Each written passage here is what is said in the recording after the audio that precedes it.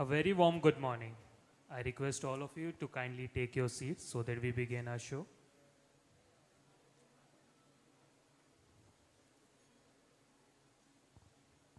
A very warm good morning to all of you and welcome back to day 2 of AEROXPO 2025, proudly hosted by Kerala Spacepark in collaboration with key institutions and stakeholders across the aerospace, defense and innovation ecosystem. Today's session are focused on a critical pillar of India's aerospace future, the powerful collaboration between industry, research and development, and academia. Let us begin day 2 by welcoming our first speaker, Professor Dipankar Banerjee, Director, IIST, to share their insight with us on R&D and innovation in the space sector. May I now invite sir to kindly take the stage.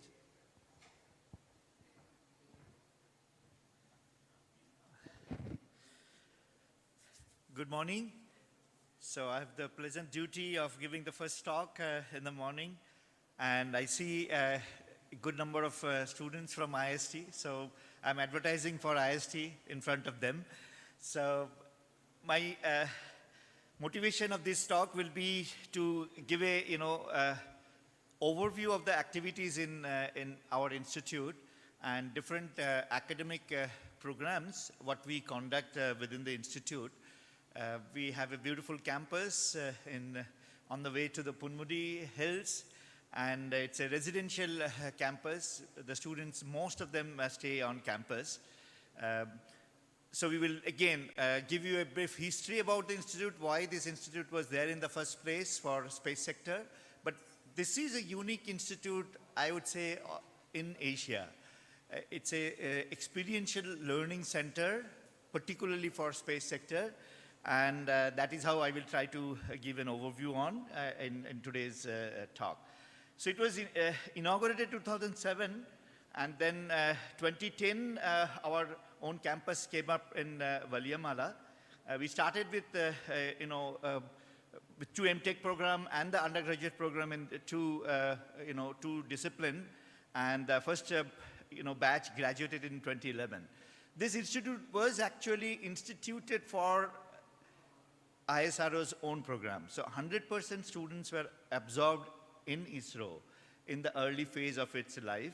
But things have changed over the years, and currently our students are actually available for the industry at large. So this is what I would like to highlight today.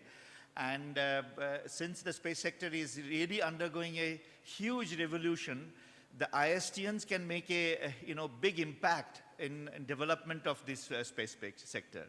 So again, as you see from this path, from the BTech program, we introduced several MTech programs. We are under a UGC, so this is a university, kind of structure. It is an academic wing of Department of Space. So we have a direct entry to all the ISRO. My ID works across all ISRO centers. So that, I think, is a unique feature for all IST students as well, which is not there for anywhere else in the country. The key functionaries, of course, I report to Secretary Doss, and of course we are indebted to Dr. B.N. Suresh, who is our founder director and currently the Chancellor. Our first Chancellor was none other than Dr. Abdul Kalam. We run 3 undergraduate programs and 1 dual degree program. 1 undergraduate program in computer science, in bracket data science, has been introduced from this year. We did not have a computer science program, so this year we have introduced a computer science program. The admission is through JEE Advanced, so you can think that our standard is at the par with the IITs. We run 16 postgraduate programs, PhD and postdoctoral. The postgraduate program is through the GATE or National Examination Plus interview. Same with the PhD, because you have to have a GATE or a NATE qualification for this. This is primarily for the students and some of the other members present here. As I indicated, we have about 150 seats for BTech in aerospace and and in avionics, which is now called electronics and communication engineering. And this year we have introduced 30 more seats in the computer science. We have this dual degree, which is a very unique program because that gives a flexibility of a master's in the 5th year, and that master's has a component of either science or technology also. So a lot of these dual degree programs eventually land up doing higher studies within the country or abroad as well. These are the variety of MTech program, and as you know, with the new education policy, we need to be very more flexible. And even the enrollment in the MTech program, who can qualify for which MTech and all that, we are trying to build in maximum flexibility so that any students will be eligible for this. So these are a list of MTech which is for your reference. Of course, you can see that particularly this is a space sector which we are talking about, whether you call it aerodynamics, structure, thermal, manufacturing technology. This is a very, very important element which Dr. Somnath sir actually introduced. He was very, very keen to have this manufacturing component in our early training method. Control system, digital signal, RF, VLSI, power electronics, everything which you need for space sector is all there. And apart from, there are also science program. This again, I would like to point out, the name of the institute is Indian Institute of Space Science and Technology. So this shake hand between the science and technology is very, very important. Without doing fundamental science, you actually can't really make huge progress in technology. You have to be always dependent on the Western world. So that mindset has to change. And that's why we have only 2 engineering departments, and we have 5 other departments which are, chemistry, we have physics, we have mathematics, we have earth and space science, and humanities as well. So this mixture of, science and technology for even space sector is a very, very important to, part-time PhD. In fact, out of 410 PhD students currently enrolled, 200 odd PhD students are from different ISRO and DRDO centers. We have MOUs with DRDO, so if you have a MOU with any other center, then in principle you can do PhD because this is deemed to be university. So you can do your PhD or master's program at IIST as well. And the entrance procedure is also somewhat slightly different through the internal exam and all that. We won't ask, even we have, probably in future we'll have even retired employees from ISRO who are interested to, do a PhD. I will be very happy to have them because I still know that the gray-haired people are still ready to learn. So this is the, I think, mindset which we are moving into. Again, a bit of more details. BTech, as I indicated, about 150, dual degree, master's and PhD, and that's a number which I was referring to, 410. And that's the current strength at this point of time. But the number which I would also like to point out, that there are about 1,500 scientists and engineers in different ISRO centers. They are IISTians. So IIST graduates are there in any ISRO center across. You go to Gaganyaan mission, you go to Chandrayaan mission, you go to Venus mission, any mission you may name it, you will find that the IIST, former IIST alumni is a very, very important player in that program. The other thing which I would like to really highlight is the multidisciplinary research at IIST.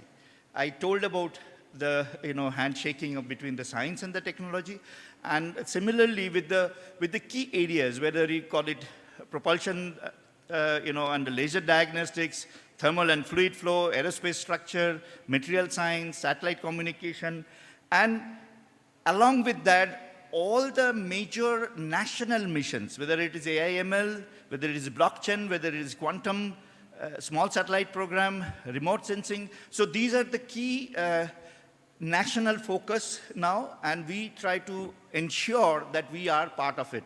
I will showcase again in my later slides that you will see that for all the national missions, along with the IIT, IIST's name and Indian Institute of Science's name are there side by side. So this is our privilege that we do get the government nod for being a nodal center for the major scientific, national missions. Again, this is a new program which we have, which is called Advanced Space Research for Fostering IIST ISRO R&D Collaboration. Since I'm going to talk about the R&D first I will talk about R&D within the ISRO system, and then I will sort of highlight the connectivity with the rest of the country or beyond. So here you will see that we do have very active research program with these different ISRO centers. What it means is, suppose, for Gaganyaan, you need certain component of, new innovation. So then the Human Spaceflight Division will actually give a project. It's outsourced to IST, you can say, in some sense. And then we hire students, we will hire manpower, and our faculty will train that particular program, and that delivery will be given to that. So whether it is a Venus mission, we are, of course, building payloads also for different missions. So that works very well with the different ISRO centers, and eventually we want to do it with the private sector as well. Of course, we do get a good amount of funding from all government agencies, whether it is GST, DBT, and also some of the state government supported. Incidentally, Kerala government supported PhD students are also working at IST. So those provisions also exist here. I will probably give you a few representative examples of our best practices. This lab is currently really, being in the limelight. We are building instruments, and every 6 months, those instruments fly on ISRO platform. So there is a POEM platform. Of course, in the past also, we had several PSLV, contributions there. So the key is the learning through real-time application in the small spacecraft and payload center. I will again showcase this example. This is a payload which was developed with University of Boulder, Colorado, and our undergraduate students were involved in this instrument building. It was launched with InspireSat. It's still functioning. And I also included this flight in this particular plot. This is actually X-ray spectrometer. It is measuring the X-ray flux coming from the sun. That's my subject area. That's why I included this. And we have very similar, payload in our Aditya mission as well. It has a little more capabilities currently, the spectral resolution and time resolutions and all that. But this was many years back, built at, IST, this small satellite program by an undergraduate student. And the result is this undergraduate student is actually doing PhD in University of Boulder now. So we do, create a human resource for the globe, I would put it that way. So, so this is again, from these pictures you can make out that this particular lab is getting really direct opportunity to build the payloads. And again, these are the undergraduate students who are involved with this payload development. So that experiential learning, what they get by working at IST is quite phenomenal. I'm very, impressed. And again, this I often give you an example that they work in the day, probably play football in the evening, have dinner, and then go to the ground station and download the data with our own ground station. So they have built the instrument, and they have the opportunity to download the data from within the campus, from our own ground station, and then work with the data for their science. So this kind of really comprehensive, possibility doesn't exist anywhere. I have not seen actually anywhere else apart from Caltech and JPL and so on. So in a way, I think Kalam Sahab had this vision of replicating that kind of model in the Indian context. Again, whether you call it a 6G development, IIST is a nodal point for that. So if people are interested in that, National Quantum Mission, we have a quantum lab as well. There is a good amount of money. We are there. You can check it from the the government website. Now, I was referring to that. Initially our students were only for ISRO, but now you see this collage. Here you can find out any of these institutions, and you will find actually ISTN's presence there as well. So it is indeed the case now that IST students are actually going to industry, and that is going to enlarge in a big way, because what was happening, I have put it in the placement cell center, and I want really some of the audience here to work very closely to our placement center. So, those who are having a CGPA 7.5 and all that were recruited until 2024. But then current policy is actually only through interview. And also you all know that the government job numbers are also reducing. So more than 50% students are actually available for industry at this point of time. And my suspicion is that probably that number will change. And to be honest, I interact with the youngsters. Some of them come and all that, and they take my advice, should I go for ISRO? So they are actually questioning whether their opportunities are going to be brighter in elsewhere as well. So in my opinion, it's a personal choice. Of course, we had only unique opportunity of working in an ISRO environment, but things are, the ecosystem is changing. And for that, we do need incubation centers. We do have incubation centers. There is, I would say that, it has started in a very, very, small way. We have some focus area of robotics, 3D printing, geospatial technologies, because there are a lot of, software development as well, novel, propellants to develop laser diagnostics tools. Of course, there is science popularization is also something very, very important there. There is electric vehicle and rocket engine, incubation center as well. And some of the companies which are there in our incubation center within the campus is listed here. Some of them are getting very well recognized as well in local newspapers and so on. Industry collaborations, these are few which you are made already a good mark. Skyroot has a very active collaborations. L&T we are actually building into a good MOU with L&T. So we should be able to also have PhD programs supported by industry. So if you want to have a very specific program and want to generate that human resource for even, say, for your own purpose, you could, support that money to IIST. We will hire, we will train them, and eventually they're there for you, or, if they can, you can retain them. So that's the model which also we are looking at. Then there are a lot of, huge actually importance for the human spaceflight program. We have now working very closely with Suchitra. You see this, even the breath analyzer, then membrane space suit. This is an interesting experiment.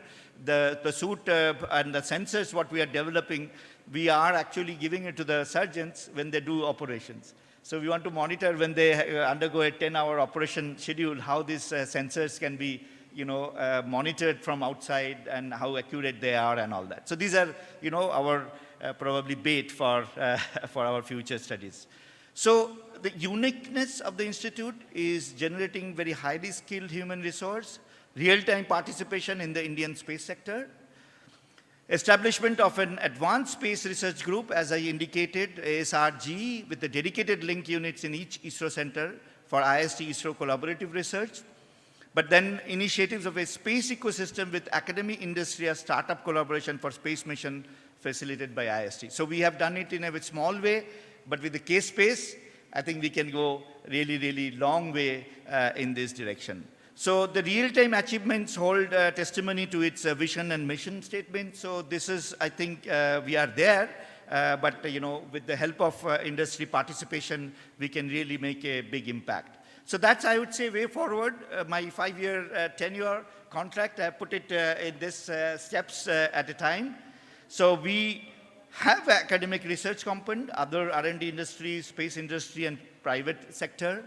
This collaboration is very important because the private sector will probably guide what kind of domain one should also do research. Of course, fundamental research is important, but in the technology domain, it is important to see the deliverables and what is immediate requirements.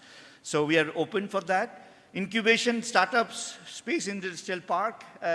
We are also planning for we do have a second campus in Valiamala, and we are going to build some center of excellences. And then in center of excellences, if some of you want to build a center, please do come and talk to me.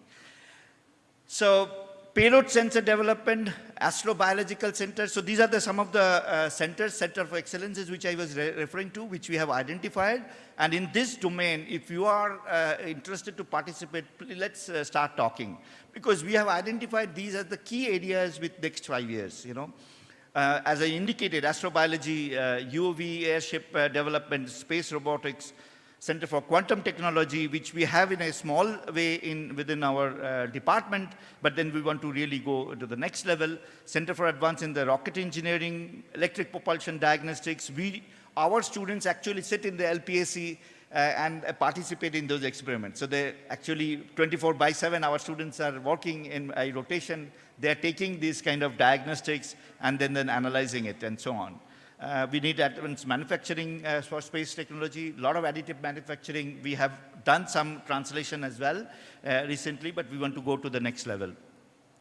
Technology development, entrepreneurs to space industry. So this is again, our own students have to generate that mindset so that they can go to industry and make their own progress. So far, that mode was not there. As I said, all students were motivated to join ISRO and with that guidance, but I think the mindset is changing. So innovation is the key in space technology, innovation hub, conclave of futuristic and disruptive technology. So this is, I like this word. What is this disruptive technology?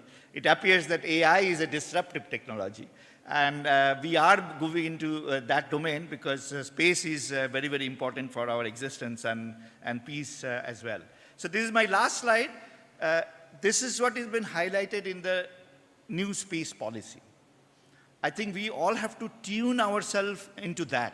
So that's to me, the key, diagram which giving us the direction how we should move.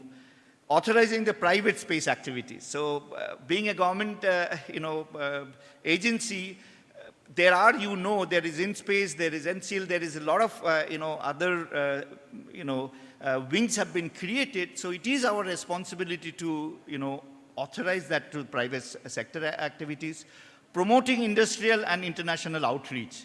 So this can only happen if we reach out. So, outreach is important. Strategizing for Indian space sector, of course, we need to have a real clear roadmap how we want to strategize our sector. As you know, Prime Minister has already given us direction up to 2047. What are the major missions? We know we have to land in moon on such and such day. We have to have our own, Bharatiya Antariksha station by such and such day. So those deadlines are there for us.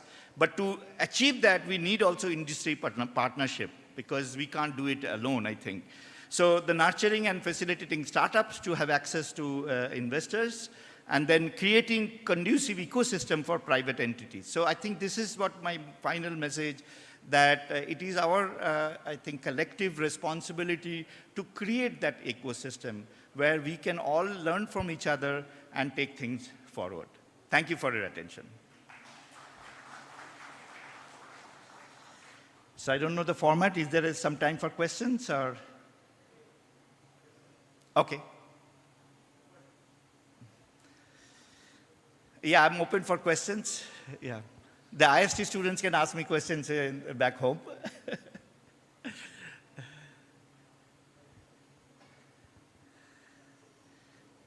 Yeah, if not, then it's, yeah. Thank you for your encouraging words, sir. With this, I have the honor the inviting of Dr. Arun Surendran, sir, Principal, Trinity College, to kindly felicitate Professor Dipankar Banerjee, sir, with a token of appreciation.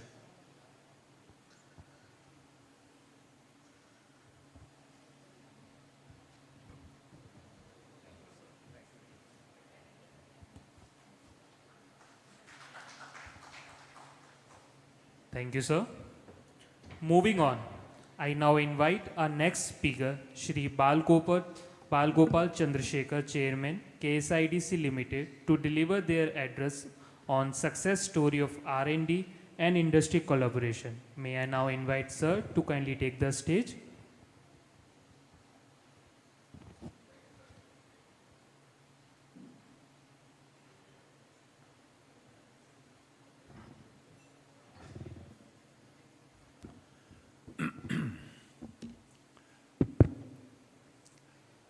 Good morning.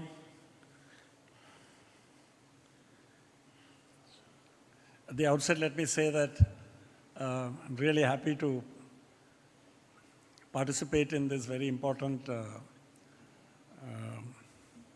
discussion and this event, which is, I believe, one more step towards building platforms which will enable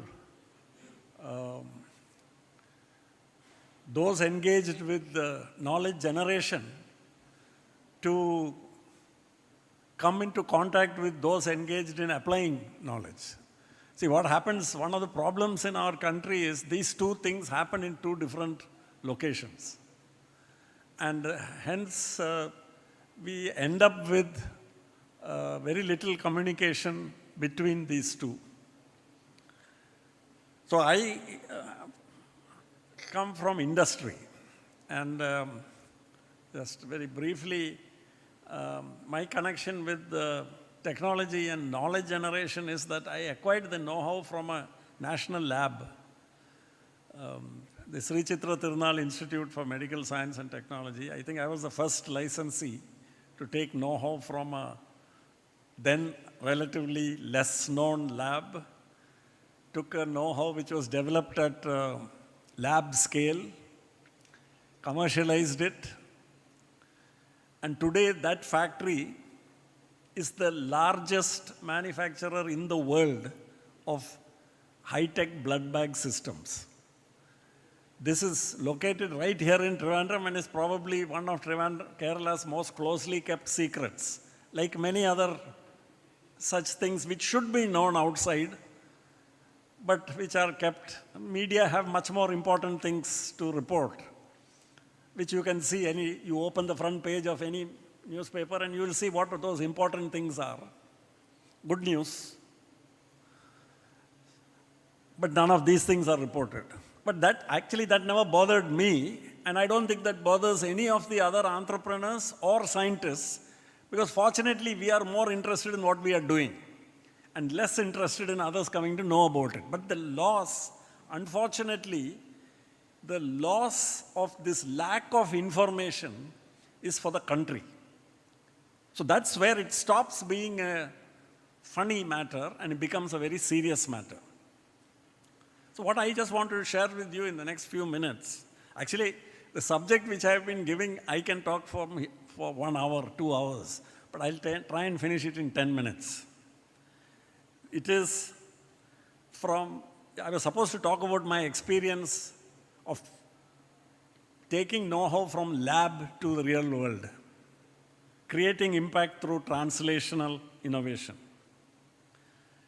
You would all be familiar with the fact that all the statistics about R&D in this country are extremely disturbing.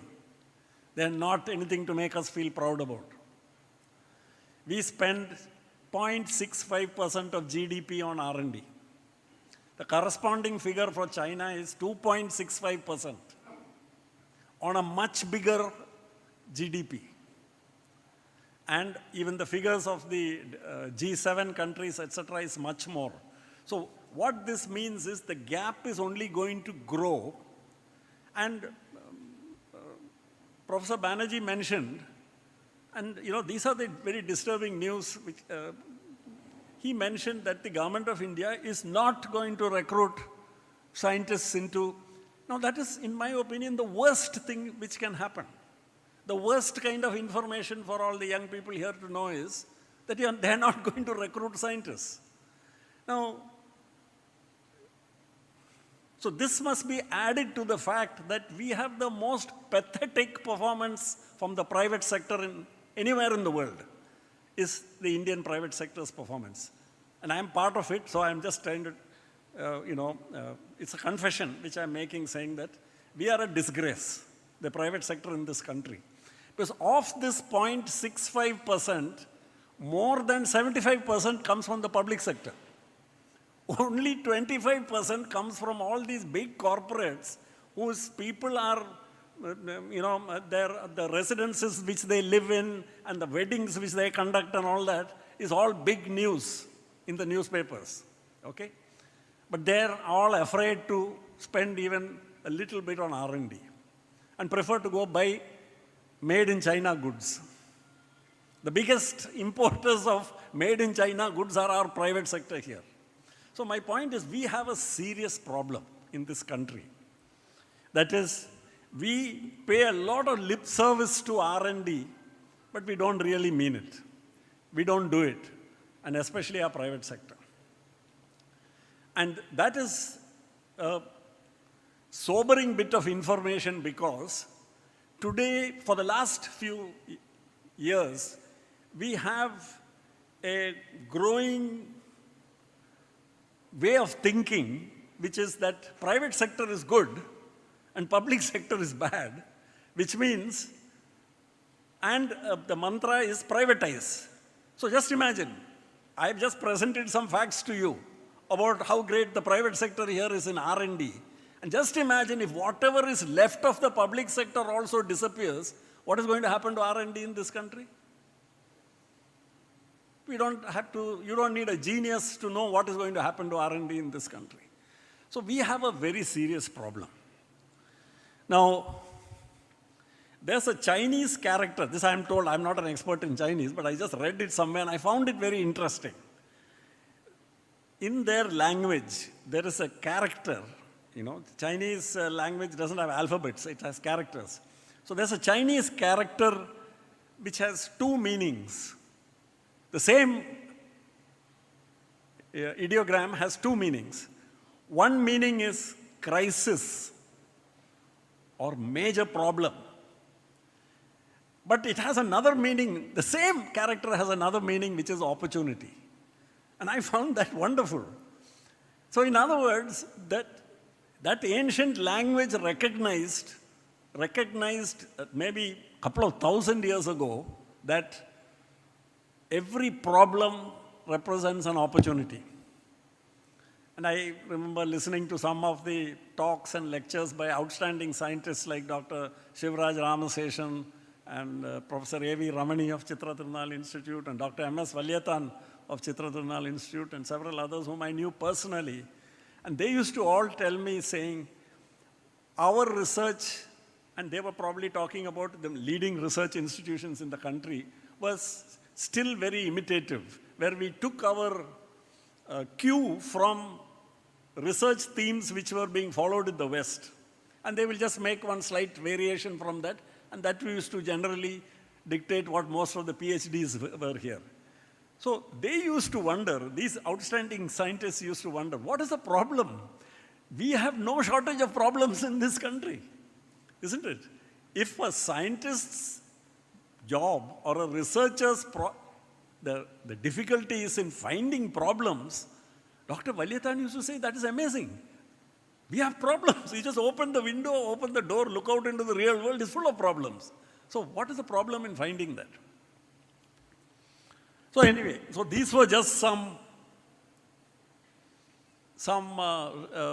reflections which, unless we get a group of people like this who are all working in science and working with in research and knowledge generation, whatever I said so far would not mean anything. If I said all what I said in an industry body, they would have switched off in the first few seconds, because they said, the usual industry bashing or something like that which is going on, that's all.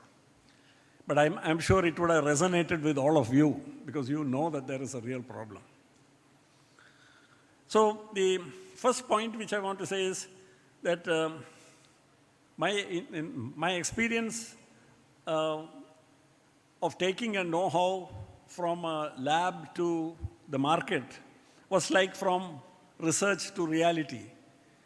The technology came from a national lab, Chitra Tirunal Institute. But the process of translation, from the lab to the field is a very, I think, very little understood process in this country. And people think it is only a question of money. It is not just a question of resources alone. It is I think the real issue starts with how committed are you to making the technology work? Very often I found many people who, when they talk about indigenously developed know-hows and they say it didn't work, I find that it is because they didn't really stay at the job of making it work. They gave up too fast. The first set of problems and they said, oh, it doesn't work. But technology is not like that. You know, it is something which has to be made to work and which involves a lot more involvement between the transferee industry and the transferer lab.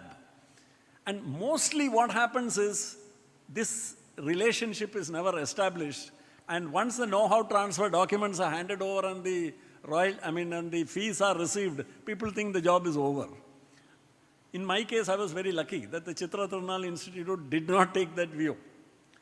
And one of the reasons why I chose to move my factory location from the original intended location, which was outside Kerala, somewhere far away in Hyderabad, and I moved it to 10 minutes driving time from Chitra Tirunal Institute in Vilappal Panchayat, and I have never regretted that decision, because in the early stages, almost every day, either my engineers were sitting in the Chitra Institute lab or the Chitra Institute technologists were sitting in my factory. That was the kind of interaction which was necessary. And today, this is one of the really outstanding cases of manufacturing technology development in India, which is the untold story of my project. I don't have the time to go into that. So that resulted in a nutshell, which I can just give as a bullet point, is you have right here an example of world-class manufacturing technology which is working, not even 15 minutes driving time from here, and many people here don't know about it. Manufacturing technology, which is not just what is contained in 5 sheets of know-how transfer documents. The SOPs and the specifications will be a book this thick if it has to capture the manufacturing technology which is being followed there today. And that's the weak link in our country. And that's why despite various slogans like Make in India and Atmanirbhar Bharat and all this, why the share of manufacturing in GDP is shrinking in this country is because of this. Because we are not investing in R&D. Because we are not investing in developing the know-why. We just want what we think is a know-how. That's not enough. And all these are telltale signs to me, a person who spent quite a bit of my life almost by accident, by serendipity in technology development. And I learned the hard way. The second important point which I want to make is, I said earlier in the beginning that knowledge is generated in one site and applied in another site. I was not correct by saying that. That is the traditional view of knowledge generation, which is that knowledge generation happens somewhere in something called a lab or a research center, and it's applied in something called a factory. Today, it is a moot question as to where does more knowledge generation happen, in the lab or in the factory floor. On the shop floor, there is a phenomenal amount of knowledge generation which is happening almost every day. In problem solving, unanticipated problems which come up, and by trial and error, tinkering, because those are done on the run. Can you imagine? An entire production line is stopped. A problem has to be solved. Under those constraints, only when the problem is solved can the line start again. So this is not some scientist who says 5 o'clock, now let me go home and shut up the lab and go. No. He has to solve the problem because the line is not going to start again after that. So the experience in the manufacturing powerhouses in the world are China, Japan, South Korea, Germany. In those countries, in their factories, what they know is knowledge generation happens also on the shop floor. They don't neglect that. And there is no kind of a caste system at work there saying there is something, this is high knowledge and that is mere application or something. No, no such thing. Both are treated the same. So I think we need to also shed this thing and give more importance to the knowledge generation which happens on the shop floor. That's the second point which I want to make. Related to that, therefore, is then that labs need to be closer to industry. See, we should not have a situation of a solution in search of a problem. You have a scientist who's produced a paper, it's been published, and then it's filed, and he moves on to another problem. So he has found a solution to some problem known only to him or her.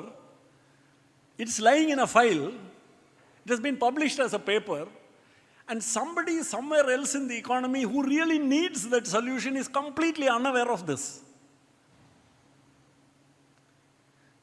Malayalathi paranja virodhabasam, le? A strange situation. What a waste of resources that you find a solution for a non-existent problem. Whereas there are problems for which solutions are not being found. And of course, if I get into the subject of waste, there is a huge amount of waste happening in our society. We all know that. The food we waste and everything else we waste. What about the equipment time we waste when at 5 o'clock we close our labs and go home? And for the 16 hours, that high-pressure liquid chromatograph and that atomic absorption spectrophotometer and costing hundreds of lakhs of rupees and all that is just lying idle. Whereas just across the town is an industrial estate with an MSME which is struggling to find an answer to a problem because it cannot afford a HPLC. I've been in that situation, so I know what I'm talking about. So we need to create these kind of platforms where all this is shared. These problems are shared, these resources are shared. We have this wonderful institute which is headed by Dr. Banerjee, the IIST. Very near that is the ICER. I went there to give a couple of talks on a couple of occasions. I was blown away. I'm sure both these campuses will rival or be superior to any IIT campus anywhere in the country. Not only in terms of what they look like or the physical thing, but what happens in them. The caliber of the people working there, the equipment which they have, etc. We are unaware of it. There is no platform which brings everybody together. Colleges and communities. We have a higher education system which is almost completely disconnected from the local economy and the local community. What is the use of that higher education system, frankly? Other than producing people, what the British colonial administrator Macaulay said, what was it? To produce the higher education system which the British set up in India was to produce people who would be who would be British in every characteristic except appearance. Only in appearance they will be Indian. Otherwise we'll speak their language, we will learn how to write letters and how to draft petitions and how to speak reasonably well, all that, so that we are fit for clerical work in the colonial administration. And we are unconnected to the problems of the community from which we come. So we need to link the higher education system with the local. It's not very difficult.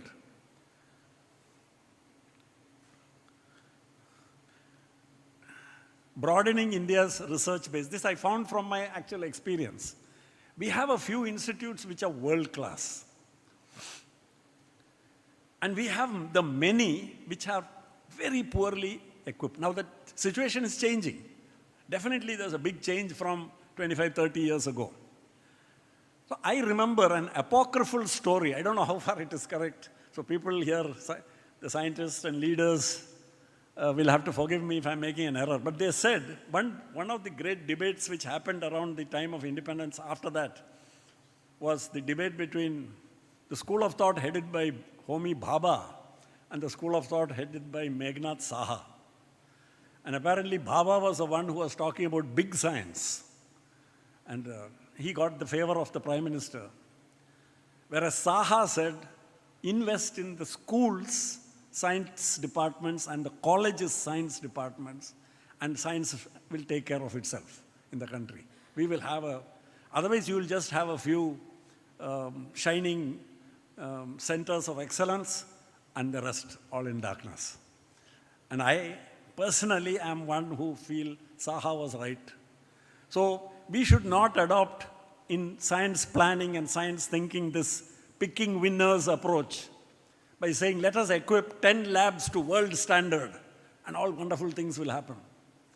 Instead, 10,000 school and college labs equipped with reasonable amount of equipment and with better trained teachers, science teachers, will produce amazingly different and superior results than a few places which have got all the fancy equipment. It's not infrastructure, as somebody said, it's attitude. It is not that the lab doesn't have this and doesn't have that. If we start writing, each of us, whichever lab you're working in, if you start writing a list of all the things which you don't have and which you want, I think the list will be a very long list, isn't it? Whichever lab you're working in. Because we are all dissatisfied with what we have. But you require the other mindset, which is to work with what you have and to be able to do it. And there are lots of stories. I unfortunately don't have the time to say it. That's one. My richest experience has been watching my senior scientists in our team and the persons who led the science and who guided us, some of the great scientists of the country, how they used to talk about finding ways of solving a problem using the resources you have, instead of complaining about the resources which you did not have. And for every problem, they were able to find a solution with what we had. That is the beauty of that story. So as a closing thought, in every challenge there's an opportunity. If we prepare right, partner well, and pursue with heart, we will find our solution. Let's build an India where ideas don't just stay in the lab, let's take them to life. Thank you. Thank you for your motivating words, sir.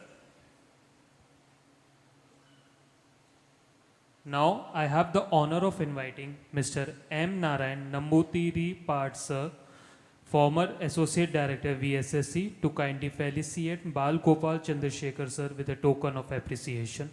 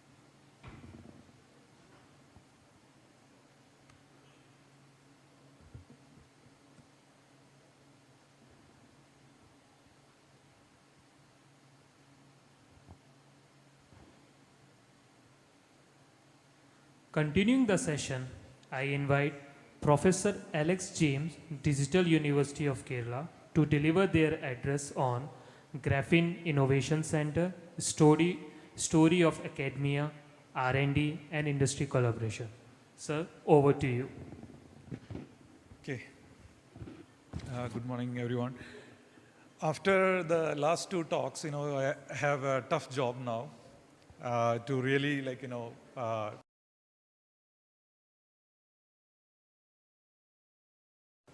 Okay, so just to speak a couple of words about the university, maybe you heard about Digital University. But the work that I'm saying is mostly analog. Okay. So the digital university as such, like the idea of it was to look at digital technologies from a broad set of socially relevant and engineering application point of view. So almost all the, from day one, the question that we asked is, how do we think about applications? How do you think about technology? And how do you create an ecosystem which can drive a change both in an educational context and in the way you think about like building capacity. So it's a postgraduate research university. Every school in the university is interdisciplinary. We have in every school people from both science and engineering background as their faculties. Students, how we select, it's not dependent on their background. So we have like, for example, in electronics program, we have students with background in chemistry, in physics, to all sort of different backgrounds. We have engineering graduates. So it's basically like, NEP implemented on day one. Okay. It's a credit-based systems. We follow like, international benchmarks and standards. We looked at ECTS system, the US system, the Australian system, all the systems, and then formulated the curriculum. So you'd see many interesting, innovative things that are being done, even in the curriculum, the way it is conducted and so on and so forth.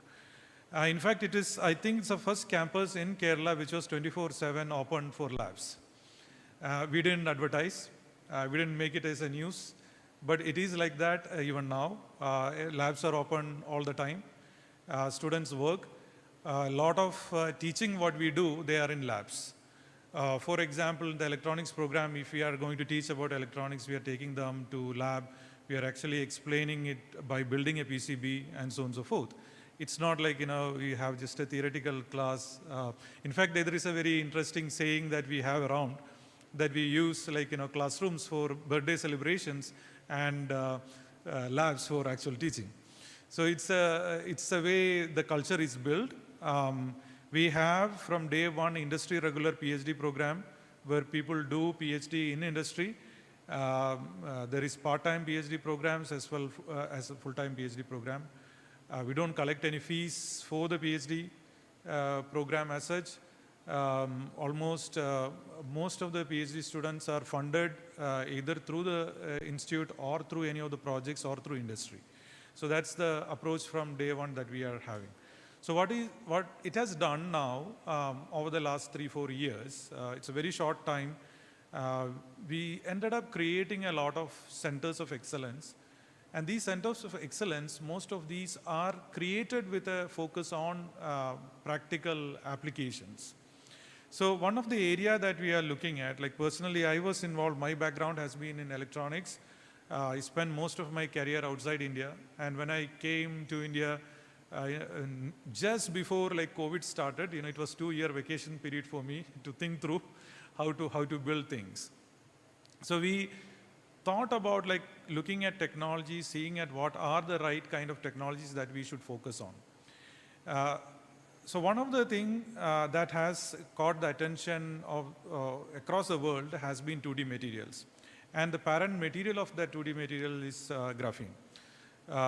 And my area itself, like I'm not a material scientist, I have to say it first. I'm an electronics semiconductor guy. My day-to-day work, I do mixed signal, analog mixed signal chips. More than like 70, 80 chips that I have fabricated in my career so far. They are put into various practical applications. Many companies have adopted it, and they are all well recognized. Many of those are recognized in the area that I work on. So here, like the idea was that when we looked at the materials and setting up something, exactly what Balago said as well, that where do we actually do that marriage of like innovation and research and so on and so forth, or is there any gap between that? So what I experienced in my career, like first day when I did start my PhD, my supervisor came to me with a NDA and a IP agreement. before we start doing PhD or having any conversation, let's sign this.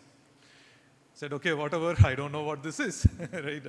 That's how I started. Then I started realizing that, like, it was a very important kind of lesson that, you need to start with that, because then you understand what is innovation, what is technology, what is the value of the work that you do. And when you look at engaging with someone, talking to an industry, how do you go about engaging? How do you present your work? How do you think about the whole narrative around it, and so on and so forth? So there is a lot of that learning that one has to go through to take that idea to like a research, and from there to a product, and from there to a commercial story.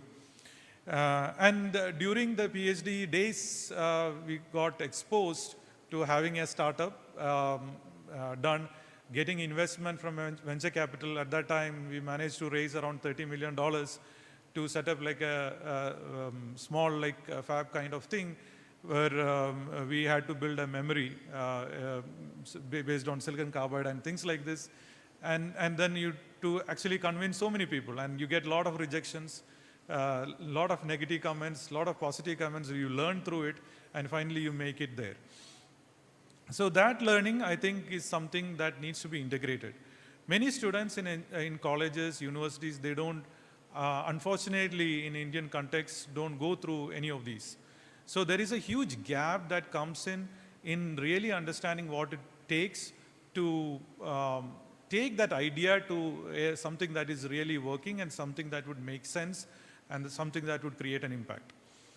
So with that, some of those elements, like, we try to put together into a program, a larger set of programs. One was, the first one what we looked at is called India Innovation Center for Graphene. This was a collaborative engagement with Ministry of Electronics and IT and Government of Kerala, putting in total, along with Tata Steel, putting in around 87 crores of funding into the program, where we had like the commitment of building certain set of products at a prototype level, and some of those products to be taken up, looked at by industry like Tata Steel to commercialize. So currently 2 or 3 of such products are going, they're taking into the market.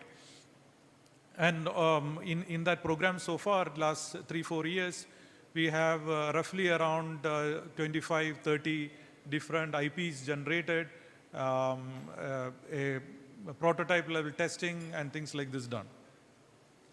Now, that's not typically enough if you want to see the question at broad. Can we have like centers where universities and industry can come together and take things to the market? So that's why we set up a second program called like Graphene Aurora program, which is a 95 crore investment from MIT and the Government of Kerala. It's still in the second year. We have people, half of our team are business background. So they are from industry, 30 years, 40 years. They have been in places like Tata and others, who are who are also looking at like supply chain. They're also looking at marketing. They're looking at sales. They're looking at productization. We have engineers who are like, purely looking at like how do we take this idea or to like a market. At the same time, we also have PhDs like who are more looking at commercial R&D. So we have like a preliminary idea, and from that preliminary idea, how do you perfect that? Look at that IP in a more commercial sense, looking at all the practicality of a real-time system. So we had to obviously work with like SMEs and MSMEs, look at the production line. Someone has to be there. The scientists and engineers has to be in the production line, looking at like how do you take the things and understand what is your design of experiment that you need to look at? What are the specific things that you need to iterate through before what are the optimizations that you need to do? All those things are being looked at. Currently, 3 products are being looked at in that sense. and one is going to market this year. And we already have few orders piled up, so we are going to have some sales numbers coming in this year. So the third part is still a work in progress. So we also wanted to set up a pilot production facility. Now, idea of that facility is that many of these IPs that we are building, or even companies and others are having, why can't we have a common center where it can be a reconfigurable lab? There are certain things like synthesis, certain things like characterization, certain things like testing, standards, and so on and so forth, which are required by many of the companies all the time. So we are looking at those common facilities as well as specialized labs to be jointly set up with companies. So that's in early stages. Still not the building, land, and all those things are identified, but we are yet to implement it. So those are the three. So just to put the two centers that we are looking at graphene, and in fact, if you look, skill building is part of that. So in every one of these centers, what we also do is we take up interns all the time. They are PhD students, they are masters, they are undergrad students who work on the projects along with many of the people who are working on the actual products. So what they end up getting, like if we take people for around 6 months to 2 years or 3 years. So if you're a PhD student, they may be working for 2-3 years. If it's a bachelor students, because of the limitation they have in the time, they come for 6 months. Last year, we got more than around 800, 900 applications from undergrad students. Obviously, we cannot take everyone, so we limit the number of people, and then we fund them. A batch of, currently we take a batch of 20 to 30 students. They sit through, we fund during that period, and they come up with certain ideas. Some of these gets published as well. So, and the last 3-4 years, if you look at the research side, although we are purely focusing on the application development and things like this, we have published more than 30 transaction papers. These are all IEEE transaction papers which are published. So if people think doing product development, you are not able to publish, that's just a joke. It's not true. There are a lot of things you can publish, which is outside the commercial interest itself. And there are a lot of know-how which can be reused, which can go into the product. And last year alone, we filed around 20 patents in these centers. And mostly, we are also discussing with many of the companies, kind of democratizing the whole IP ecosystem. That's the whole idea of it. So one example I can say, one of the things that we were looking at is pipes, as simple as HDPE pipe. Now HDPE pipe, if you look at the market is very large, but it's a very, what you call, unorganized as well. It's not very well in terms of quality standards and things like this. You would see a large variation. And many of the SMEs and who are in that place, they may not be following a lot of those industry practices. They'll be looking at somehow to get it done. They know how it works and they just go about doing this and so on and so forth.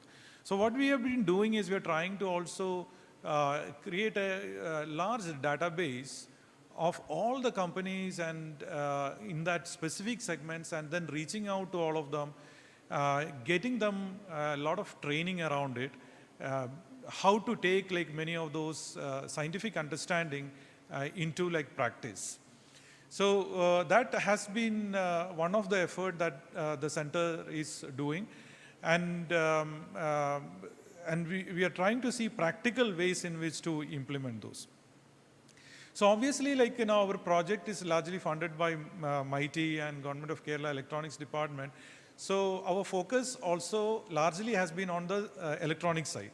Obviously, a lot of interesting, what you call articles and everything comes about. This is another, bad side of scientific research. You have 99.9% of the papers which you cannot do anything with it, right?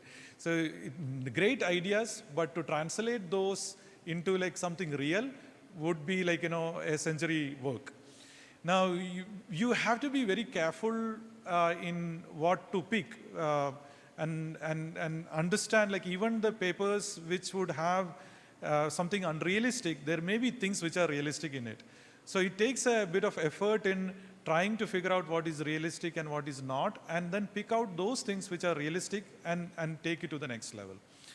So things like, if I talk today, I want to replace like a FinFET or a GFET, which like, TSMC is doing at like 2 nanometer and replace with graphene.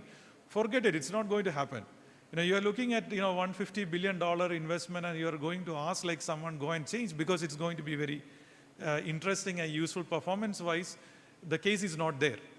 So when someone does that research engagement in this area, like having a sense of that is very important. Having to look at what industry you are working with. Is it really feasible? Is it something in the line of sight in the 5 years or 10 years of time? Like, can you actually take it to the next level is quite important. So there are sensors which are possible from our, like, spending a lot of time in this. Many sensors, like, you can actually practically build and scale. Electronics applications, probably packaging is the best bet. You're looking at, like, integrating some of these things in 3D integration or chiplets and these kind of things. That may be nearest bet. But going down to the transistor may be a big ask. So you will really need to like figure out like what is the right things. And we're working on some of those things here. Now, why would we care about graphene aerospace? Obviously, there are a lot of interesting properties that, when you use 2D materials, graphene including, in making those composites, you would see properties change. So the amount of like material that you work with is usually less than 1% of the total volume. So a small addition of materials, 2D materials, can bring about a large change in the property of the raw material that you are working with. So if you want to make it lighter, more stronger, and so on and so forth, many of the composite works are in that direction to making it lighter and stronger. You can also, there are also interesting things that are done to integrate various sensing capabilities, making it like intelligent and so on and so forth in terms of structures and so on and forth, so that like, the changes or there are damages in the structure, all those things can be detected early on. You have better sensing and so on and so forth. So there are a lot of those things that can be looked at. It's a highly thermally conductive. Many of those 2D materials like graphene, like for example, the conductivity is very high. But then when you are using it into any composite, you also need to see that when, if you just use graphene on its own, it may not work the way you would want it to be. So you probably have to look at like, is it one layer graphene that you're talking about, or do you want to have like multi-layer graphene? Do you want to look at like graphene oxide, or you want to look at reduced graphene oxide? You want to look at like, certain defects to be introduced into it, or so on and so forth. So there are many different tricks that one needs to work with to make the things work. The bottom line is, whatever you do, you are not going to get an advantage by adding a huge amount of like this material into it, because you're not going to change the basic property of the materials that you're working with, but you are looking at enhancing or functionalizing certain aspects. So some of the things like, lighter composites and stronger, lighter composites are something that is perfectly feasible Many of the companies are also working on it. They have implemented it and shown that like it is possible, especially in the drones and others. You would see like replacing carbon fiber. You're looking at like all sort of like graphene-based fibers and things like this, or specific 2D materials also being used. And obviously, in some of these like drones, weight matters, and that's again like leads to the question of how much battery you can carry. So battery is another area where graphene can be used. Electrodes and so on and so forth is another area.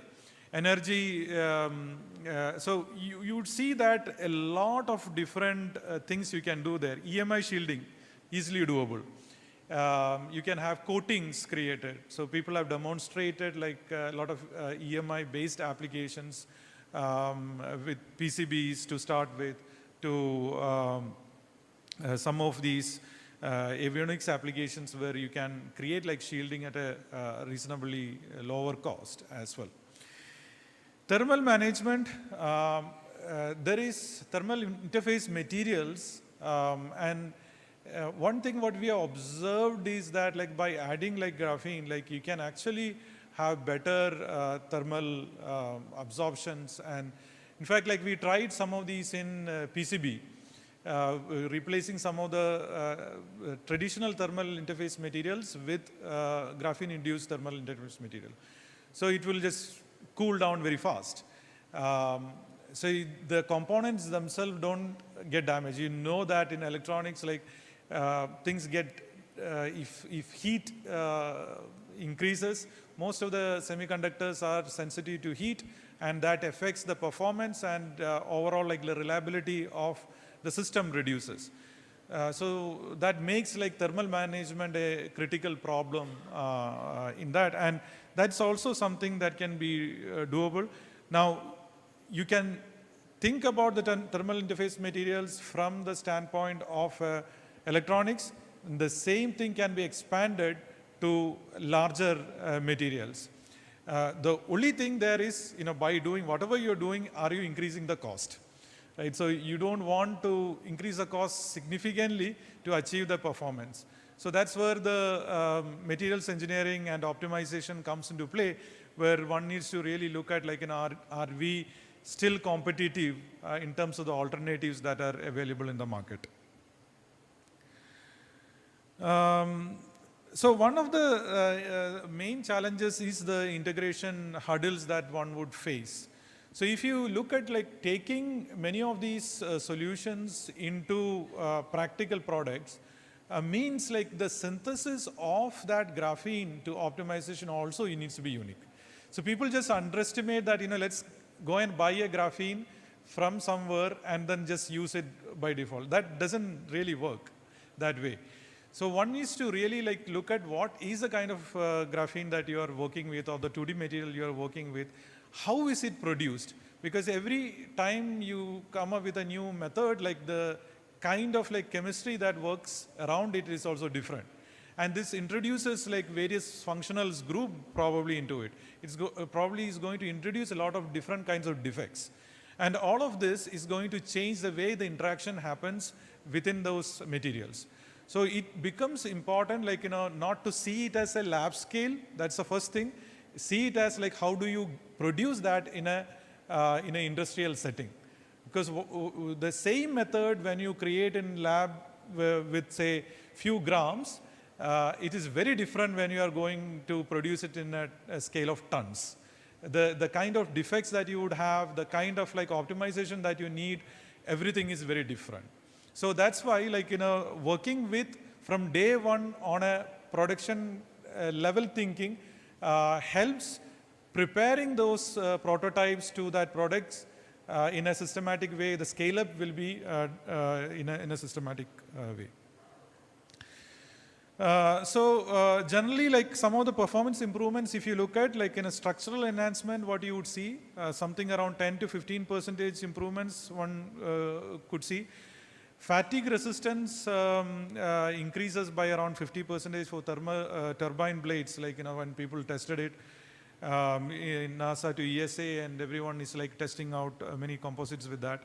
There is even some of the startups who have like building like capsules for space, which are purely based on like graphene-based like structures and so on and so forth. And coating and surface treatments are relatively quite useful in radar applications. Energy systems from solar is still like a work in progress, replacing ITO and other things. But like some of the other energy applications, like, people are still doing. And there are many emerging applications one can look at. Having said graphene, when we are saying graphene, don't take it for the literal value of just graphene. It is a parent 2D material, and there are a lot of 2D materials today at disposal. So in certain cases, some of these 2D materials are much more cheaper to manufacture. The question is, can you actually reproduce at a scale that is needed for product engineering?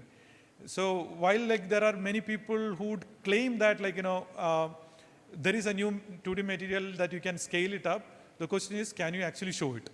So that part is what will be important.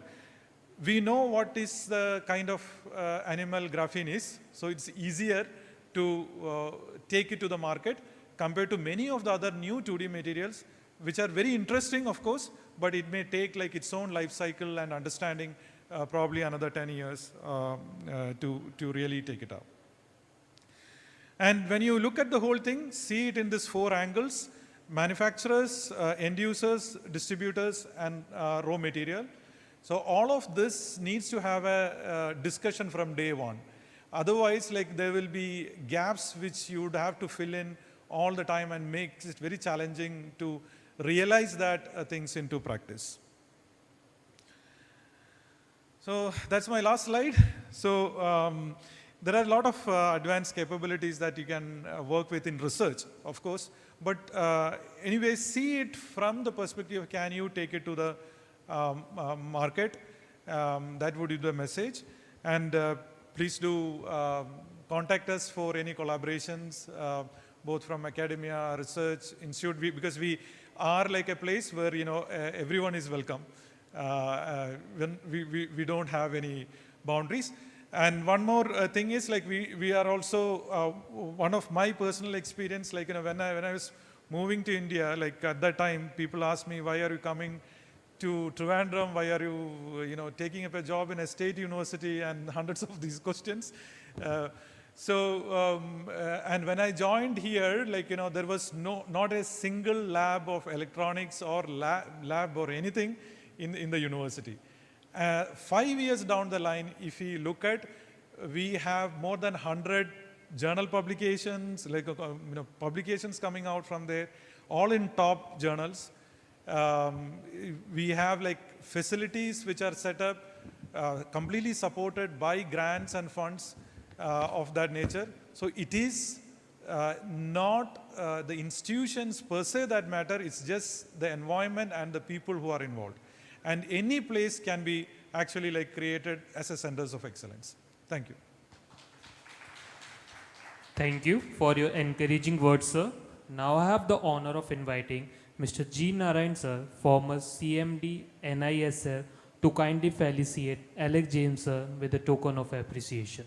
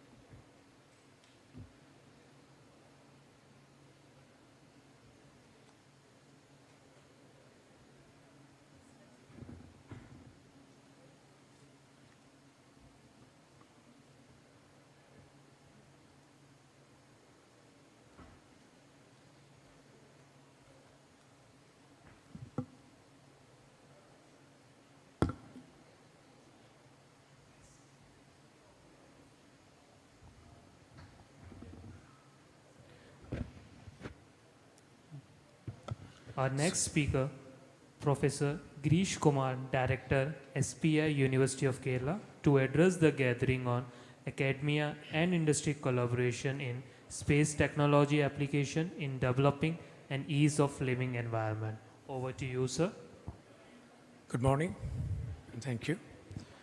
And at the inception of my presentation, I just would love to express my profuse thanks to Team KSPACE and its vibrant CEO, Dr. Levin. Thank you. So I'm representing Science Policy Institute from the University of Kerala. So unlike the previous illustrious galaxy of speakers, I'm an odd man out because I'm from social science stream, who is concerned with making introspection on the intersection of science and policy. So as far as science policy is concerned, we do have 6 projects, and we are concerned with researching on the interface between science and policy. And our projects, as you know, which falls in the remit of space, are 6 in number. We are right now running projects on Trivandrum as Space Innovation Cluster, application of geospatial technologies in urban governance, the multilateral export control regimes and missile technology, cyber challenges and national security, a study on international technological collaborations, and finally, the International Telecommunications Union vis-a-vis spectrum allocation in India. These are the 6 projects which we are running now. And as far as the structure of my paper, it's a 7-folded presentation which I'll be presenting. And the topic of presentation is on ease of living. I mean, how the space technology applications will be bettering the lives of its citizens. So the previous speakers were focusing on academic-industry linkage, and as a public policy analyst or a political scientist, I just would love to add the society as well as the democratic content into the components of this academic-industry collaboration. So we know that the ease of living, it refers to the whole quality of life. And the Ministry of Housing as well as Urban Development has set certain specific parameters to measure the life living index. And the measurement is based on 4 pillars, which are institutional, social, economic, and physical. And it consists of 15 categories like transportation and mobility, power supply, safety and security, and all these 15 components as well as the 4 pillars do have specific space application component. So when we analyze, as a public policy analyst, when we analyze, we often depend on the helix model, the triple helix model. Primarily, there is an academia-industry linkage. So what we want to apply, as far as ease of living is concerned, we just want to apply either the quadruple helix model for a knowledge society or maybe a quintuple model, which includes government, not only the government, industry, and academia, we also include the society as well as social ecology. So if you just examine the Kerala's public policy, it will be possible for us to make an inference that it definitely takes into account the society as well as social ecology into account. So let us make a comparative analysis of the space technology applications and ease of living. We know that United States, if you compare between USA and India, of course, it is a different paradigm, but still if you make a comparison between a developed nation and a developing nations, we are standing poles apart. Because the space availability, the per capita space availability of a US citizen is comparatively very huge compared to that of an Indian citizen, with about 4,500 satellites in the outer space against India's 150, I'm sorry for the correction, 150 led by ISRO, we are really poles apart. But if you just analyze the domain of its ease of living index, be it satellite operation or navigation system or weather forecasting, disaster management, of course, the space applications are extremely important for both the nations. And as far as space application intensity among the space haves are concerned, we know that there are only very few space haves among 191 countries, and India is one of them. And we know that United States as well as China has very high space application intensity. So when we discuss about these things, we have to highlight one more point, as far as USA or maybe China is concerned, there the civil-military fusion is extremely intense. Whereas in India, of course, India is perhaps the only nation which is focusing on the human security first, followed by economic security and then military security. So if we just analyze the entire path of Indian space journey, we can say that in the initial phase, we were focusing on education or health sector, the 1960s, 1970s, then we moved to the economic security, the 1980, because we do have the PSLV as a war horse and were capable to get some revenue from other nations. And finally, now we are witnessing a thrust on the military security, which means that India is also getting closer to the civil-military fusion. So as far as the total space R&D is concerned, among USA, China, and India, we know that R&D intensity in space sector is very high in USA. It is 3.13%, whereas in China, it is 2.68%. I want to make an addendum here that China definitely has not given us more data, but the total aggregate R&D is 2.68% of the whole national income. And as far as India, of course, it is woefully small. It's only 0.65% of the total R&D. As far as total, so coming again to the ease of living index in the cities, I've already mentioned about the parameters set by the Ministry of Housing and Urban Affairs. And we know that in 2018, they have published the report which states that Thiruvananthapuram ranks 71 among the 101 cities they have earmarked, which means that we have to cover a lot of miles to ensure that our living standards getting better. But we are regarding ourselves as a space city. And the question is how far it will be possible for us to get closer to enrich our living index. So as the previous speaker, Sri Balagopal sir, he has mentioned about getting the lab closer to the industry. So here comes the importance of space sector in Thiruvananthapuram.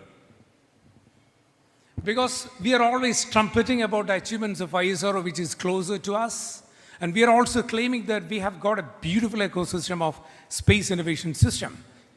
We are also claiming that we have a very strong education hub that consists of IIST, the 43 research departments and 44 centers at the University of Kerala, 12 government colleges, 16 aided colleges, 27 colleges under the Technological University in Thiruvananthapuram alone, and 8 polytechnics, ICE, Digital University, Central University of Capital Center, all these things we do have as an educational hub. And of course, we do have a very strong space ecosystem of innovation as well, like the ISRO centers, IIST, BrahMos, Technopark, which is very vital, then special economic zones, universities and colleges in Trivandrum. And but the question is how far there is an interface, a strong interface between academia and industry definitely necessitates a deeper introspection. And we are so grateful to KSPACE for signing an MOU with the Kerala University, maybe first time in our history. Thank you so much, sir, for that, which we strongly believe that it will enable a stronger linkage between the KSPACE and Kerala University so that almost all the university departments will be in a position to work and research more on the space-related issues. So as far as academy-industry collaboration and the public policy response is concerned, definitely we just want to iron out 3.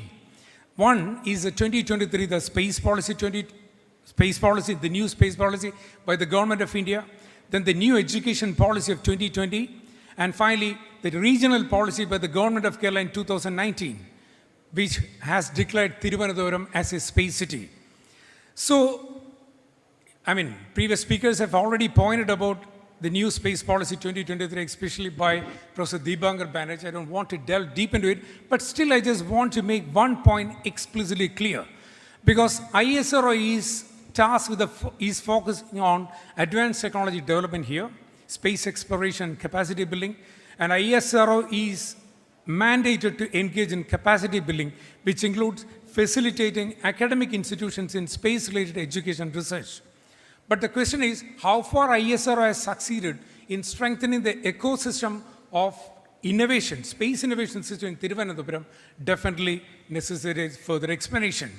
And of course, the new education policy is not explicitly mentioning anything about the ease of living, but still they are focusing on the deeper academic industry collaboration, and it provides a multidisciplinary education as well as integration of vocational education through internships and apprenticeship. The government of Kerala's regional space policy is one of the major milestones as far as Kerala's space journey is concerned. Yesterday, Minister Raji was speaking about the questions which our Honorable Chief Minister asked in 1973, and it took almost 50 years to make that mission completed by establishing a KSPACE. So we know that KSPACE, as far as, the government policy, the Kerala government policy really harps high hopes on KSPACE, and they insist that it is going to be an institutional apparatus for Kerala's space knowledge economy. And they have also added another thing, that is K-Smart, which is obviously interface with the information technology and space technology, and they are catering to the requirements of the citizenry, which is adding to the academia industry linkage. They are adding the society or the social ecology component. And the slogan of K-Smart, we know that it is delivering digital happiness, which is very vital as far as ease of living is concerned. So the state government's policy in 2019 definitely envisaged Thiruvananthapuram as a space city. So they just want to make sure that the Thiruvananthapuram ecosystem or space innovation system leverage the existing infrastructure of ISRO. So ISRO is definitely supposed to play a very pivotal role as far as the ecosystem of space innovation system in Thiruvananthapuram is concerned. And it's also focusing on innovation and technology, which again, on ISRO academia linkage. And global market potential, which means that the state, the institutions, the industries in Thiruvananthapuram is required to be an active participant in the global supply chain. And finally, the Spacepark project, which we are seeing, it's gathering greater momentum. And of course, state government is also trying to attempt the citizenry through K-Smart and other projects to empower the citizens. So as far as ISRO, now I just want to focus on the ISRO linkage, because ISRO is supposed to play a key role in this academic industry collaboration. So they have got a beautiful project that is a Respond program. So if you just visit the website of ISRO, in 2021, we know that annually they are running about 200 plus projects in total. In 2021, for instance, they have got 216 projects. Space science has 23, space technology has 145, space applications at 48. And academic institutions supported by the ISRO is 127, which includes universities and colleges 76, IITs and NITs 31, and other institutions of course 10. And they're also having space technology cells in the national institutions like IITs, IIC, and of course the SP University, Pune. So what ISRO is following is a JPL Caltech model of ISRO. So, which means that the Jet Propulsion Laboratory in California, NASA, so they are in alliance with the California Institute of Technology. So actually ISRO is also following this model by establishing IAST. So what is happening is that the linkage, of course, between ISRO and IAST is very strong. I admire that. But the question is how far ISRO is promoting the ecosystem of space innovation in Thiruvananthapuram. That is a question that definitely necessitates a deeper investigation. So let us see. So I have already mentioned that in 2021, they have funded 216 projects, and there are 16 in Kerala. And of course, in Thiruvananthapuram, there are two institutions which has backed projects from ISRO. That is, one is ICER 2, the second one is CSIR NIST 4, and that is it. Then as far as in 2023, of course, they have again funded 210 projects, and there are only 8 in Thiruvananthapuram, NIST 7, and ISR 1, which means that the Respond project, one of the flagship projects of ISRO for academic industry collaboration, has not reached other colleges or institutions or schools in Thiruvananthapuram. Balagopal sir was mentioning about the SAHA model. Of course, I do. I'm also a fan of SAHA, who subscribes that we should invest more at the school level rather than investing alone in few institutions. And this is one area where ISRO has to address this question. I hope that KSPACE will also be addressing this issue. So, what about, as far as Science Policy Institute is concerned, we are modeled on the basis of the Humanities Department of Caltech. So, we request, of course, ISRO to go beyond the borders of ISRO and have interface with other institutions and colleges in Thiruvananthapuram district to construct a buoyant ecosystem of space innovation system in Thiruvananthapuram. So as far as we are concerned, of course, we have about 4 students doing PhD on space-related topics.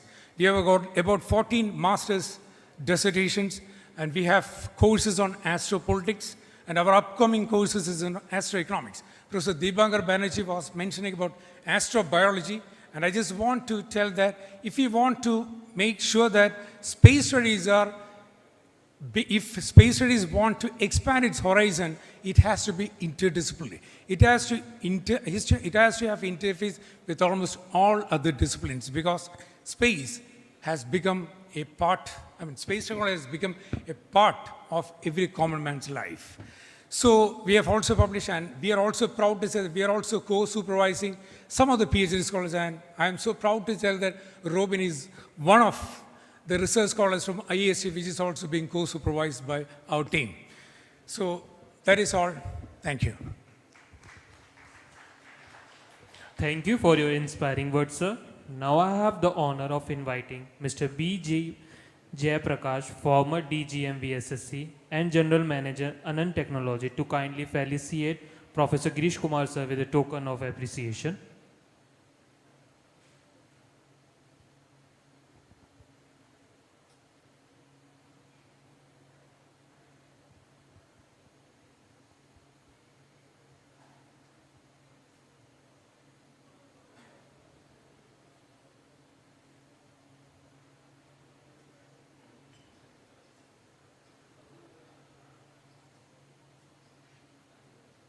Thank you, sir. This is to inform you that tea is continuously being served just outside the hall. Those who want to have can pick up and come back to the hall without much delay. Thank you.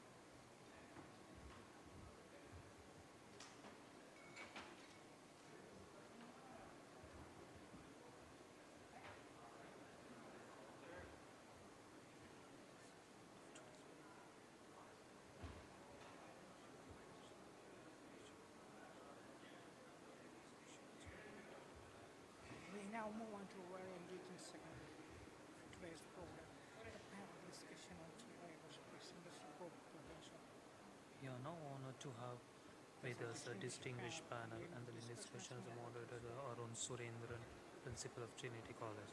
Joining Dr. Arun Surendran. Joining Dr. Arun Surendra on the panel today are the following distinguished panelists: Shilpa Iswal, CEO of English Technology; TJ Apren, President, Research and Development SF4 Technology; Shri P.S. Sarilal, Director, Aero Precision; Shri Anurag Regu, Co-founder and Director, X20 India Private Limited; Shri Pratish P. Nair, CEO, Techlock Private; and Shri Bhavish, Managing Director, VS. Oh, Bhavish Kumar. It's there in front of Techlock. Those two people are there.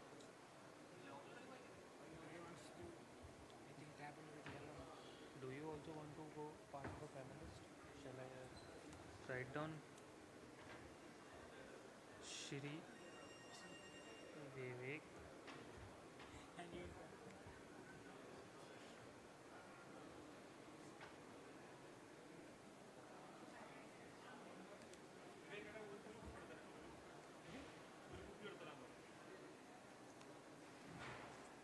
This is on.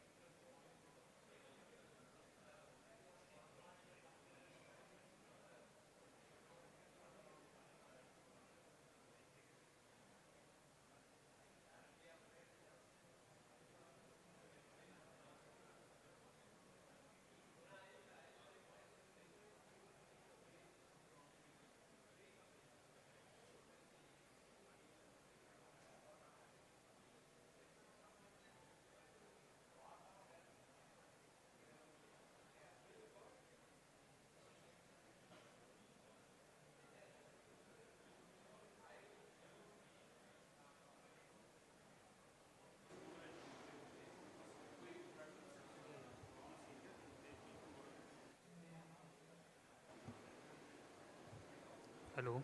Hello. I request everyone to be settled down so that we begin our next session.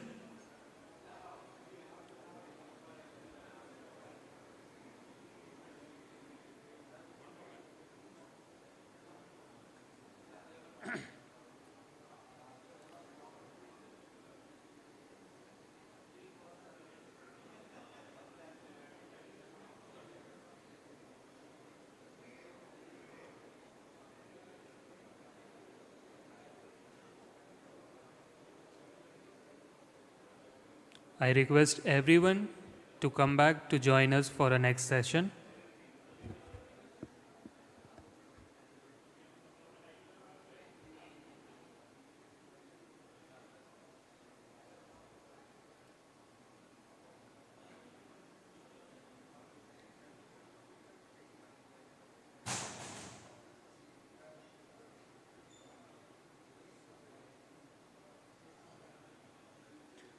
We now move on to a very engaging segment of today's program, the panel discussion on Kerala aerospace industry growth potential. We are honored to have a distinguished panel, and the leading discussion as moderator is Dr. Surendran, Principal of Trinity College. Joining Dr. Arun Surendran on the panel today are the following distinguished panelists. Shri Payas Verghese, COO, Winwish Technology Private Limited. Dr. T.J. Epren, President, R&D SFO Technology. Shri P.S. Shariral, Director, Aero Precision.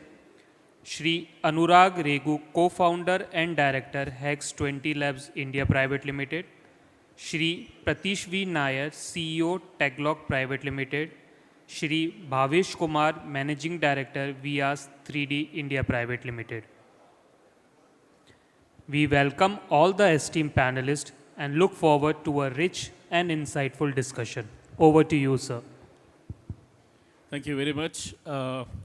Still, it's good morning, though we are running half an hour late. And this is the last and final call for Anurag from X20. That's one panelist. He was here in the morning. Yeah, there he comes running. Please give him a big hand, ladies and gentlemen.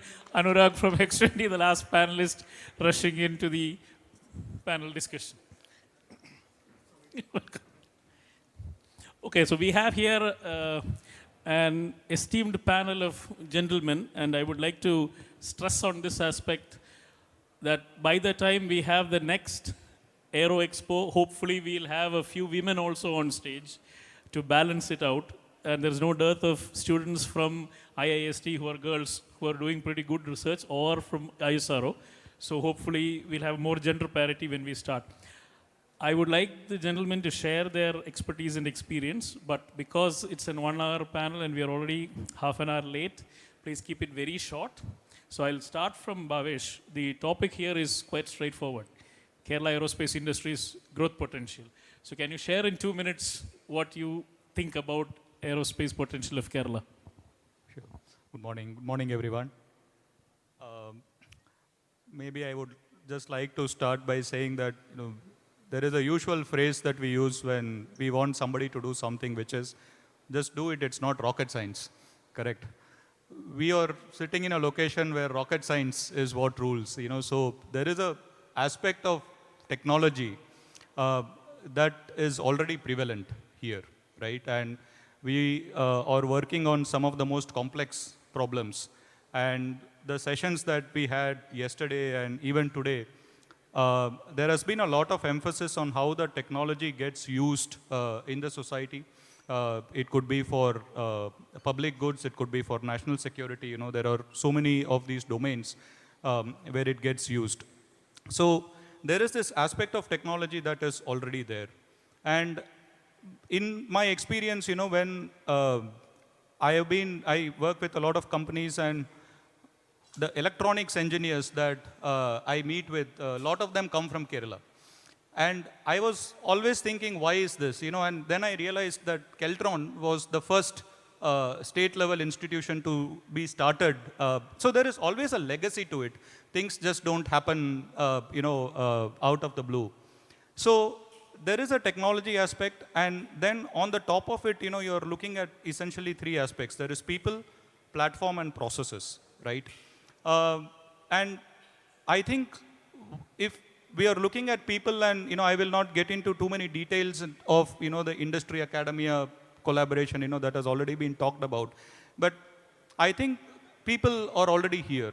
KSPACE is a good platform, and like you also said, we are hoping that as things progress, we see a lot more active play that KSPACE has in bringing all of these together. And then, of course, the third is the processes part. How do we make it easier for people to transform ideas into reality? And I'm hoping that a lot of discussion that has happened yesterday and today will be an impetus to do these things. Thank you, Pratish. Yeah. Actually, we started in 2013. We switched to aerospace in 2016. Okay. And it now how many of them know Stacklog? I think, can you raise your hand? Only a very few of them knows the Stacklog. So actually we work with ISRO, with IASU. There are few people who given us first opportunities. So opportunity is one thing which is very lacking. Okay. Because even if you, actually we have done almost 7+ flight cards, which most of them are flown. Okay. So that level of expertise we are having. And I had a discussion with Levin sir. I randomly called one day and asked Levin sir, I am from a company called Stacklog Private Limited. So you know the company? He said, no. That's my problem, what I told you. Because the ecosystem doesn't know us. So that's our major problem what we are facing. Okay. And I told him that please visit my company. But it happened to many, I discussed with many other players also, like other segments. So nobody came, but he came same day. Okay. In the evening, he was at my office. And he gone through my entire facility, took almost 1 hour time frame, and he spent almost another half an hour discussing with us how to take this thing. And he put a word in Malayalam. Inni ivada pottasu pottichondirunna kariyalla, inni padakam pottikano ennulla level pulli oru karyam paranju. Okay. So from there onwards, he introduced to some of the major players also. Like even then Technopark recognized us. We are doing these kind of stuff. Okay. Then one of our podcasts come. Okay. Then people start recognizing what we have done in the past. Okay. So it's given us very bigger opportunities also. Like it was not that much easy because it takes time for you to convince others that you are capable of doing some stuff. Okay. I think X20 is also facing similar stuff because it's not that much easy. But what we are doing is something which is different because the legacy companies who were, the bigger companies were able to do, we were also able to do in a smaller form factor. Because these complex analysis can be done outside. We shown ISRO. We are lucky to have an integration with their digital ICRG. The checkout system is developed by us. Okay, so that level of things a smaller company like us can do. Okay. It was a bigger opportunity given by ISRO. So that level of things were started happening. So and we were looking for this platform like KSPACE offering this platform because this give more interactions, and I believe that ecosystem is one of the best thing can boost up the, because you don't need to compete in between the ecosystem. Correct. It's a common play. Yeah. It's a common, because you have sufficient work for all the players. Together we can grow. So that's my say. And this is a growth potential. The work is going on, and the defense sector, which we are tapping. Correct. So we are looking for that opportunity. Some Air Force people are there. So we are seeking to have a look at what we do. So there are opportunities where you can utilize, because one or two we won't understand the thing, but later if we have an interaction with you, how the project is going on, then we will surely get an opportunity, because we are not limited. Even Anurag or Pius, we are not limited to space. We can work on any platform. Correct, so, correct. so that level of things we are also interacting. No, I think it's a very important point that you made in terms of the closeness, which Balagopal sir and later on Professor Girish was also mentioning, the closeness of the ecosystem between industry and the ISRO units that are there. That's one. The second aspect is something that usually does not get mentioned is that Trivandrum also has the Pangod and Southern Air Command is here. So without defense, we cannot talk about aerospace industry at all. So that close link needs to be there.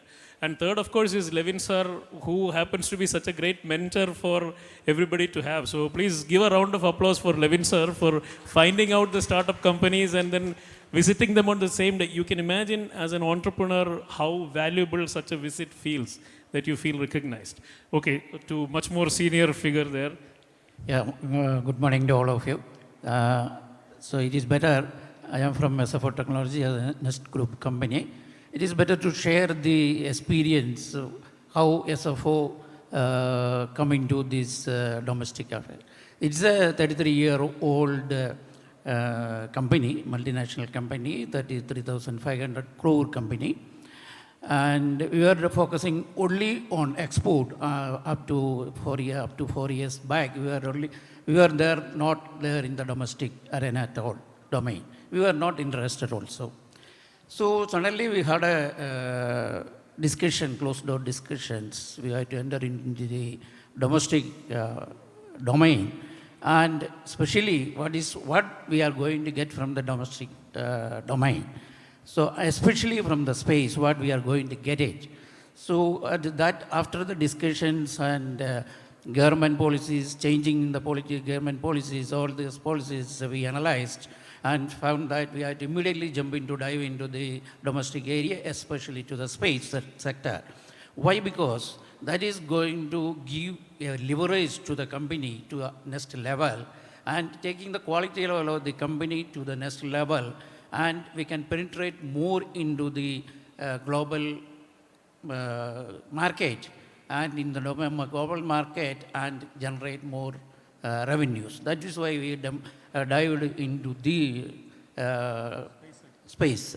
And this company is in Kerala, and we have 7,000 permanent employees and direct employment, and it is still there, and we are growing in length and breadth of Kerala and India and globally. And why? What leverage we got?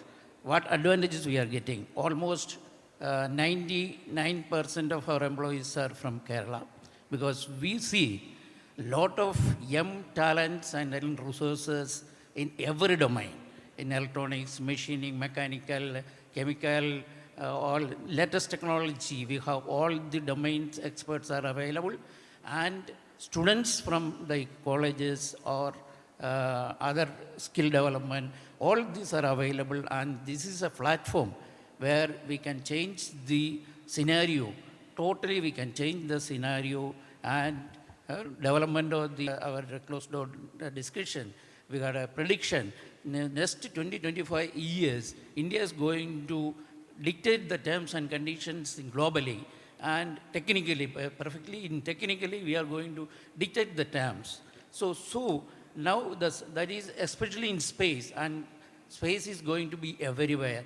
And take the human resources that is available plenty in this Kerala, and the conducive nature of the Kerala, and the ecosystem and the relationship between the different industries, academia, and related and organization. It is very, very conducive for the growth, and definitely this KSPACE, if it is taking the action immediately and making it reality within a short time of period, so we are going to make a lot of impact, dramatic changes, and very big impact in the space sector and in Kerala. Thank you. Thank you, sir. It's wonderful to notice that a company like Nest starts noticing the potential in space sector. They have the discussions, and then that great prediction about how India will lead. Therefore, we should get into this. That itself is a validation that all of us, the smaller companies, can really take hope from. Sarlal, sir. Hello, ഞാൻ ആദ്യം എന്നെ പരിചയപ്പെടുത്താം. എൻ്റെ പേര് സർലാൽ എന്നാണ്. ഞാൻ chamber of aerospace ഇൻഡസ്ട്രീസിൻ്റെ പ്രസിഡൻ്റാണ്. അതുപോലെ തന്നെയാണ് എയ്റോപ്രിസിഷൻ എന്ന് പറയുന്ന ഒരു കമ്പനിയുടെ MD-യുടെയാണ്. ഇതിൻ്റെ ക്യാപ്ഷൻ തന്നെ Kerala aerospace industry growth potential. തീർച്ചയായിട്ടും അനന്തമായ സാധ്യതകൾ കണ്ടിട്ടാണ് 13 വർഷം മുമ്പേ, ഞാനൊരു എഞ്ചിനീയറോ അല്ലെങ്കിൽ ഈ ഫീൽഡുമായിട്ട് എനിക്ക് യാതൊരുവിധ ബന്ധവുമില്ല, മനോജ് സാറിനെ നമ്മുടെ VSSCയിലെ DGM മനോജ് സാർ ഇരിക്കുകയാണ്. സാറിനെ കണ്ടപ്പോഴാണ് എനിക്ക് ഓർമ്മ വന്നത്. ഞാൻ ഈ അനന്ത സാധ്യതകൾ, ഞാനൊരു മാനേജ്മെൻറ്റ് ഗ്രാജുവേറ്റാണ്, കണ്ടിട്ടാണ് അന്ന് 80 കോടി രൂപയാണ് എൻ്റെ നാട്ടിൽ സ്ഥലം മേടിച്ച് ബിൽഡിങ് വെച്ച് ഞാൻ ഇതിലോട്ട് ഇറങ്ങുന്നത്. ഇറങ്ങി AS 9100D എടുക്കുന്ന ആദ്യത്തെ ഒരു ഇൻഡസ്ട്രി ഞാനാണ് പ്രൈവറ്റ് സെക്ടറിൽ കേരളത്തിൽ. അതേപോലെ തന്നെ NABL 17025 മെക്കാനിക്കൽ ഡിസിപ്ലിനിൽ ഒരു ചലഞ്ച് പോലെ ആദ്യം ഞാൻ ക്വാളിറ്റിയാണ് തുടങ്ങിയത്. CMM മുതൽ എന്ത് മെഷീനാണ് അല്ലെങ്കിൽ എന്ത് ക്വാളിറ്റി എക്യുപ്മെൻ്റാണ് VSSCയിലുള്ളത് അത് എനിക്ക് മേടിക്കുവാൻ, അത് എൻ്റെ കമ്പനിയിൽ ഇൻസ്റ്റാൾ ചെയ്യുവാൻ, അതുപോലെ തന്നെ VSSC അത് റേറ്റ് കോൺട്രാക്റ്റിൽ അത് എടുക്കുവാനും തീർച്ചയായിട്ടും മനോജ് സാറൊക്കെ ഒരു 6 വർഷത്തോളം എൻ്റെ ബാക്കിൽ എന്നെ സഹായിച്ച, സാറിനെ കണ്ടപ്പോൾ എനിക്ക് അത് ഓർമ്മ വന്നുകൊണ്ടാണ് ഞാൻ പറയുന്നത്. അതുപോലെ തന്നെ ഇതേപോലത്തുള്ള ഇൻഡസ്ട്രിയിൽ തുടങ്ങാൻ വരുന്ന യങ്സ്റ്റേഴ്സ് ഇത് കേൾക്കണം. കാരണം ഞാൻ വളരെയധികം ഉറങ്ങുന്നത് പോലും ആ നാളുകളിൽ 2 മണിക്കൂറാണ്. നമ്മൾ സ്വന്തമായിട്ട് ഒരു ബാങ്കിൻ്റെയോ ഒന്നുമില്ലാതെ നമ്മൾ വളരെ കഷ്ടപ്പെട്ട് ഈ ഒരു ഇൻഡസ്ട്രി, നമുക്കറിയാം കേരളത്തിൽ തന്നെ എല്ലാവരും ട്രേഡ് യൂണിയനുകളെ ഭയപ്പെടുന്ന ഒരു സാഹചര്യമാണ്. ഇത് വളരെ ഡിപ്ലോമാറ്റിക്കലി ഇതെല്ലാം ടാക്കിൾ ചെയ്ത് അടുത്ത മാനുഫാക്ചറിങ് 2016 ഞാൻ തുടങ്ങുകയാണ്. നാളിതുവരെ എൻ്റെ അനുഭൂതി എന്ന് ഞാൻ പറയുകയാണെങ്കിൽ വർക്ക് ക്വാളിറ്റി ആയിട്ട് പ്രിസൈസായിട്ട് വർക്ക് ചെയ്യുകയാണെങ്കിൽ തീർച്ചയായിട്ടും നമുക്ക് ചെയ്യാൻ നിരവധി വർക്കുകളിൽ ഡിഫൻസിലായാലും നമ്മൾ മറ്റ് സംസ്ഥാനങ്ങളെ ആശ്രയിക്കേണ്ട കാര്യമില്ല. നമ്മുടെ സംസ്ഥാനത്തിനകത്ത് തന്നെ ഇതുണ്ട്. പിന്നെ ഇതിനകത്ത് വരുന്ന ഞാൻ ഫേസ് ചെയ്ത ചില പ്രശ്നങ്ങൾ, സ്കിൽ ആയിട്ടുള്ള എംപ്ലോയീസിനെ കിട്ടാൻ വളരെ പാടാണ്. അതെന്തുകൊണ്ടെന്നാൽ പിന്നെ പലരും പ്രോപ്പറായിട്ട് ട്രെയിനിങ് കൊടുക്കുന്നില്ല. ഇവിടെ നിന്ന് കഴിയുന്ന IT കഴിഞ്ഞാലും അതുപോലെ ഡിപ്ലോമ കഴിഞ്ഞാലും എഞ്ചിനീയറിങ് കഴിഞ്ഞാലും ഈ പിള്ളേരെല്ലാം മറ്റു സംസ്ഥാനങ്ങളിലാണ് പോകുന്നത്. അപ്പോൾ ആ ഒരു ഷോർട്ടേജ് എനിക്ക് ഫീൽ ചെയ്യുന്ന ഒന്നാണ്. പിന്നെ രണ്ടാമത്തെ കാര്യം, സംസ്ഥാന സർക്കാർ, അത് ലെവിൻ സാർ ഇരിക്കുന്നതുകൊണ്ട് ഞാൻ പലപ്പോഴും സാറിനോട് അങ്ങനെ റിക്വസ്റ്റ് ചെയ്യാറുണ്ട്, മറ്റു വ്യവസായങ്ങളെ പ്രോത്സാഹിപ്പിക്കും പോലെ ഇപ്പോൾ KFC ആയാലും KSIDC ആയാലും ഇവിടെ ഒരു ഹോസ്പിറ്റൽ വെക്കാനോ ഒരു സൂപ്പർ മാർക്കറ്റ് വെക്കാനോ 50 കോടി മുതൽ വായ്പ ആവശ്യം മാതിരി കൊടുക്കുന്നുണ്ട്. ബാങ്കുകളായാലും ശരി തന്നെ ആരും ചുമ്മാതല്ല കാശ് കൊടുക്കുന്നത്, പ്രോപ്പറായിട്ട് സെക്യൂരിറ്റി മേടിച്ചിട്ടാണ് കൊടുക്കണേ. അപ്പോൾ സംസ്ഥാന സർക്കാർ ഇത്തരത്തിലുള്ള സ്ഥാപനങ്ങളിൽ അവർ വായ്പകൾ കൊടുക്കുമ്പോൾ പുതിയ ആൾക്കാർ വരുന്നതിന് ഒരു പ്രചോദനം ആവുന്നതിന് വേണ്ടിയിട്ട്, അല്ലെങ്കിൽ ഇങ്ങനത്തെ ഒരു എക്കോ സിസ്റ്റം ഡെവലപ്പ് ചെയ്യുന്നതിന് ഒരു പ്രയോറിറ്റി, നമ്മൾ ഈ വാതോരാതെ എല്ലാ കാര്യങ്ങളും ഇപ്പോഴും പറയുന്നതല്ലാതെ KFC ഒക്കെ ഈ 100 കോടി കൊടുക്കുന്നതൊക്കെ എനിക്ക് മനസ്സിലാവുന്നില്ല എന്താണെന്ന്. ഇതേപോലെ ഉണ്ട്, നമുക്കൊരു മെഷീൻ മേടിക്കണമെങ്കിൽ തന്നെ ഒരു VMC നല്ല ആക്യുറസി മെഷീൻ മേടിക്കുന്ന 6.5 മുതൽ 8 കോടി രൂപ വരെ ആവും. ഒരു മെഷീൻ വെച്ച് ഒരു ഇൻഡസ്ട്രി തുടങ്ങാൻ പറ്റില്ലല്ലോ. ഒരു മില്ലിങ് വരുമ്പോൾ ഒരു ടേണിങ് വരണം, ഒരു ടേണിങ് വരുമ്പോൾ ക്വാളിറ്റി, അതേപോലെ ഗ്രൈൻഡിങ് മെഷീൻസ് വേണം, അതേപോലെ QC. ഇത്രയധികം മുതൽ മുടക്കുള്ള ഒരു ഇൻഡസ്ട്രി വേറെ ഇല്ല. അപ്പോൾ അത് ബാക്കപ്പ് ചെയ്യാൻ സംസ്ഥാന സർക്കാർ കൂടെ പ്രയോറിറ്റി ലിസ്റ്റിൽ, കാരണം നമുക്കറിയാം മറ്റ് സംസ്ഥാനങ്ങളിൽ നമ്മൾ പോകുമ്പോൾ ജോഗ്രഫിക്കലി ഇത്രയും ബ്ലസ്ഡ് ആയിട്ടുള്ള ഒരു സ്റ്റേറ്റ് വേറെ ഇല്ല. എയർപോർട്ട് വെരി നിയർ, മദർഷിപ്സ് വരെ വരുന്ന transhipment container port very near. നമ്മളിപ്പോൾ ചെന്നൈയിലോ ബാംഗ്ലൂരിലോ ബോംബെയിലോ ഡൽഹിയിലോ പോകണമെങ്കിൽ ഒരു ഇൻഡസ്ട്രിയൽ ഏരിയ പോകണമെങ്കിൽ മിനിമം 1 മണിക്കൂർ ട്രാവൽ ചെയ്യണം. പിന്നെ ഇത്രയധികം റിസോർട്ടുകൾ, ഇത്ര ഉള്ള കേരളത്തിലെ കടൽ തീരങ്ങൾ, ഇപ്പോൾ എയർബസ് ആയാലും ബോയിങ് ആയാലും സ്നെക്മ ആയാലും ഹണിവെൽ ആയാലും, സത്യം പറഞ്ഞാൽ നമ്മൾ ഇവിടെ ഇത് ടാപ്പ് ചെയ്യുകയാണെങ്കിൽ എല്ലാ ഓഫ്സെറ്റ് ബിസിനസ്സുകളും ഇങ്ങോട്ട് വരും. കാരണം VSSC മാത്രം 10,000-6,000-7,000 കോടിയുടെ വർക്കാണ് ഔട്ട്സോഴ്സ് ചെയ്യുന്നത്. ഇത് മാത്രം ആശ്രയിച്ചാണ് ആന്ധ്രയിലെയും തെലുങ്കാനയിലെയും ചെന്നൈയിലെയും ഇൻഡസ്ട്രിയിൽ ഡിപ്പെൻഡ് ചെയ്യുന്നത്. പിന്നെ വേറൊരു ഇതുകൂടെ ഉള്ളത്, നമ്മുടെ ആളുകൾ ഇവിടെ പണിയെടുക്കില്ല. അവർ ഈ ബോർഡർ കഴിഞ്ഞു കഴിഞ്ഞാൽ ഒരു പ്രശ്നമില്ല അവർക്ക്. ഇവിടെ നമ്മൾ പണി എടുക്കുന്നുണ്ട് സാർ, ആ പണിയല്ലെന്നേ ഉള്ളൂ. രണ്ടാമത്തെ കാര്യം, അവിടെ വർക്ക് ചെയ്യുന്ന 12,000, 13,000, 8,000 രൂപയ്ക്കാണ് ഈ പിള്ളേർ വർക്ക് ചെയ്യുന്നത്. ഇവിടെ വന്നു കഴിഞ്ഞാൽ 30,000 മിനിമം. അപ്പം ഞാൻ പറഞ്ഞു ഈ സാധ്യതകൾ നമ്മുടെ പിള്ളേരും ഇത് മനസ്സിലാക്കണം, തലമുറ മനസ്സിലാക്കണം, സർക്കാർ മനസ്സിലാക്കണം.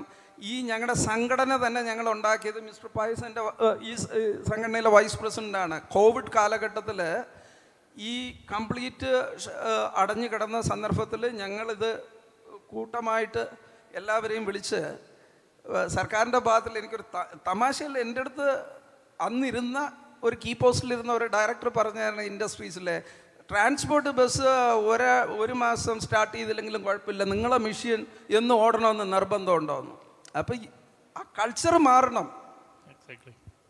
കാരണം ഇത് എന്നോട് പറഞ്ഞ കേസാണ് ഞാൻ പറയുന്നത്. അപ്പോൾ മിസ്റ്റർ പായസും ഞങ്ങളുമൊക്കെ ഒരുപാട് വർക്ക് ചെയ്താണ് എല്ലാവർക്കും പാസ്സുകൾ കേരളത്തിൽ ഇഷ്യൂ ചെയ്ത് ഞങ്ങളെ ഇൻഡസ്ട്രികൾ ഓടിക്കാൻ ഞങ്ങൾക്ക് പറ്റി. അപ്പം ഗവൺമെൻറ്റിൻ്റെ ഭാഗത്തുനിന്ന് സപ്പോർട്ടുകൾ വേണം. നമുക്ക് നിങ്ങളെ ആരെയും സബ്സിഡി വേണ്ട, പക്ഷേ നിങ്ങൾ കൊടുക്കുന്ന വായ്പകളിൽ പ്രയോറിറ്റി ലിസ്റ്റിൽ ഞങ്ങൾ എയറോസ്പേസ് സെക്ടർ കൂടെ നിങ്ങൾ ഇൻഡക്റ്റ് ചെയ്യുക.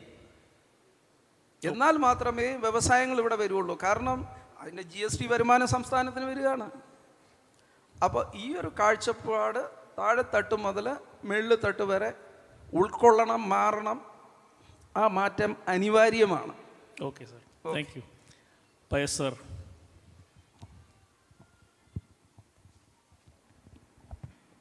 Yeah, very good morning. First of all, on my behalf and also on behalf of Chamber of Aerospace Industries in Kerala, let me congratulate Levin sir and team for taking such an initiative and conducting such a program. Thank you, sir. Here we are talking about the growth potential in Kerala aerospace industry. We have started Winwish in the year 2004. We have completed 20 years. We did our first aerospace project in the year 2013 for NASA. That was our first space project. Successfully completed and successfully implemented in International Space Station to send high definition videos and photographs to the Earth in lightning speed. That was our first project. Successfully we have executed in the year 2013. Why I am telling you this? Because of its growth potential. Even if you look into Trivandrum alone, we have VSSC, LPSC and IASU, 3 centers of ISRO.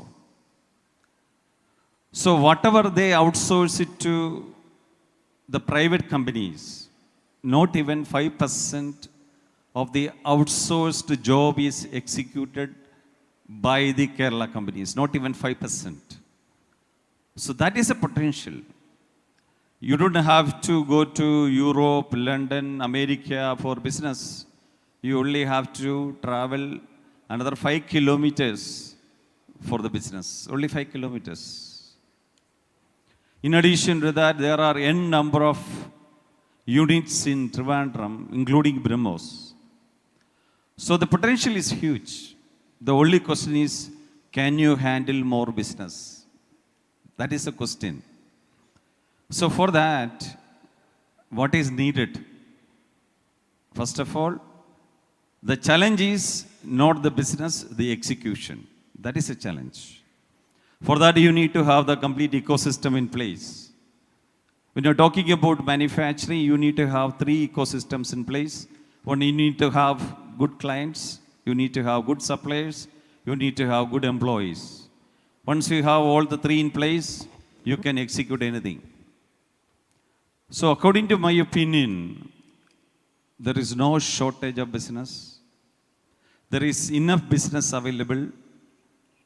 See, even if you look into companies like Anant, they are one of the major player in this business from the last so many years.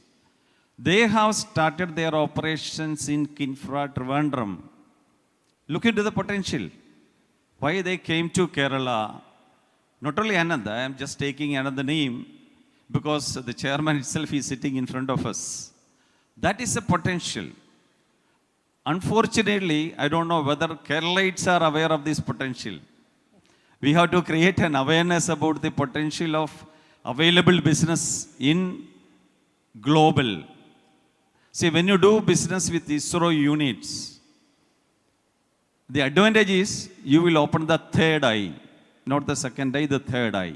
That is quality and systems in place. When you work for ISRO units, you will be able to implement good systems in place. You will be able to understand their requirements. So you will have good process in place.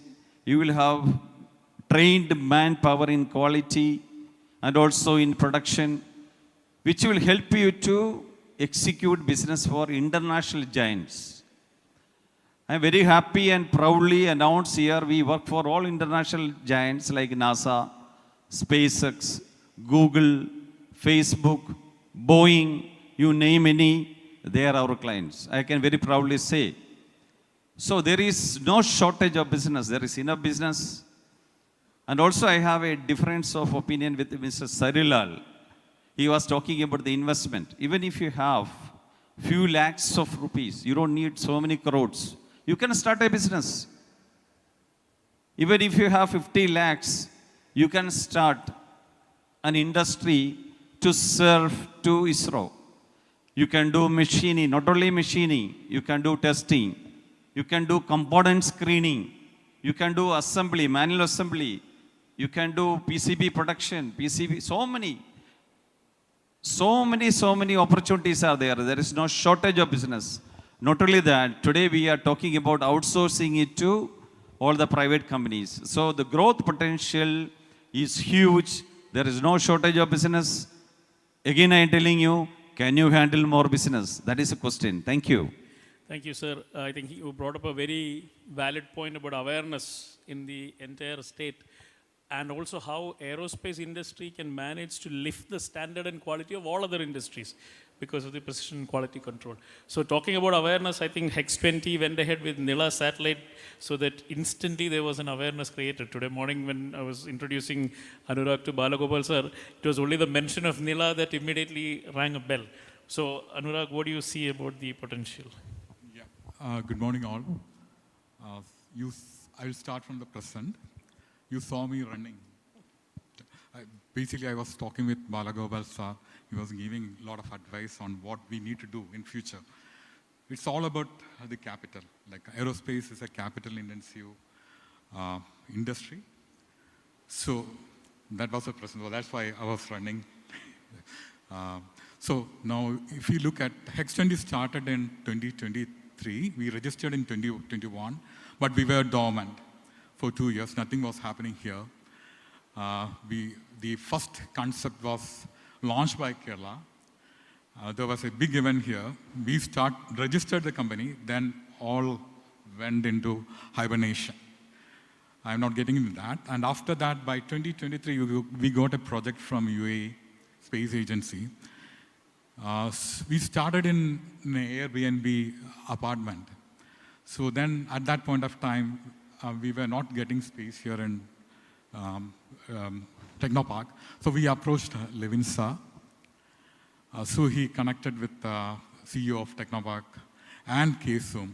And we were able to get 1,000 square feet place there in Technopark, Nila building, where we set up a small lab, AAT lab. So that is how we started. Thanks KSPACE, especially Levin sir, Sanjeev sir, and Anup sir, for kickstarting Hex-20 in Technopark in Nila building. Okay. So that is how we started. Now what KSPACE have done so far is, if you look at, there are 50 plus companies working for ISRO in Trivandrum itself. So he made a platform, brought companies together. Still, people are working in silos. I think we need to change that. There should be collaboration. We made a satellite in 1 year. We had the tech, but we were able to transform this into a mission within 6 months because our customer wanted to launch this satellite within 6 months. It's a German customer. We didn't get an NSIL slot, so we went for Transporter 13. Within 6 months, we were able to do that. We got support from InSpace for registering the spacecraft. But more than that, from Kerala perspective, if you look at 12 companies in Trivandrum. They were supporting us to make this happen. So, first thing is capabilities there. There is no dearth in talent. We have the talent. But your second part will be what we need to do. We'll address that later. So we should not work in silos. We are trying to partner with people. Like currently we are working with close to 12 partners in developing technologies like ATL, which started long back. So they offered us to provide the AAT lab for testing, which is very, very important for us. We have in-space labs in Ahmedabad, but its proximity is very, like if you take Hyderabad or Bangalore, the proximity is better. We don't have such facility in Trivandrum yet, or even in Kerala. So we need to look into that aspect, like how KSPACE can bring that, or use ISRO's facility for like private firms here in Kerala. So if you look at, there is no shortage of talent, capability is there. The standards are all set by ISRO because all these people are catering to ISRO for a long time. But what he did is he tried to instill a vision among the people, like we should not depend only on ISRO, we need to dream bigger. That's exactly what we are doing, like we are trying to get international customers. So we are trying to take a pie of ISRO. There are a lot of competition here in Trivandrum, 53 companies, right? So he mentioned about that. So we need to showcase ourselves to the external global world. So we are getting projects now. So one request to KSPACE and Kerala government is a lot of investment is happening there in Middle East, in space technology. There is a good relationship with Middle East from Kerala perspective. How we can tap into that? So we got our first project from UAE. Now we got a second project from UAE, which is an asteroid mission. So we are doing a part of it. Like we are developing a lander for UAE Space Agency. So the market is out there, but we need a platform to showcase all these companies in a global platform. That's what government needs to do, and KSPACE should facilitate that. Okay, so I think in the next round we can, have a thank you, Anurag. I think it's quite important that we mention Middle East and the big push they're giving, and Kerala's traditional relationship with Middle East, which should naturally help us. All of us being entrepreneurs and many with engineering background and management background, I want to temper this a little bit. Okay, we discussed about the potential, but what do you see as the threats? What's the potential that this potential may not be materialized? What are the threats that you see in our ecosystem? We'll start with Bhavish. I can start. So there are problems when you jump into the space segment and activities. There are 2-3 risks are there. First one is it is a low volume, low profit, low margin business. That you have to understand first. Then, so it's a government. Now presently it is a space segment is owned by the government. And to mature a tender to a purchase order, it takes some 6 to 8 months. That one has to keep it in mind. Second, the talents we have, the organization company may have the talents, and we cannot reserve the talents for that. So that is, then we have to accommodate. For that, what we have to do is, multiple skill development is very, very important within a person. So, and it should be that person or the skill should be able to switch between the discipline quickly, because change is only one thing that is constant. So that is very, very important. And right now, what I see is, that may be wrong, I see it is just like the water hole. All industries, mature industries, starts off, everything is focusing on a single point. So comprehensive division of the space segment activities is not there at all. And now KSPACE or the government should act as a law-making body.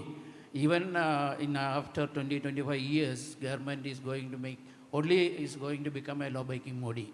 So they will not be playing in the manufacturing or the research areas, because industry. Private entry has to take over everything and will take over. Definitely it is going to take over within the 20-25 years because the way India is progressing, the economic growth or the social growth and for the geopolitical reasons, India is going to play a major role in the international and national politics, and in technology also it's going to play a major role. And these startups and industry focusing on small areas of the space activities, I think very, very small area. So what we have to do is, the KSPACE has to do is, break the total activities in the space or the space segment related into small micro activities, micro segments and micro activities, and restrict. I don't know how to restrict the startups coming in this direction or that direction. Should not focus on just like that biting on a piece of flesh. So we have to spread that the responsibility should take up this KSPACE. Second thing is this, how fast the KSPACE is going to establish, make it in a reality, that is very, very questionable. I don't think with a few hands of people living right now, is not possible to take in a tremendous speed and realize it within a short time. So by that time, technology may change, everything will change, the attitude may change, everything will change. These are the risks. And otherwise, potentially is very, very, very, very, very important, and we can do wonders here. Thank you, sir. You mentioned a very interesting point where the industries should become segmentized, whereas the individual should look for cross capabilities so that they can move. That's a wonderful insight. And about the blitz scaling that is needed for KSPACE so that we can quickly become a powerful body. Sir. അതുപോലെ തന്നെ മറ്റ് സംസ്ഥാനങ്ങൾക്ക് aerospace policy ഉണ്ട്. അവർ മറ്റ് വ്യവസായങ്ങളെക്കാളും ഏറ്റവും കൂടുതൽ പ്രാധാന്യം കൊടുക്കുന്ന തെലുങ്കാനയായാലും ആന്ധ്രയായാലും തമിഴ്നാടായാലും. അപ്പം നമ്മുടെ സംസ്ഥാനത്തിന് അത് അനിവാര്യമാണ്. അതിന് ലെവിൻ സാർ തന്നെ ഇനിഷ്യേറ്റീവ് എടുത്താൽ മാത്രമേ പറ്റുള്ളൂ. ഞാനൊരു തമാശ പറയാം, ഞാനും മിസ്റ്റർ വൈസ് പ്രസിഡൻറ്റും കൂടെ ഞങ്ങൾ 99 പേജുള്ള ഒരു എയറോസ്പേസ് പോളിസി കൊണ്ട് ഇവിടുത്തെ ഉത്തരവാദിത്തപ്പെട്ടവർക്ക് കൊടുത്തപ്പോൾ അതിലൊന്ന് 9 പേജ് വന്നോ, 9ഓ 8ഓ പേജാണ് ഇവിടെ ഉൾപ്പെടുത്തിയിരിക്കുന്നത്. അപ്പോൾ ഇതാണ് ഇവിടുത്തെ അവസ്ഥ. അപ്പോൾ അതിൽ ലെവിൻ സാർ ഇച്ചിരി കൂടെ ഒന്ന് താല്പര്യം എടുത്താൽ മാത്രമേ നമ്മളെപ്പോലുള്ള മാനുഫാക്ചറിങ് സെക്ടറിലെ ഇൻഡസ്ട്രീസ് കൂടുതൽ വരുവാനും പുതിയ തലമുറ ഇതിനകത്ത് താല്പര്യം കാണിക്കുവാനും കഴിയുള്ളൂ. നമ്മൾ ഗിരീഷ് സാറിനെ പോലെയുള്ള റിസോഴ്സസ് നമുക്ക് ടാപ്പ് ചെയ്യാം, പോളിസി സെറ്റിങ്ങും മേക്കിങ്ങും അതിനെ പറ്റിയുള്ള കാര്യങ്ങൾ. അപ്പോൾ sir. Yeah. See, here we are going to discuss about the risk particularly. See, when you're talking about manufacturing, there are so many risks. One is manufacturing, then is resource, then also you're talking about certification, testing. Let's talk about the manufacturing risk. So when you're talking about space, aerospace products, one is product, another one is service. If you have a product, if you are selling technology, this is a very highly profitable business. But if you are going to provide service, definitely you may bleed sometime if you don't do it, execute it properly.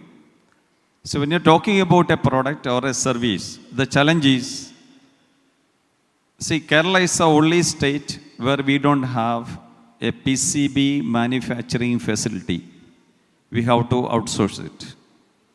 Kerala is the only place we don't even have a stencil manufacturing unit. We have to outsource it. I can name n number of products. We have a lot of dependability to the neighboring states and countries for manufacturing. That is one challenge. So we need to have the complete manufacturing ecosystem in place. That government have to take necessary steps for that. Second is, when you're talking about qualification of a product, you need to have very good labs. So we don't have a single lab here in Kerala where you can conduct all the tests like EMI, EMC, RA, RI, EST, vibration. Lot of tests you have to conduct. I believe MSME is coming up with a technology center along with a Spacepark in 10 acres of land.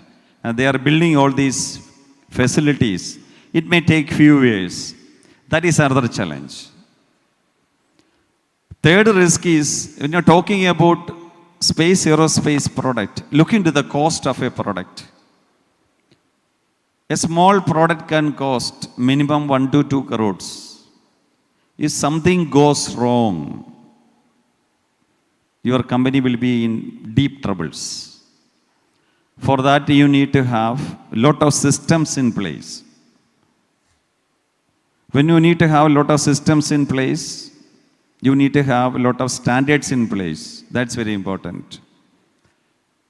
So you need to have good talents for that. And I believe most of you are aware that good talents are available from VSSC after their retirement. But most of the companies are not utilizing them. That is the secret behind that. If you utilize the talents retired from VSSC, they have lot of knowledge, experience and expertise in their field. So if you utilize their knowledge, you can train your people and execute jobs without errors and re-engineering. Third is talent. There is a severe shortage of talents in Kerala. So ITIs, polytechnics, engineering colleges, they have to closely work with the industry. Industry is going in a different direction. Education is going in a different direction. So industry, academia collaboration is required to understand the requirements of the industry so that you can reduce the gap. Third is the R&D, research and development. R&D also have to go in parallel. Then only you can execute projects without errors. Thank you. Yes, absolutely. Talking about R&D spending, if you look at globally, it has always been the government side funding that has helped private companies grow. And very recently there was a video from one of the presidents of the universities in US. He was talking about how nobody mentions when they hold an iPhone that it took at least 200 different research teams from different universities to come up with all the technologies in iPhone. But all the credit goes to Steve Jobs, which is good.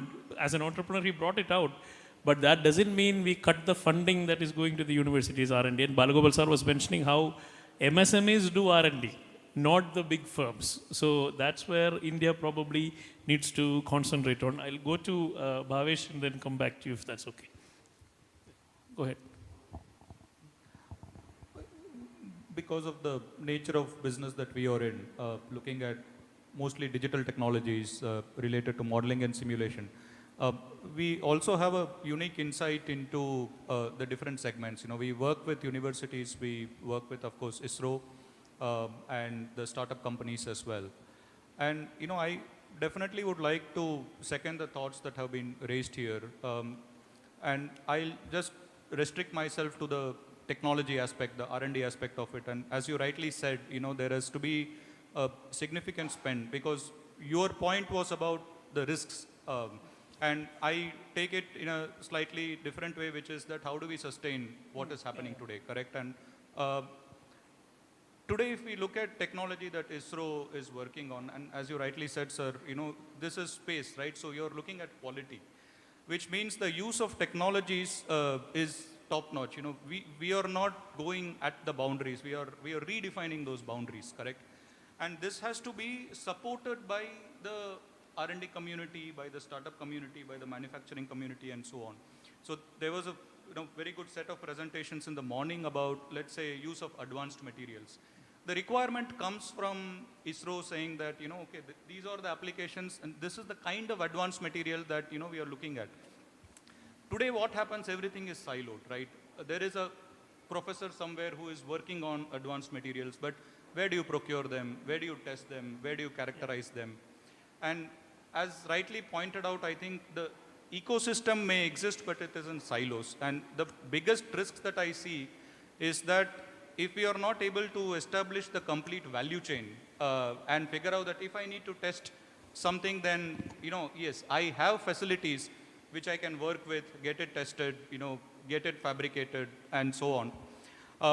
And I would just restrict myself to that. I think from an R&D perspective, I see the lack of application of these new technologies as a big risk for sustainability.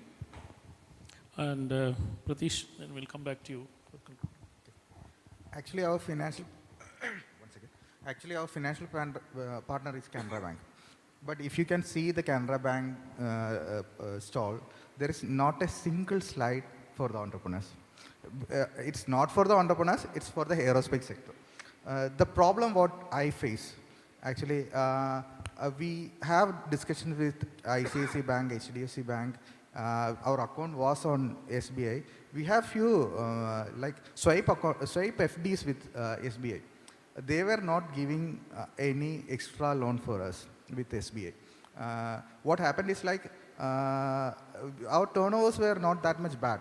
But once we started working with the aerospace, the advance was not there. So we need funding for that. And that funding was very difficult for get, because the problem with a bank is like the softwares, they don't consider value for software. Even if you buy a 6 lakhs or a 12 lakhs software, it's zero value. It's only license, they value it zero. It's not valued as a stock. So that's one of the major problem what we people face. And then, generally, they have only one business policy. That's for the resellers.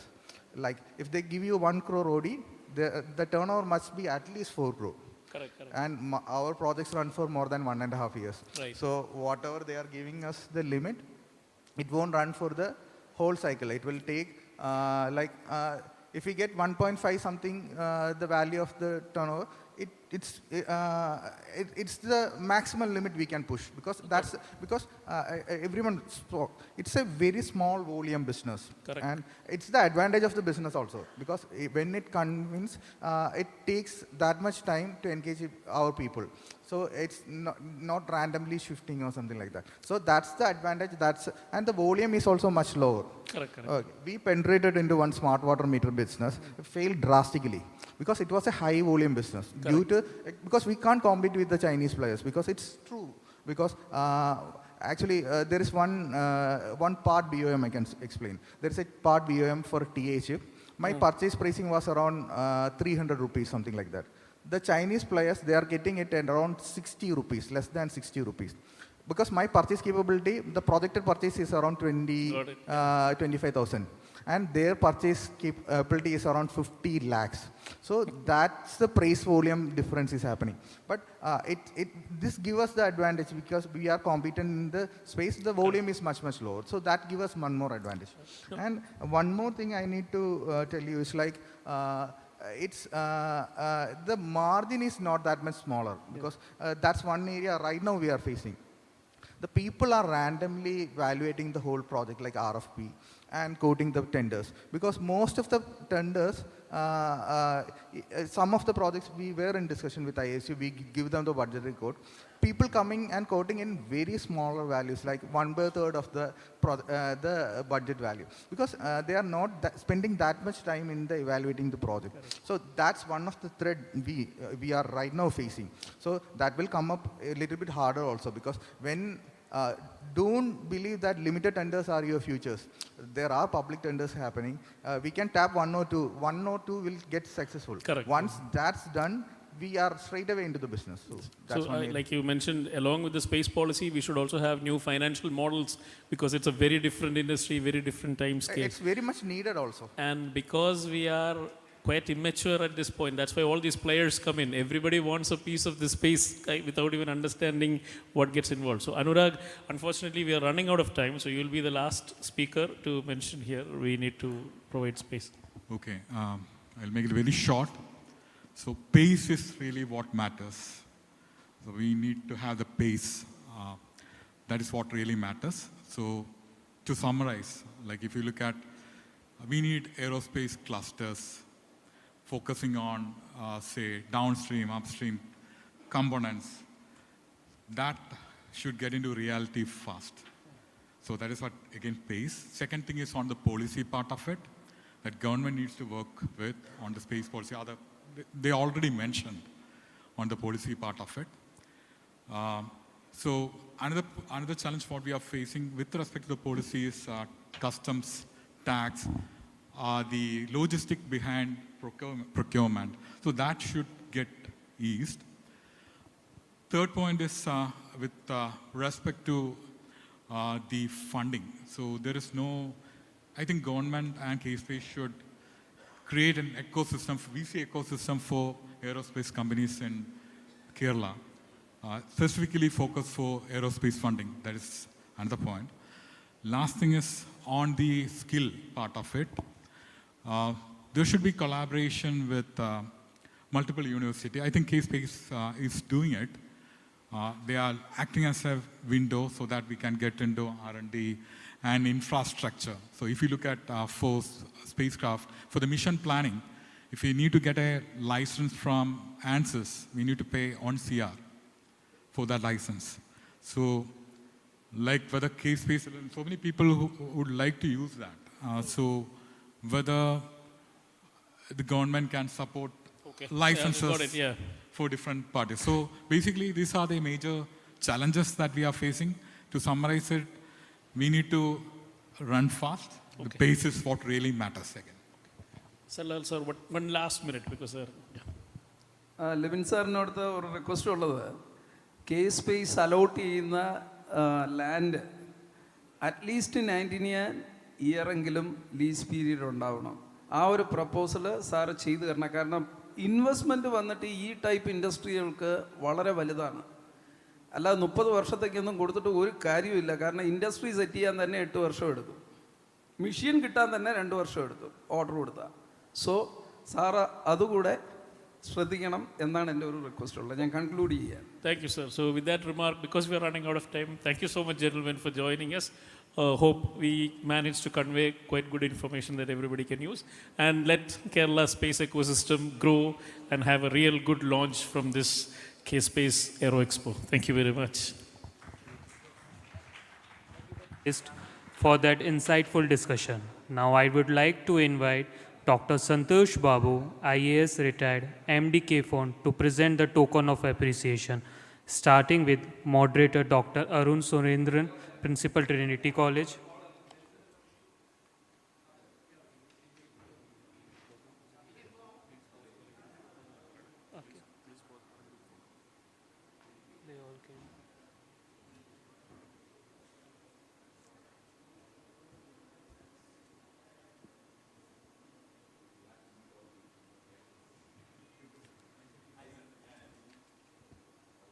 The moderator, Dr. Arun Surendran, Principal, Trinity College.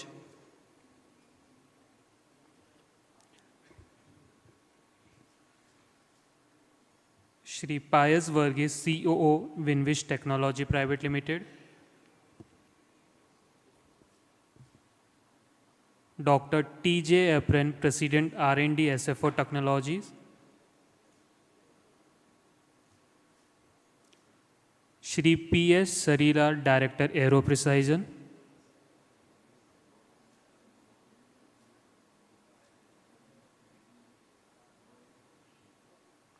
Shri Anurag Regu, Co-Founder and Director, Hex 20 Labs India Private Limited.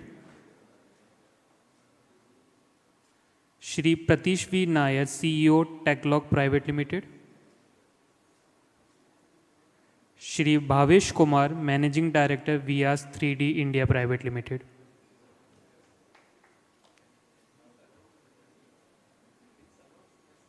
Yes, yes. We now begin our next panel discussion on Indian Space Economy Mission, role of geospatial application. We are honored to have with distinguished panel and a leading discussion as moderator Shri G. Levin, CEO of KSPACE. Joining Shri G. Levin on the panel today are the following distinguished panelists. Dr. Santosh Babu, IAS, retired MD K-Phone. Dr. Suresh Francis, Senior Scientist, KSREC. Shri R. Srinivasan, Program Head, IC4, Srimati Jency Jose, Founder, CEO, Starwatt Technology.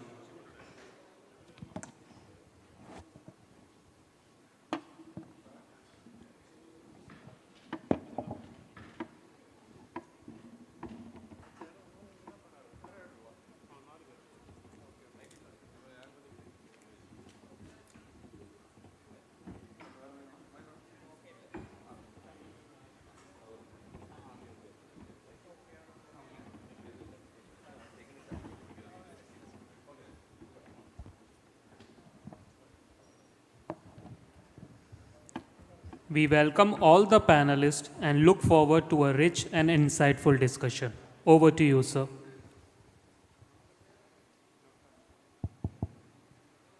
Yeah.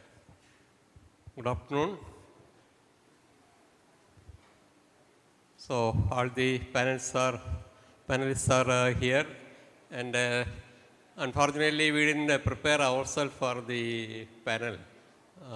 Absolutely no discussion, prior discussion, so the questions are not really out. Okay, I think we'll just get into the action. The Indian space economy mission, role of geospatial application.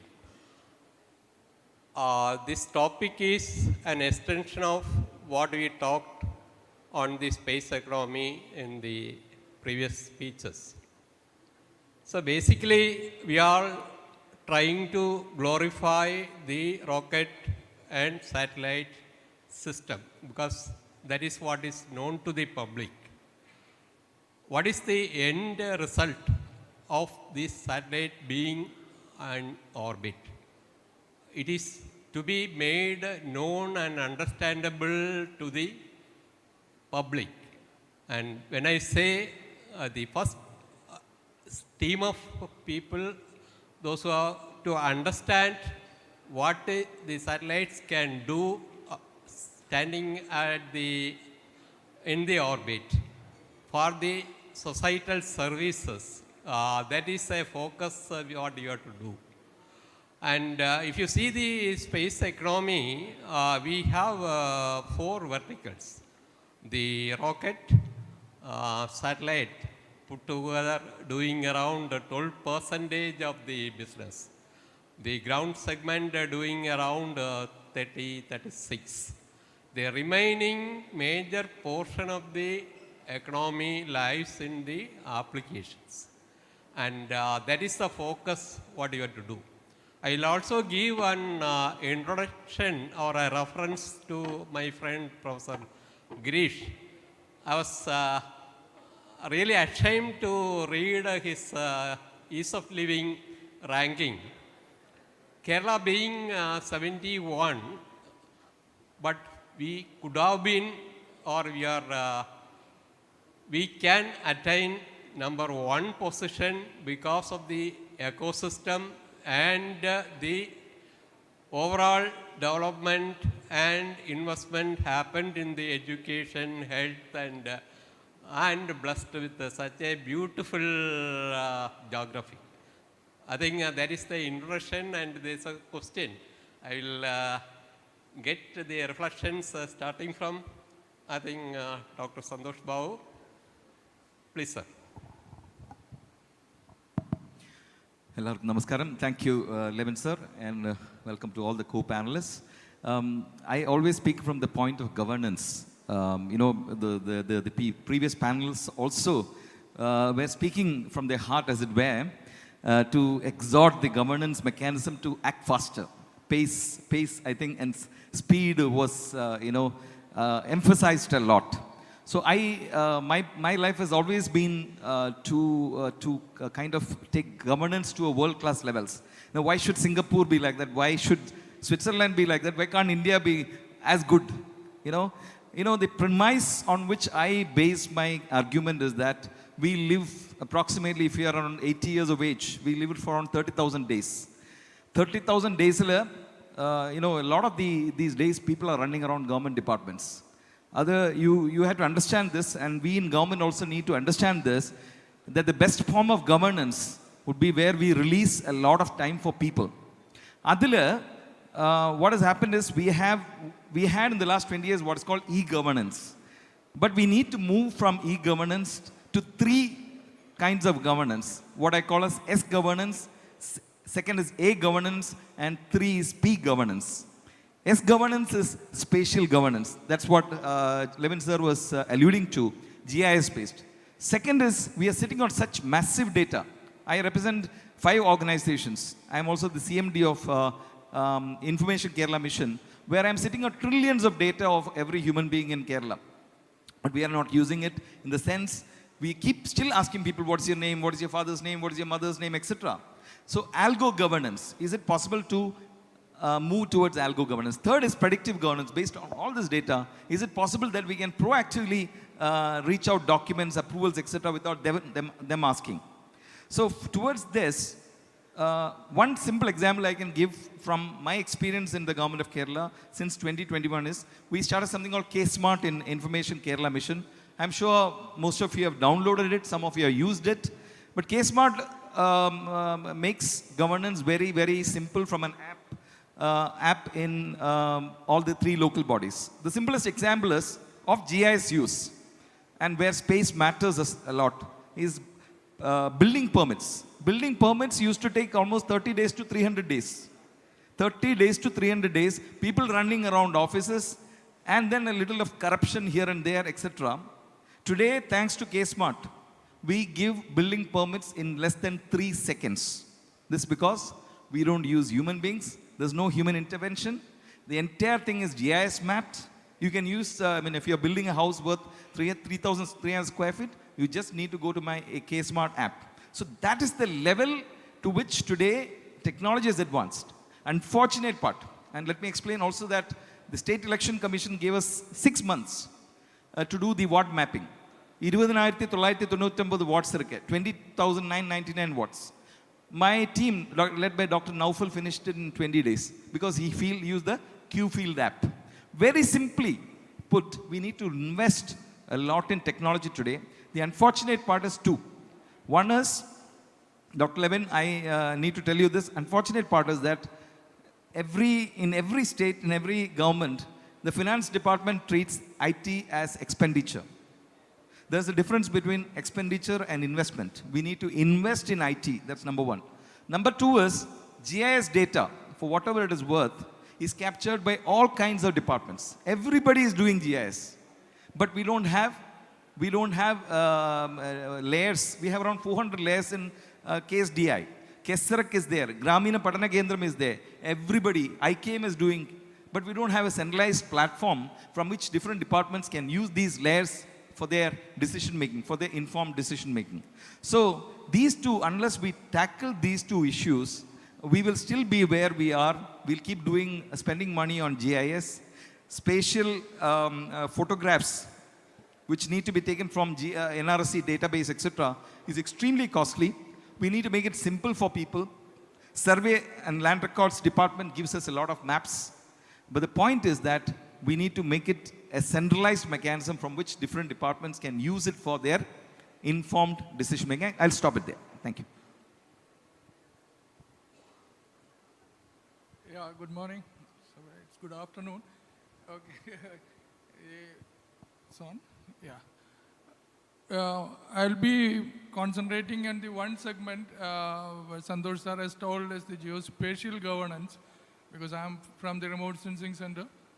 So we are basically dealing with the geospatial data and its applications, and we have presently taken our KSDI from Kerala State IT Mission. So it's a combination of activities that can be done.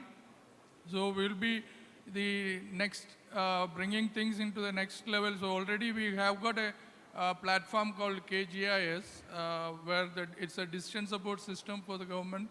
And with the implementation of KSDI into it, we are integrating the Kerala Geo Portal and the KGS decision support system into a Kerala Geospatial Governance platform. We are now working together into it, where all the departments can come in, all the data can come in.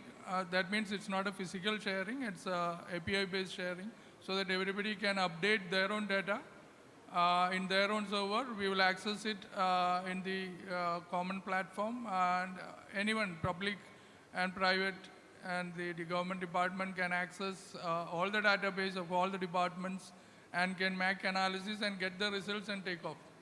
They are not taking off the data, they are taking off the results. So that will be the geospatial governance platform we are aiming at, and we are working on it. And it will be the near future. And the geospatial governance, as we told, brings a lot of value addition to the governance, and also a lot of impact, value impact to the society. To spell some examples, we have surveyed the road network of the entire Kerala for the LSGD department, and after the survey, there is a 500 crore benefit to the government in terms of maintenance grants, because there is a 50,000 square feet length of roads, less length of roads as per records. So that's a 500 crore benefit for the government and the value addition in that segment alone. And as Sir told, in the property tax segment, there is a 40% increase in the Ernakulam or the Cochin city itself, 40% increase. So when we look into the economy aspect of it, Kerala will have, at least we have done the well survey of Kerala. Groundwater department is doing with the technology support from our side. In it, let us see the tangible and non-tangible benefits in the segment. If you look at it, we have now surveyed around 20 lakhs of wells out of 60 lakhs expected. And there are 26,626 wells, polluted wells used for drinking in Kerala out of these 20 lakhs wells. That's a public health issue, which should, if the data is available, which can be solved, and that has got a value impact if you come taken into that aspect. And if we look into the drying wells, that is almost 20% of the wells surveyed as of now. So that's a loss of money for the public, and that can be reduced once the survey is done. And if you look into it in the amount of value impact, it can go up to 700 to 1,000 crores of rupees. So, and if we take all the departments, cutting across all the departments, when brought in geospatial platform, there can be a value impact of 6,000 crore that is being expected. So that's the initial phase that can be told in the case of economy aspect of the state. And I will stop here for the next round. So thank you. Yeah, Jansi, as an entrepreneur in the geospatial domain, I think should be able to talk more on the experience and what we can target more. Yes, sir. Good afternoon, everyone. So as sir mentioned, I have a very different story. So we started from Trivandrum only, and this year we are completing our 10 years of geospatial startup journey.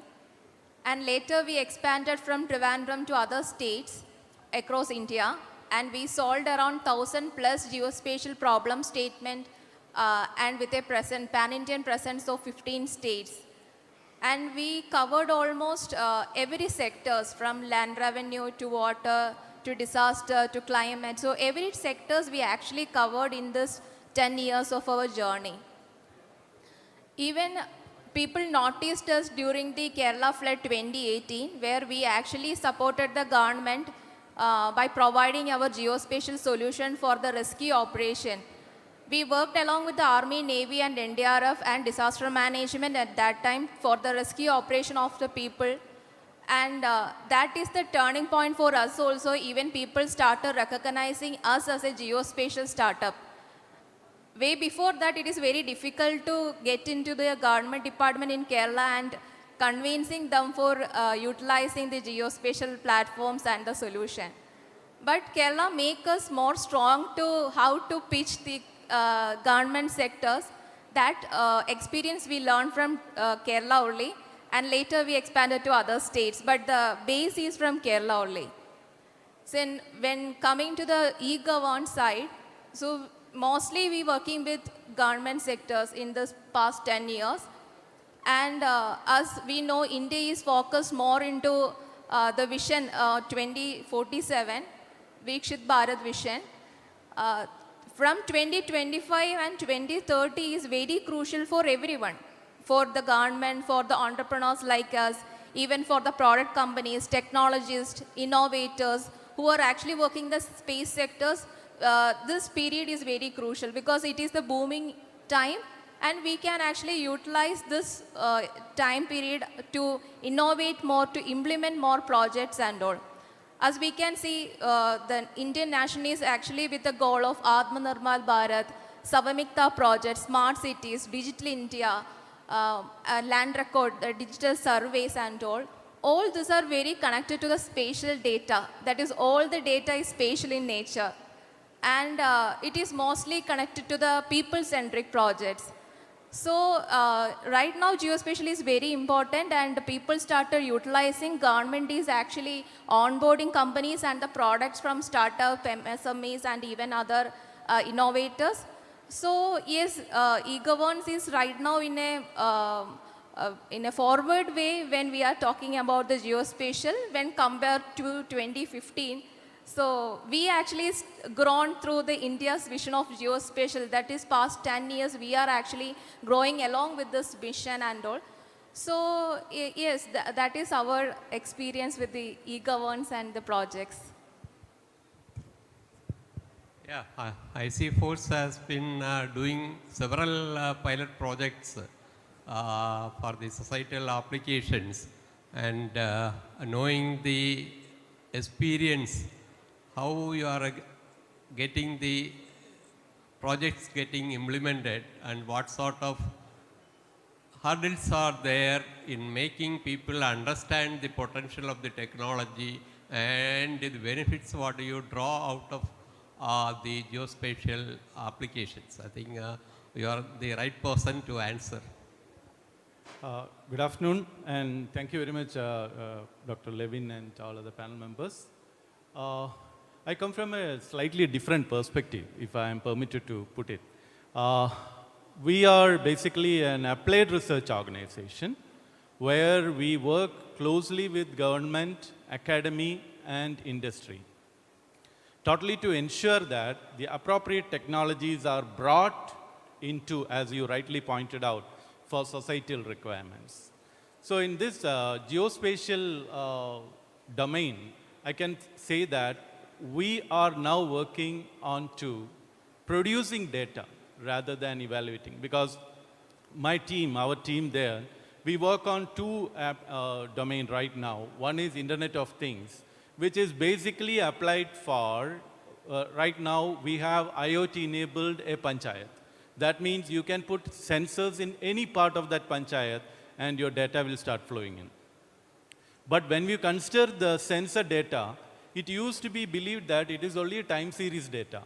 Honestly, it is geospatial data, because time is one matter and the other one is from which location that data is coming. So for example, in Neman block, they are going for a complete Neman block to be IoT enabled. And we have got around, the national standard is within every 5 kilometers you should have a rain gauge.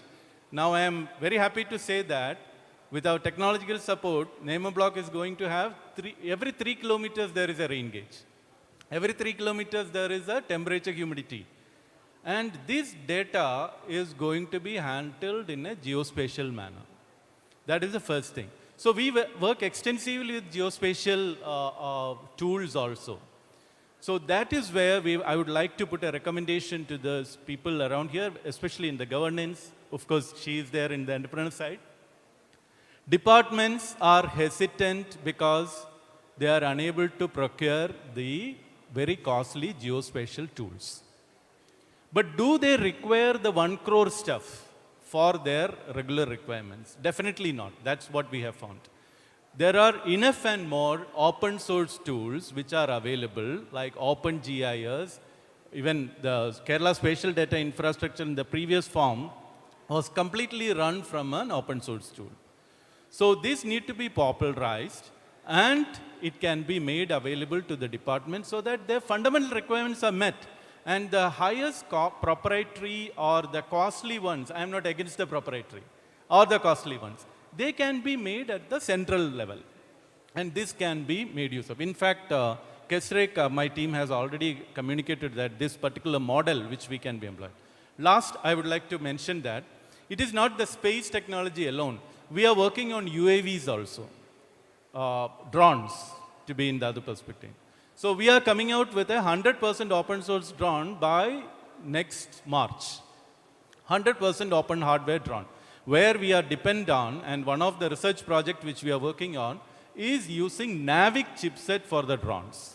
We may be the one of the first to use NAVIC chipset for a 100% open drone. So we are completely working on this geospatial, but I would like to stress that we are working on the data generation part, and we work closely with startups and other things. Later I can add points as required. Thank you. Yeah, it's exciting initial reactions. So I'll just again put two of our missions.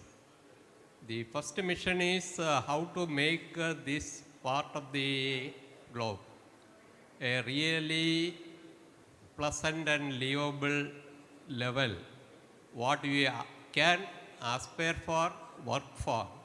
And second part is I'll take Anurag's quote, the pace at which the implementations, adoption of technology in across the entire section of or entire activities of governance and the societal application popularizing across the entire society, how soon we can attain. I think Dr. Santosh has been trying his level best. I know how hard he is working and what is his potential. But I am having the real complaint. His capability and potential is limited as on today to LSTD. I think Dr. Santosh should be able to tell us how we can populate the application and the entire governance starting from end to end. The top to bottom can be a technology-driven process in which the entire data set will guide our people, our youngsters will bring out amazing technological applications for the ground use. We'll do away with all those nasty paperwork and all other nuances, what is happening in the society. I think that is a challenge for everybody. Let us face the challenge, and I want maybe he's able to take it forward. Hello. Levin sir and I have been, ruminating about these issues. ഞാൻ പറഞ്ഞില്ലേ നമുക്കൊരു 30,000 ദിവസം ജീവിച്ചിരിക്കുന്നതിൽ കുറേ ദിവസം ഒരു 10,000 ദിവസം government ഓഫീസിൽ കയറി ഇറങ്ങേണ്ട ഗതി. ഗവൺമെൻറ് ഓഫീസിൽ എന്തിനാണ് കയറുന്നത്? Why should you ever enter a government office? I am paid salary from the taxes that you pay to government, and you come and stand in front of me. That's the biggest irony of governance. Today, and I'm talking about when I started my life in Tamil Nadu Kada in 1995. From that time I've been telling, but today we are in a position where IC Force is there, KSPACE is there, we are there, she's there, Jansi is there, lots of youngsters are there. And we are all so technology savvy today. We need to put it together. A sambarne or proper sambar akram. So my first, what I've been telling government for a long time is, Microsoft, if you see Microsoft or Facebook or any Meta, you come to Chennai, you'll see their back offices. In fact, Shell, there's a company called Shell. So I visited Shell. So Shell does $2 billion every day, globally, every day. $2 billion in there, accounting happens through Chennai every day. Can you believe that? Nammada kuttiyalana Chennai irunnu ee $2 billion account cheyyunnathu. Then I went to another organization. Everything is a back office work. Governmentum back office ആകണം. ഇപ്പം ഞാൻ K-ഫോണിലാണ്. K-ഫോണിൻ്റെ board പോലും വേണ്ട, service കൊടുത്താൽ മതി. അതേപോലെ ഐക്കേമിൻ്റെ board പോലും വേണ്ട, സർവീസ് കൊടുത്താൽ മതി. KSITL അതിൻ്റെ ബോർഡ് പോലും വേണ്ട, സർവീസ് കൊടുത്താൽ മതി. Government offices, it's time we became back offices. No citizen should ever visit us. The entire governance of Kerala can be carried out on a mobile phone. If you ask me, a smartphone is available today. Problem എന്താ അറിയോ? നമുക്കൊരു 1000 services online ഉണ്ട് today. We have 1000 services. We are one of the best in the country. But should we benchmark against the best in the country or against Singapore and Switzerland and the countries? Or for that matter, that country called Soviet Union, താഴെ ഒരു country ഉണ്ടല്ലോ ചെറിയത് 3 million. What is it called? Estonia. അവിടെ block ചെയിനിൻ്റെയും ഈ AI-യുടെയൊക്കെ massive use ആണ്. ഒരു scooter വിൽക്കുന്ന ഒരു തീപ്പെട്ടി മേടിക്കുന്ന ലാഘവത്തോടു കൂടി we can sell our land, buy us property, etc. Because it's all on blockchain. Trust is established. So, ഇന്ന് നമ്മളുടെ ഇടയ്ക്ക് IT ഡിപ്പാർട്ട്മെൻറ്റിൽ itself, we have the energy and the efficiency and the wherewithal. പക്ഷേ ഈ പേപ്പർ വർക്ക് ഇൻ ഗവൺമെൻറ് ഉണ്ടല്ലോ, സഹിക്കാൻ പറ്റില്ല. I'm sorry to say this. To get something, this started 3 years back, KSPACE. It was in my organization, KSIT. 3 വർഷം എടുത്തു. എന്തിനാണ് 3 വർഷം? 3 minute, 3 മണിക്കൂർ, 3 ദിവസം, 30 ദിവസം, 300 ദിവസം. ഇതിക്കുള്ള എങ്ങനെയാണ് താങ്ങുന്നത്? Why should we waste money, time like this? I keep saying this. Out of 24 hours, 16 hours, 8 മണിക്കൂർ ഉറങ്ങിക്കഴിഞ്ഞാൽ 16 മണിക്കൂറാണ് നമ്മുടെ ജയപരാജയങ്ങളെല്ലാം. ഈ 16 മണിക്കൂറുകളും നമുക്ക് ജീവൻ, ബാക്കിയെല്ലാം നമ്മൾ ഉറങ്ങിക്കിടക്കുകയാണ്. അതിനിടയ്ക്കാണ് നമ്മൾ ഈ കിടന്ന് ഈ ഫയലിൻ്റെ അകത്ത് കിടന്ന് കളിക്കുന്നത്. So, while we have e-offices, I still see, ഞാനിപ്പോൾ ഉണ്ടാക്കിയ സോഫ്റ്റ്വെയർ കേസ് സൂട്ട് ഒരാൾ 50 ദിവസമൊക്കെ എടുത്ത് വയ്ക്കുകയാണ്, 60 ദിവസമൊക്കെ ഫയൽ വെച്ചുകൊണ്ടിരിക്കുകയാണ്. ഇവനൊക്കെ സസ്പെൻഡ് ചെയ്ത് ഡിസ്മിസ് ചെയ്യുന്ന സമയമായിട്ടില്ലേ? So, we need to establish systems where we make accountability possible on file. ഗവൺമെൻറ്റിൽ 3 കാര്യങ്ങൾ ചെയ്യുന്നുള്ളൂ. We come out with policies, secretarial policy നടക്കും. On the basis of policy, we push certain files. ആ pushing of the ഫയൽസിലാണ് നിങ്ങൾക്ക് കുറച്ച് service കിട്ടുന്നത്. ഈ 3 കാര്യങ്ങളുള്ളൂ. This is the demystification of government. ഇത് 3 ഫാസ്റ്റ് ആക്കണം. Today we are in a position, thanks to spatial technology, thanks to blockchain, thanks to all the technologies that are available and all the young startups like Jansi, etc., to assist us. ഇപ്പോൾ കെസറൊക്കെ ചെയ്യുന്ന കാര്യം ഒരു പ്ലാറ്റ്ഫോമിലേക്ക് കൊണ്ടുവരണം. ഇപ്പം നമുക്കുള്ളത് ലൈബ്രറിയാണ്. ഈ library lock and കീയിലിരിക്കുകയാണ്. 400 ലെയറാണ് available. നമ്മുടെ റോഡിൻ്റെ നെറ്റ്വർക്കിൻ്റെ ലെയറുണ്ട്, റെയിൽവേ നെറ്റ്വർക്കിൻ്റെ ലെയറുണ്ട്, നാച്ചുറൽ റിസോഴ്സിൻ്റെ ലെയറുണ്ട്. ഈ ലെയറെല്ലാം അവിടെ കിടക്കുകയാണ്, അപ്ഡേറ്റഡും അല്ല. ഒരു 5 വർഷം മുമ്പ് എടുത്ത ഫോട്ടോഗ്രാഫ് ആയിരിക്കും. Today what we need to do together is to create a platform where I can pay 100 rupees. User ID login kesrak dirana 100 rupees കൊടുത്തിട്ട് ആ ലെയർ മേടിക്കുക. Make it a business model. Everything is time and money. So I think we need to shift this paradigm of governance that we have today in Kerala, in India, and think world class. നമ്മൾ think ചെയ്യേണ്ടത് നമ്മുടെ കുട്ടികൾക്ക്, നമ്മുടെ ആൻട്രപ്രണേഴ്സിന് ഇന്ന് ചോദിച്ചാൽ മിനിങ്ങാന്നെങ്ങനെ കൊടുക്കും? അങ്ങനെ ഒരു സിറ്റുവേഷനാണ്. ഇന്ന് ചോദിച്ചു കഴിഞ്ഞാൽ 2 വർഷം കൊടുത്തു കഴിഞ്ഞാൽ അവൻ പറയും പോടാ നിങ്ങൾക്ക് ഞാൻ ചോദിച്ചത് അന്നാണെന്ന് പറയും. Today we need to bring governance to a level where entrepreneurs can fly. The best form of governance is when we release time for people. I'll stop there. Thank you. I think Dr. Suresh, I'll say a few months back, I was trying to do a presentation and the space application workshop happened recently. I started collecting certain data from my voice. So there is a very interesting National Geospatial Policy 2022, which describes what are the objectives of the policy, the missions involved, what is the business volume they can expect, what ultimately it can give to the society. I think it's a great document. I read end to end. I know everything. But we planning everything in a fragmented way, in isolation, in a different platform, it is not on. We have to make it as a data as a asset. Air resources which will produce the services and businesses so that we will attain that sort of a maturity in the application. The one more point I want to add. Maybe since I am sitting here, people may be thinking that geospatial is only related to space. It is not so. The space, as Srinivas told, the UAV or the aerial platforms, the ground LIDAR or ground survey, underground survey. I think we have to consolidate everything put together into the system.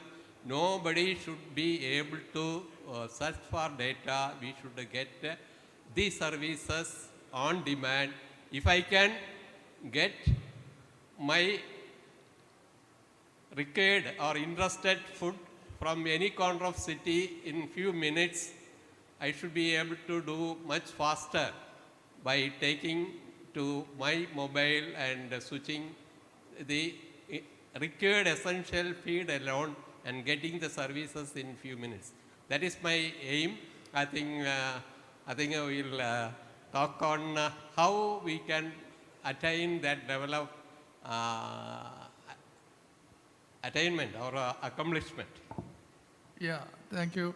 So the present, the KG's platform that we are expecting is a geospatial governance platform, which it will be also integrated with our Gramam platform, which is the grassroots level mapping and monitoring. It's a mobile application platform. Yeah, it's used for the mapping and complete Kerala into a spatial platform. And one of the component is the road mapping. Another component was a well survey that was been done, and the we have got a lot of land use mapping individually. There are 20 applications within the Gramam application to convert the entire state into a geospatial segment. So it's basically a 2D platform as of now. That 2D platform can integrate all the data from all departments and can go into an analytics which gives the results required for the people. So that services can be brought in. But what Levin sir was telling was the digital twin kind of thing, which will be the next phase of it only. Now the 2D platform is on the work, and the digital twin and the 3D aspects will come in as a second layer. But the thing that has to be done on a background from the government side should be, as Santosh sir told, we are a lot of applications. And there should be a system standardization. There should be a data standardization so that all these systems can link together. All the data can be linked together. So for this, we should have a Kerala geospatial policy initially. Kerala geospatial policy should be there. And on the other side, we need to have a data standardization and authorization agency, so that all the data and systems can be standardized and brought in, and which talk together and gives the results as required by Levin sir. So that gives better services to the people. So each and every requirements of the people can be addressed, because all the data of citizens is available with the IKM. All the spatial information is available, and when Gramam data comes in, it can be a big platform with granular information. So whatever requirements of the government and the citizen can be served. I think that will see question. Thank you, Dr. Suresh. I think we'll have a quick comments from both of you. Nancy, I think our dream is what is required, but I want to see within the my own lifetime happening it. So adding to Suresh's point, I can say that standardization of the data is one thing. And second thing is the procurement framework, because like us, there are a lot of companies like MSMEs are there. So their procurement need to have a framework. Even we got an opportunity to participate the smart city project of Trivandrum as well as to Cochin, but due to some conditions, we can't achieve that one. Later we did the outsourced work from those people. We did the ground penetration radar survey for the pipelines and all. We are actually doing the aerial LIDAR surveys. 3D mapping, like he said, we started with the digital twin only. Initially it was named like 3D mapping. Now it is digital twin. So we are doing that digital twin and all. So all this actually requirement is there in the government sector, but due to some certain conditions like turnover condition or some other condition, the MSMEs can't participate into those tenders. So I suggest make a procurement framework at least for the space technology company and the geospatial company who already having the product. We already having 4 product onboarded and we are developing the application in the open source only. So make that those products are onboard in the government for the effective e-governance. Thank you, Jansi. I think we will. It's quite interesting to note the points from government side, enterpreneur side, and everything. Geospatial policy, national geospatial policy, we have been closely following that. It is quite good for Kerala as well, but we never definitely have to customize it a little bit. I agree to that. But more than that, I think that KSPACE now has a responsibility to bring us all together. The geospatial entrepreneur, academician, and all these people under a framework so that we can deliver. We can deliver. That is better. Because KSREC has got a lot of data. We can provide technology. Entrepreneurs are there. So as Dr. Santosh was mentioning, KSPACE has a big role now to put all these things under one umbrella. That's what the point I would like to mention. Santosh. Just one thing, please download an app called Know Your Land. Usually what happens is, we have 10 cent land.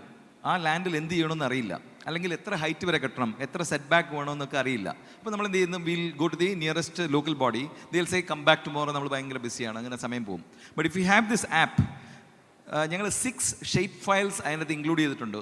ഒന്ന് airport zone, second railway zone, third high tension wire zone, 4 master plan zone, 5 eco sensitive zone and 6 CRZ. അപ്പോൾ നിങ്ങൾ land, ഈ app ഉണ്ട്, no your land എന്ന് പറയുന്ന app എടുത്തിട്ട് if you walk around, it will tell you exactly what is the height of the building that should come up, what should be the set back, lots of details. Then ഇതിൻ്റെ കൂടെ വേറൊരു കാര്യം നമ്മൾ develop ചെയ്തിരിക്കുന്നതാണ് K-മാപ്പ്. അതായത് വീടിൻ്റെ അപ്പുറത്ത് ഒരു ഭയങ്കര പൈലിംഗ് നടക്കുന്നു, suddenly some massive construction is happening, you have no idea what is there. You just need to go into K-map. It will tell you whether it's a licensed thing, building that is coming up, who is coming up, what is the cost of the building that is coming up, etc. So small interventions are happening. One is make your know your land, which is a separate app. Second is K-map, which is within K-smart. അങ്ങനെ കുറേ ഇപ്പം IC4 ആയാലും KSREC ആയാലും ഗ്രാമീണ ഭരണ കേന്ദ്രം IKM എല്ലാം പല കാര്യങ്ങൾ ചെയ്യുന്നുണ്ട്. എൻ്റെ ഒരു സങ്കടമാണ് ഞാൻ പറയുന്നത്, ഞങ്ങളെല്ലാം ഒരുമിച്ചല്ല ജോലി ചെയ്യുന്നത്. We need to work together. And ആ സൈലോസ് എന്ന് പറഞ്ഞല്ലോ, ഇതിന് മുമ്പേ പറഞ്ഞല്ലോ, ഞാൻ എന്നുള്ള ഭാവം എനിക്കുണ്ട്, ഇവർക്കുണ്ട്, അവർക്കുണ്ട്, എല്ലാവർക്കും ഉണ്ട്. പിന്നെ വേറൊരു കാര്യമുണ്ട്, IC4 എന്ന് വെച്ചാൽ ഓപ്പൺ സോഴ്സാണ്. ഞാൻ പോയി S3 പ്ലാറ്റ്ഫോം എടുക്കുമ്പോൾ അവർക്ക് ദേഷ്യം വരും. എന്തിനാണ് 1 കോടിയുടെ പ്ലാറ്റ്ഫോം എടുത്ത്, ഞങ്ങൾക്ക് ഇവിടെ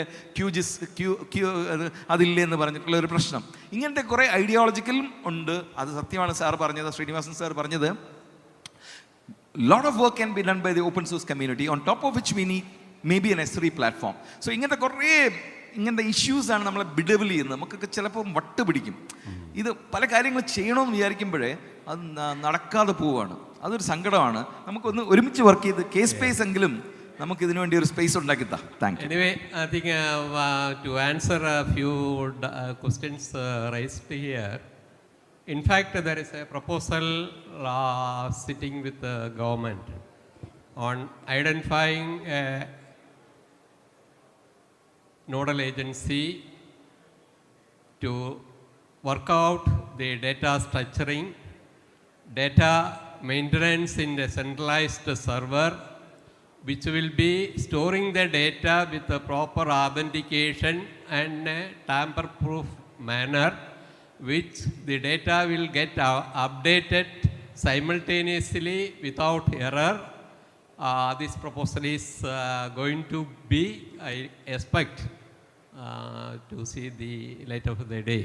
I think with that we'll conclude. I think our mission and target is very clear, and the schedule I have given indirectly. I think we have to do it extremely fast to keep our next generation within our state and within the country. Thank you very much. Thank you. Thank you to our moderator and panelists for that insightful discussion.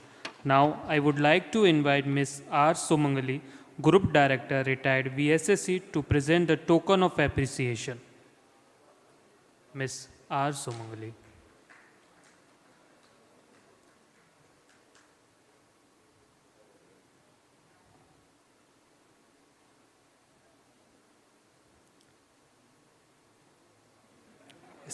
Starting with Shri G. Levin, CEO of Kerala Spacepark, Dr. Santosh Babu, IAS, retired MD, KFON, Dr. Suresh Francis, Senior Scientist, KSREC, Shri R. Srinivasan, Program Head, IC Force, Shrimati Jency Jose, Founder, CEO, Starwa Technology.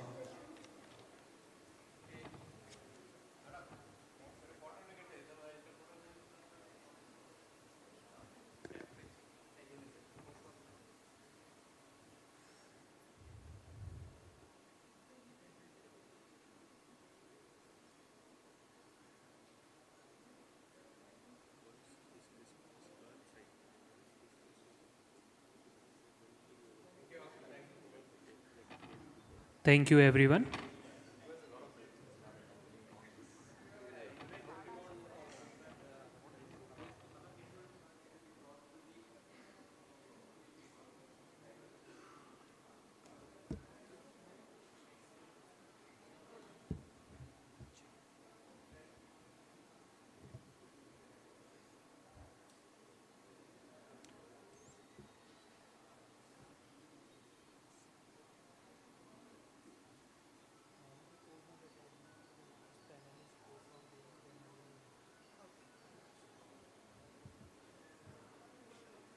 People are already going.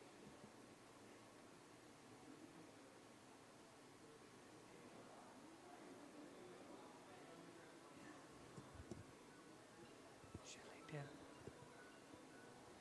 Shall I tell? People are already started going. Yeah. Now that concludes the morning session. We invite you all to join us for a lunch and rejoin us afterwards for the remaining session. Thank you.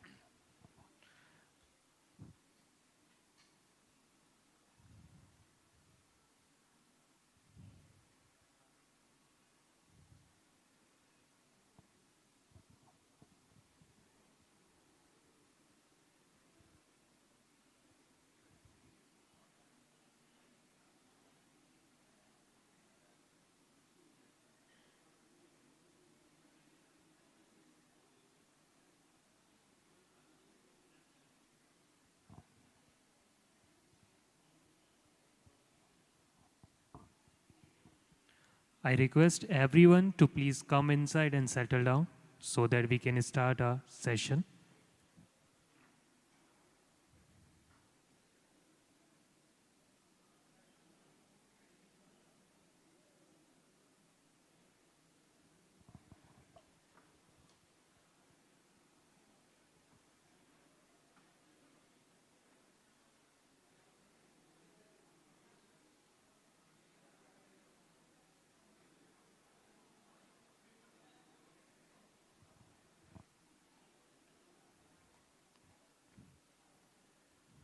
Please come inside and settle down fast.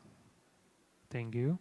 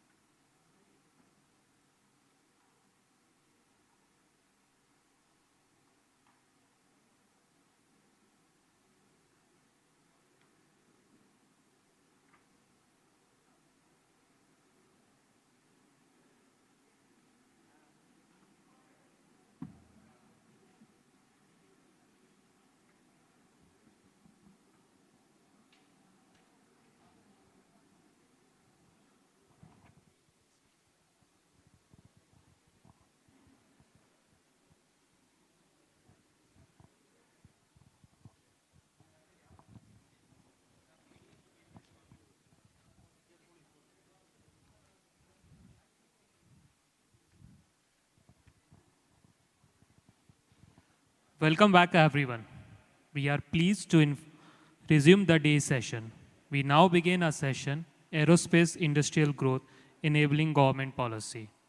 To begin this session, I now have the honor of inviting Shri Hari Krishnan R, IRTS Executive Director, KSIDC, Government of Kerala, to share his address on enabling policy towards ease doing business. May I now invite Sir to take the stage? Thank you.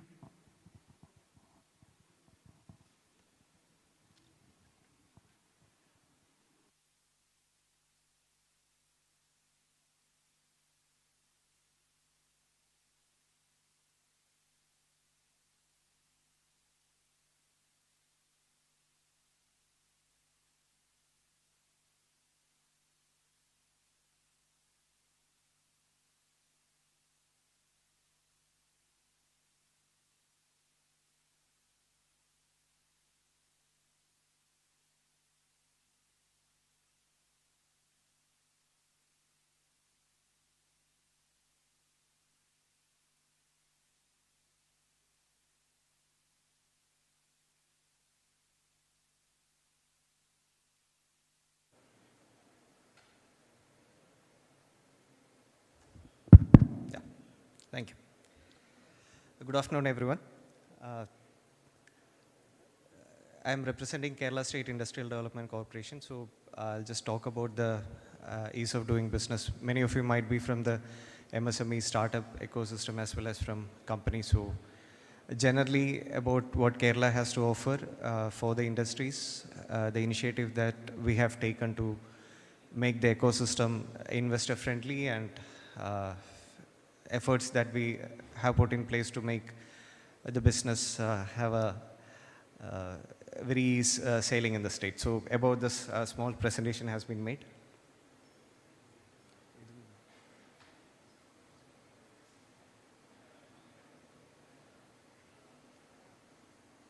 Can you help with this?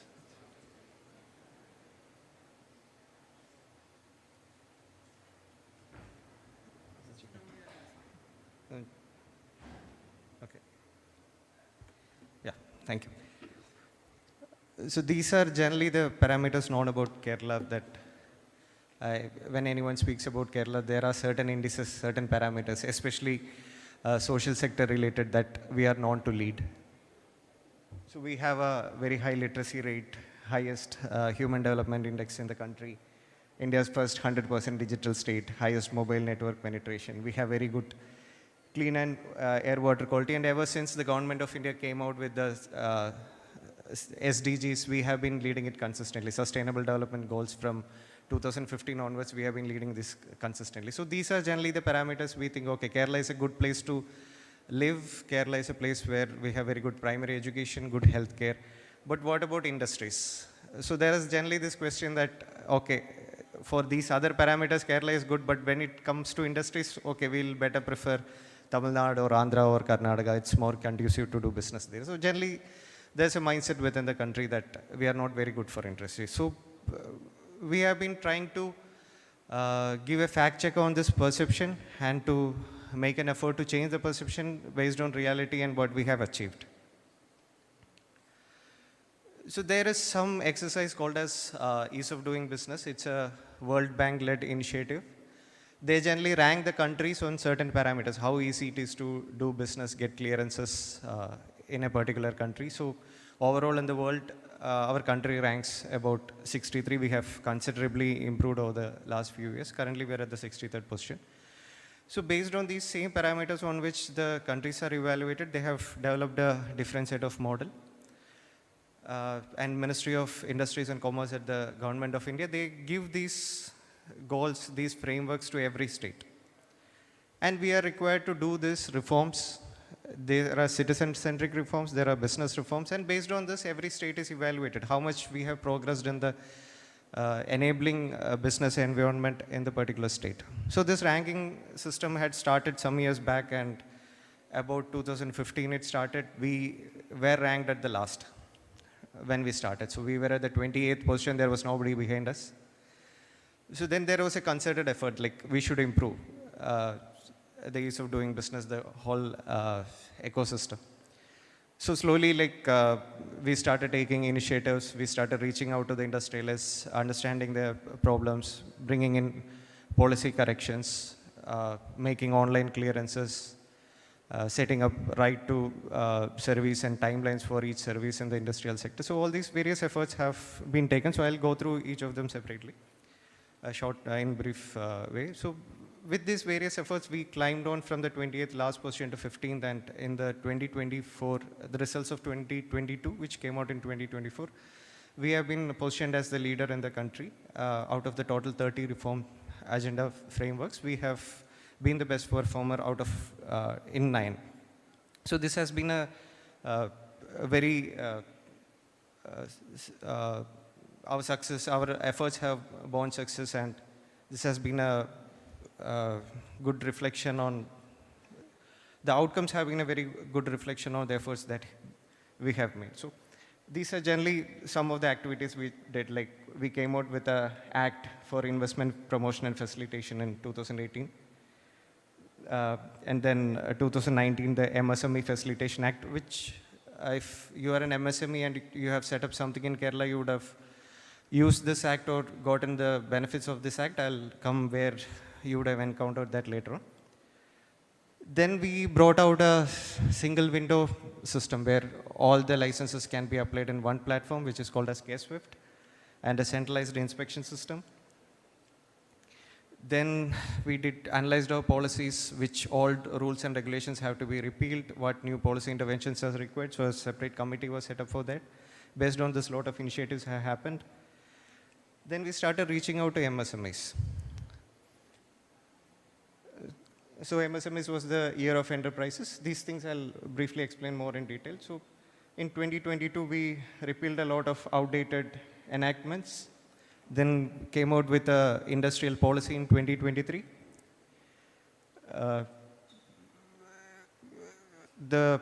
Another target which we had was, we have a lot of MSMEs which are less than 100 crores. So if we have 1,000 MSMEs which have a turnover of 100 crores, then we'll reach a combined turnover of 1 lakh crores. So we try to encourage these people to do a better business and provide them various supports from the side of government. So with that, we have currently achieved more than 350 numbers, like help them to transform to more than 100 crores. So the target is to have 1,000 of such companies. So this is what Mission 1000 is. And finally, we achieved the Best Performer award in the Ease of Doing Business by the Government of India in 2024. And recently in 2025 February, we did a global investors meet in Cochin. So we called many global companies. We have participation from more than 140 foreigners, and about 7 countries were partners in the event. About diplomats from 30 countries participated. So we had a very good participation. A lot of industries from outside India also participated. So all this we are trying to do to change the general perception of the state, as well as to improve the ecosystem of business in the state.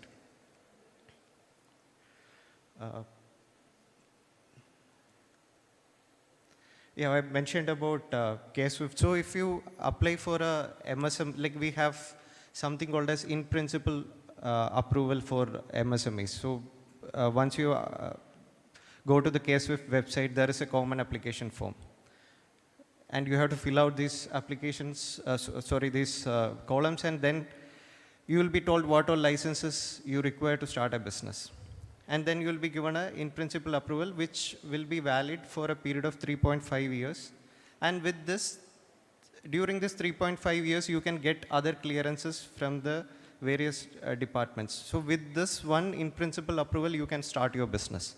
So this has been a game changer, and we have the correct data from 2019. We have been able to add about 3.5 lakh MSMEs in the state, which provides employment for about 7.9 lakh people, of which about 1.25 lakh are women entrepreneurs. Yeah, these are certain portals which we have brought out for, this is the KSWIFT address, this is the centralized inspection system, and this is a helpline which we have brought out for investment facilitation. So we get about 600 to 800 calls, enquiries regarding investment facilitation, industrial facilitation in this number every month. So this is quite active, and we are able to resolve the issues more or less. So as I was mentioning about the MSME ecosystem, we have the Year of Enterprises, which we started to reach out to MSMEs and help them progress. So this has been recognized by Government of India as one of the best practices in the country. And the same Year of Entrepreneurship, which we brought out as part of it, has been recognized by the American Society of Public Administration as one of the best initiatives taken out in public administration. So as I mentioned, we could generate about 3.5 lakh new MSMEs in the last 3.5 years. So the total number in the state is currently 4 lakhs. And to support this, there is something called as MSME insurance scheme. This is the address, msmeinsurance.industry.kerala.gov.in. So up to a maximum limit of 50 lakhs, the premium for it will be paid by the state government. So any entrepreneur can register under this. So this is the current, when we ask what is the current ecosystem of industries in the state of Kerala, this is a small snapshot of it. We have 147 industrial parks in the state. Many of you are from Kerala, I guess, and I'm sure most of you might not be knowing this, that we have these many industrial parks in the state. So we have 147. And to put this into perspective, Kerala as a state, the total land available is about 9.6 million acres of land our state has, land area, of which only 5% can be used for industries. That's because we have a coastal regulation zone, we have paddy and wetland conversion rules, we have Western Ghats on one side, ocean on the other side, we have 44 rivers, which creates a lot of wetlands, there are a lot of lakes. So we are not having a certain advantage as much as larger projects are concerned. So we are not trying to compete with those states where large parcels of land is available. We are trying to focus on our strength areas, which is niche technologies and aerospace and defense. The space sector fits uniquely into it, we believe, where we can contribute well. So we are trying to not compete with other states, but to complement. Like if there's a large manufacturing unit in Tamil Nadu, we hope that Kerala can provide the technical support, the GCC support for that. The R&D facilities can be set up in Kerala so that there is a mutual harmony and overall the country can progress. So we have 147 plus sector-specific parks. 3 new parks are coming up in Meds Park, Petrochemical in Kochi under the aegis of Kinfra, and Rubber Park in Kotte. So currently the state has about 10 lakh metric tons of warehouse capacity and 90,000 metric tons of cold storage capacity.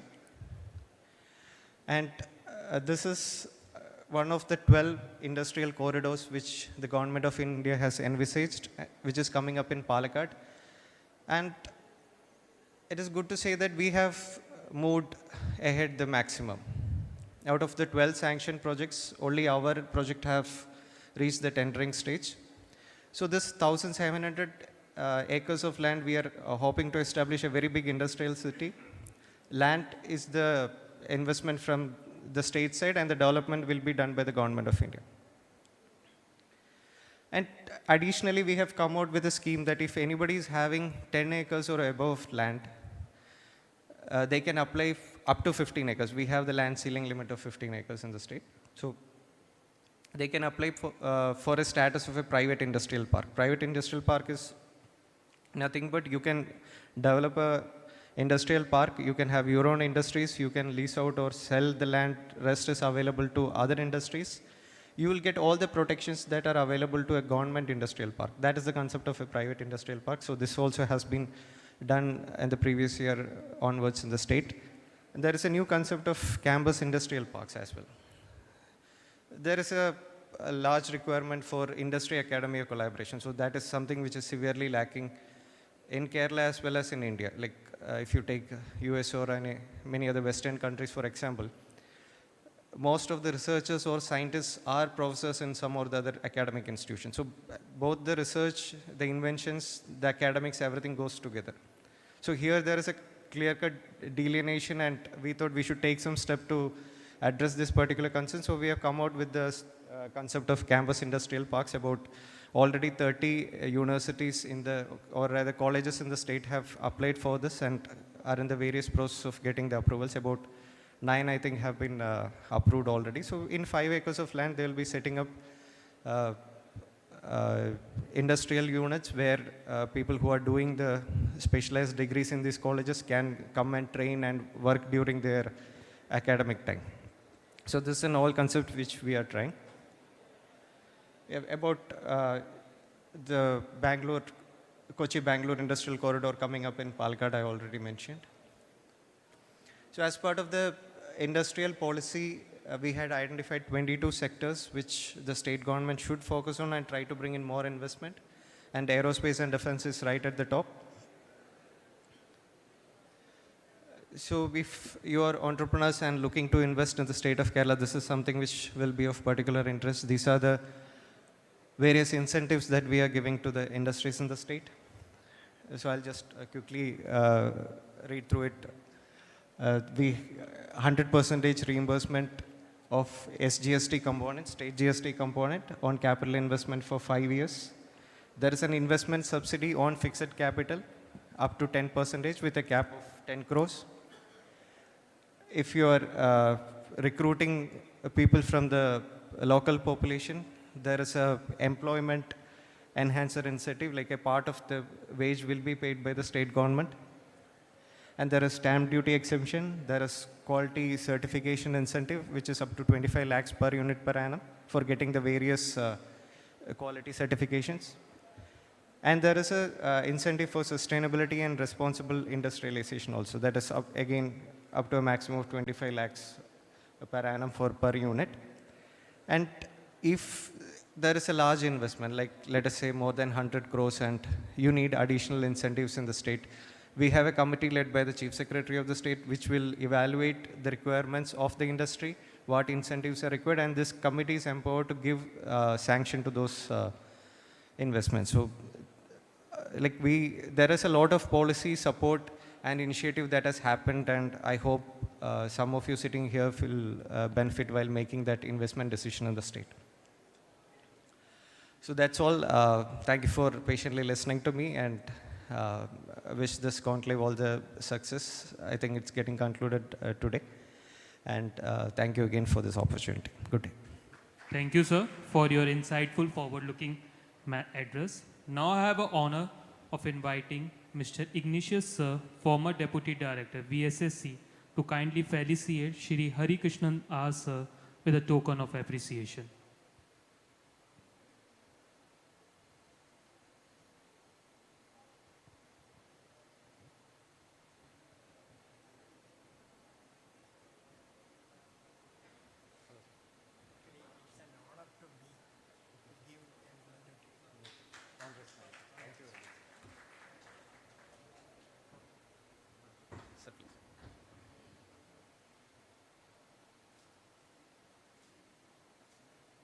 Thank you, sir. I now have the pleasure of inviting Shri G. Levin, sir, CEO of Kerala Spacepark, to address the gathering on Kerala aerospace ecosystem and policy initiatives.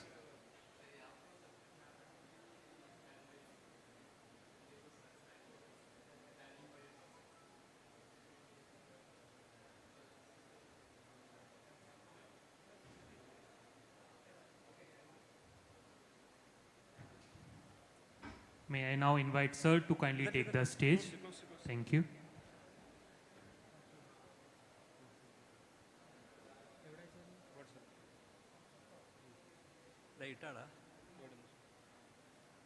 Presentation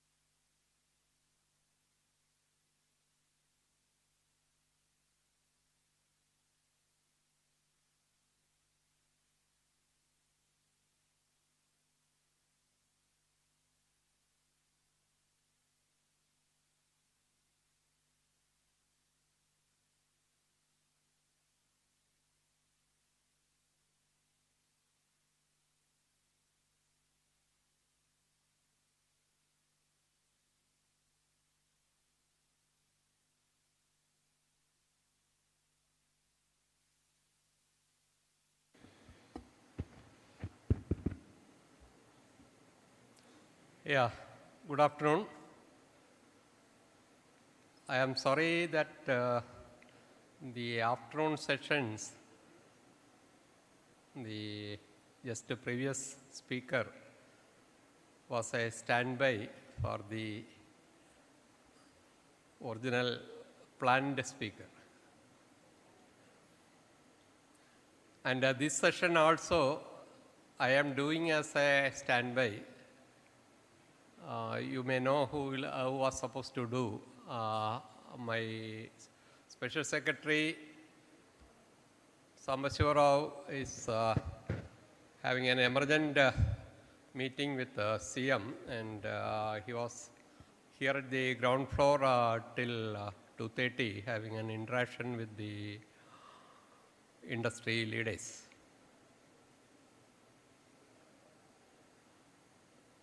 We have we are discussing what we have to do on the policy front, basically to support the industry and especially the new entrepreneurs, the startups. But basically what Hari Krishnan has very clearly brought out, we cannot compete with the neighboring states in every domain. We have to understand our strengths and acknowledge our weaknesses. Yesterday, our Minister for Industries, Mr. Rajiv, had mentioned about the Smile Card.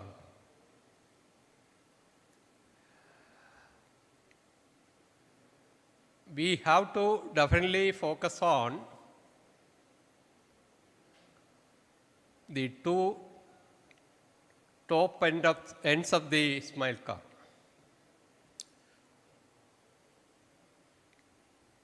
The high-tech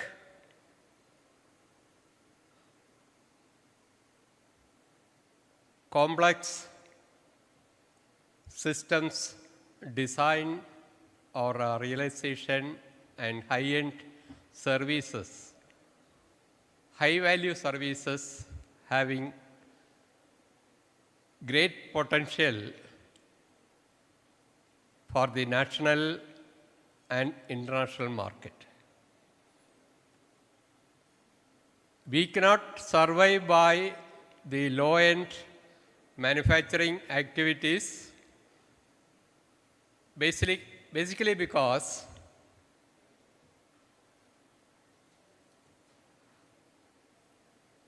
our quality of life is so high. Our cost of living is comparatively higher. Our aspirations of our youngsters are also extremely high. So definitely we have to focus on high value design and systems and services which will fetch us decent revenue. We should be able to afford to give very decent remuneration to the labor.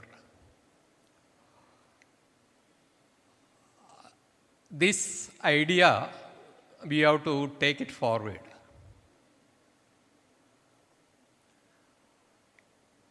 Our industrial ecosystem and the policies should be appropriately moderated, modified, or oriented for this philosophy, what is going on right now. Of course, the aerospace definitely fit into this domain, and I have no doubt anybody will come up with a challenge to that idea. The Kerala Spacepark could have been confined to space, but we have brought in the aviation and defense to the segment so that our industries will get enough volume of business, a larger and a deeper customer base, which will support the growth of the state. So that is our idea of integrating the so-called 3 domains to integrated aerospace sector. I think this slide has been enough discussed. Yesterday we had the foundation for the first building happening at Pallipuram. Actual work we are going to start. We are constructing the common facility center and R&D center. The relevance I have already told. We have around 120,000 square feet of built-up space, which is going to be ready at towards the end of 30 months. But I have the entrance already with me for 20,000 square feet. That is the interest of the ecosystem and the industry, what is prevailing here.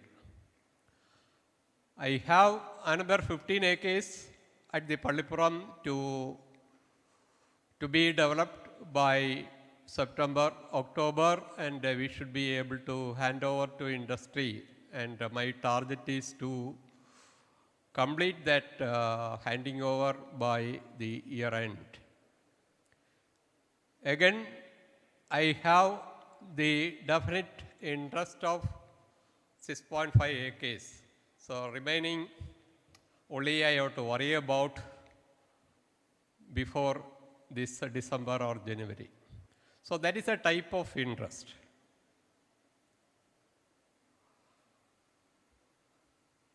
The Valimala project, you know the reason why we have identified a plot near to LPSC and IAST.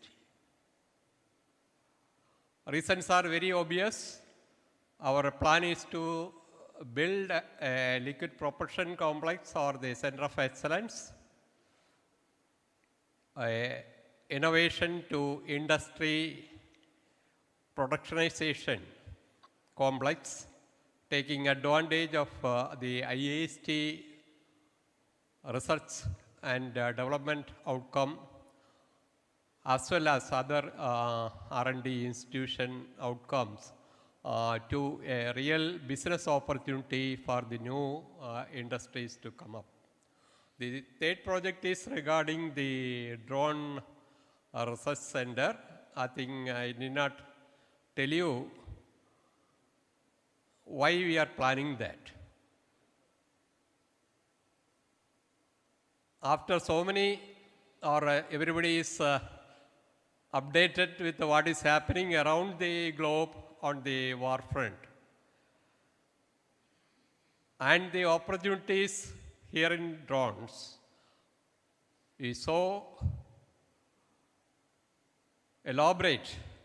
It's an amazingly surprising figure. I have 3 startup companies, all youngsters, connected to me doing drones. I want to take them further forward, penetrating the opportunities in the defense and other segments. So that is a target for the drone research center. I think we have gone very far about the acquisition of 60 acres of land at Veli. It is already approved. The KSPACE is going to finance the acquisition And we are going to have the aerospace control systems complex, aerospace inertial navigation and control complex, aerospace avionics systems complex, and we are almost getting 100 crore for the common facilities build up, supported by InSpace.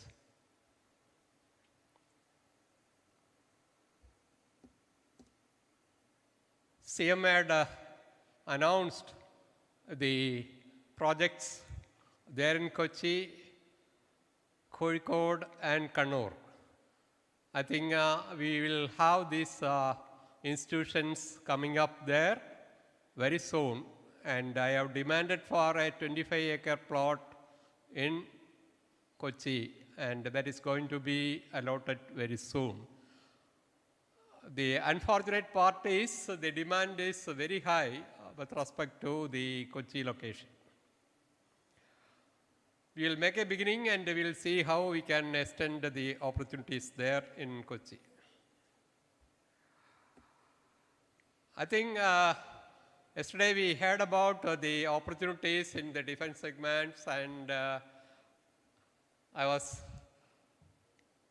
overwhelmed by the presentation by Colonel Sanjeev Nair.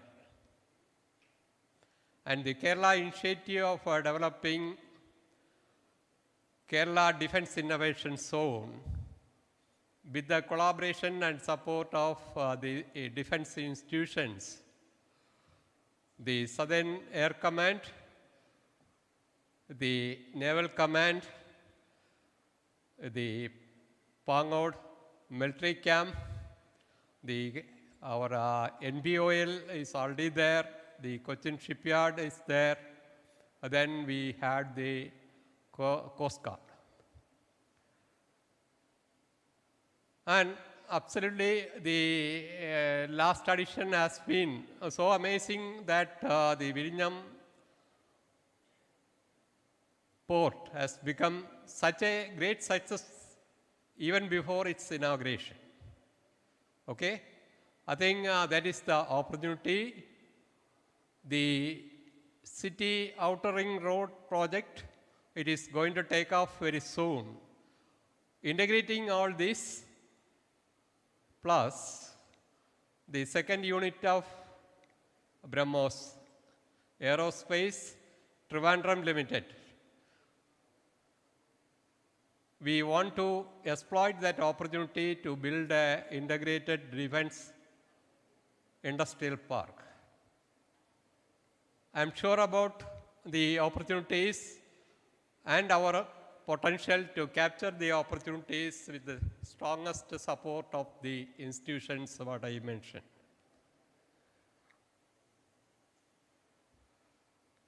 The composites, it is a very favorite domain for me during my ISRO days. The Aerospace Composites Center, we are planning at Thonakkal, just adjacent to the Life Science Park. It is proposed with a great vision. Take the state to the next level of prosperity and opportunities for the youngsters and the investors. I think all this I have already mentioned. Okay, we are a blessed state. We have the real required ecosystem in the aerospace segment. Of course, the ISRO community will continue to inspire us in our growth. The institutions, what I mentioned in the defense side, I think no other geography can boast about having 4 international airports within this 500-kilometer stretch of a state. And we are in the process of building the 5th one. The Vizhinjam port, it has already happened, and it is going to drive the prosperity of the state. The industrial corridor is happening. And Kerala State Industrial Development Corporation is going to be the prime agency who will enable the industrial growth of the state along with the incentives available as per the Kerala industrial policy. Kinfra across the state, they are building the necessary infra for the industries to land there.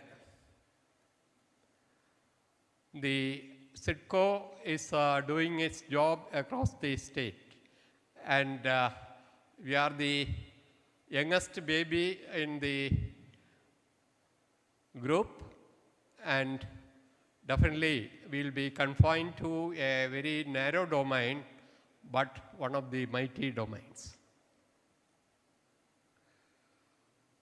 These opportunities we have already told, and the relevance of the downstream application side, how far we can penetrate and make the applications applied to the societal issues and make the life of the citizen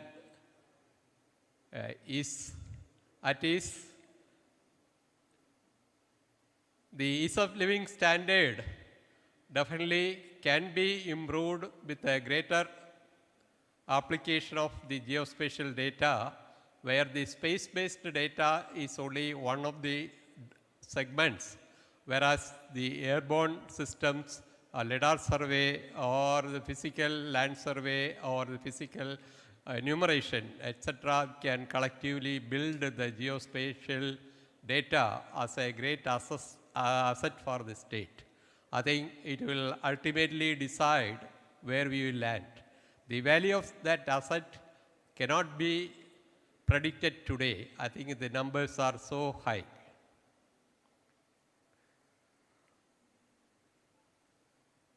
The mission for space alone, we have already told that by 2033 reaching $44 billion, and by 2040 reaching $100 billion, or 10% of the global market. It's a national mission, and we have set a 10% target of that 100 billion space economy, Indian space economy. Aviation, we are the fastest growing aviation market in the whole globe. The value is so high, we are definitely making great initiatives in the segment, and the opportunity is so vast, we should be able to capture a good portion of this opportunity to the Kerala. We are boasting as the 4th largest defense force across the globe. I think India is making a great stride into the in-house or indigenous making of hardwares and systems for the defense segment through the Atma Nirbhar Bharat or Make in India. The segments are getting activated.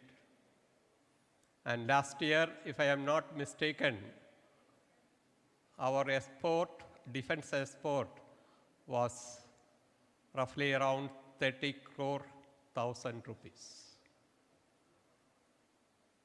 And government is making a target of making India a net surplus state if you combine the export and import. I think we have a larger share to take there. I think these are all certain glories. Everybody talk in different slides in different format. I think we have to talk and praise the glories and spread the news or spread the idea across the society.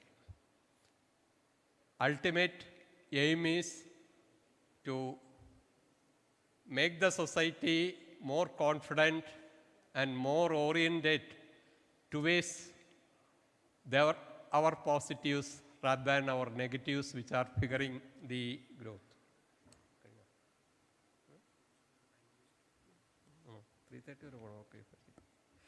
Okay, it's a great thing. Let us not spend time on the headlines of the newspapers or the news channels glorifying the crimes and negatives of the society so elaborately. Of course, we should be aware of to identify the issues and take the corrective action. Let us not spend too much of time to glorify and spoil our time and effort in listening to all these absurdities. Let us talk on our glories, on our achievements, on our youngsters' capability to this, building this country and building this state. I think that is the message all of us should spread to the society.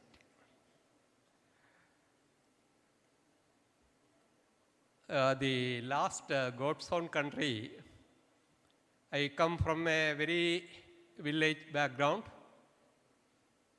Vakam. Its origin of the name is basically because almost 2/3 of our boundary is marked by lake. Since we are at the bank of lake, probably the name came.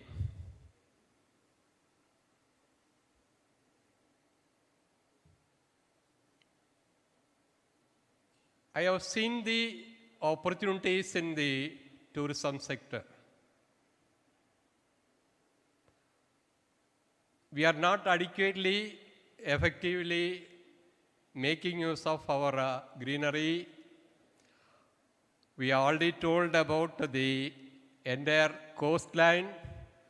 We have a vast inland water bodies, 44 rivers, what Harishan was telling, the high ranges. And the beauty and glory of the state is so amazing. You can mark the boundary of our state once you cross its boundary. You take a train travel or a bus journey, you will know whether you are in Kerala or the neighboring state. If you move across the globe,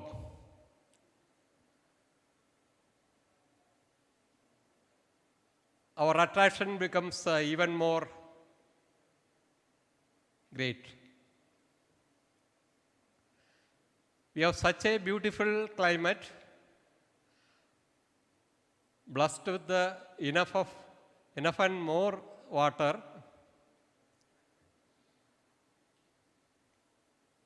enough and more greenery, and lot of avenues.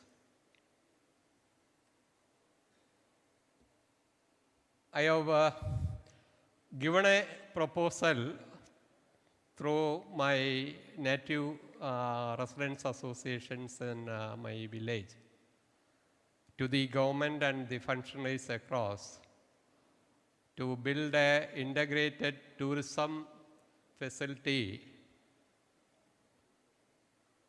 around this beautiful land, my native land. Government need not spend too much of money. There are enough investors available in the state. That's why you are seeing so much of financial scandals happening within the state. So we have enough capital, enough money, but we are not having a right guidance and support for the investors and giving them the clarity of opportunities and helping them to develop the business. I think this opportunity is available across Kerala. We all should understand this possible here. I'm told in Kerala there are 54 five-star hotels, which is not available even in Bombay city. It is not because that everybody going to five-star hotel daily and having that great dinner. It is only because people coming forward here into the state for different requirements, including the tourism. I think the opportunities are so great and wide and deep. We have to explore the possibilities beyond our conventional way of thinking. The Kerala Startups ecosystem. We all know last 4 years, the Kerala startup ecosystem is ranked first in the country, and we are fourth in the globe across the world.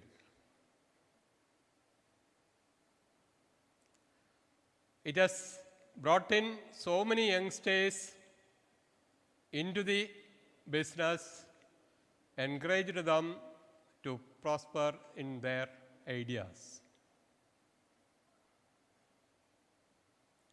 I should also say that we are saying a lot of negatives about the finance of the state. It was a reality. The most positive aspect of what I have seen in the last few days during the state budget, the state revenue has gone up 79% the last financial year. It is only because of the industrial activity and the spending happening within the state. So the initiative taken by Kerala through the startup mission in supporting the industry or the KSIDC in promoting the new industries are giving us great dividends. Probably we have to spend more on investment rather than focus more on the social sector. Obviously, that is also required. But as our economic prosperity goes up, we have to invest more and encourage more investment so that more investment and more business activities and more spending will happen within the state.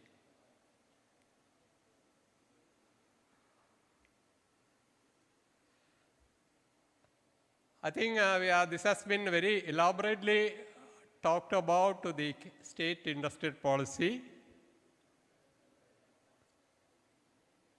The implementation agency for the state industrial policy or the initiation of the industries here.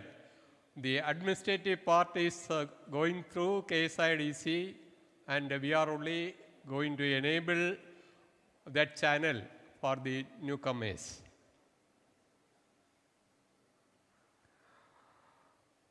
The financial incentives, whatever is being offered by the state industrial policy, again, I will get channeled for our segment through the Kerala Spacepark.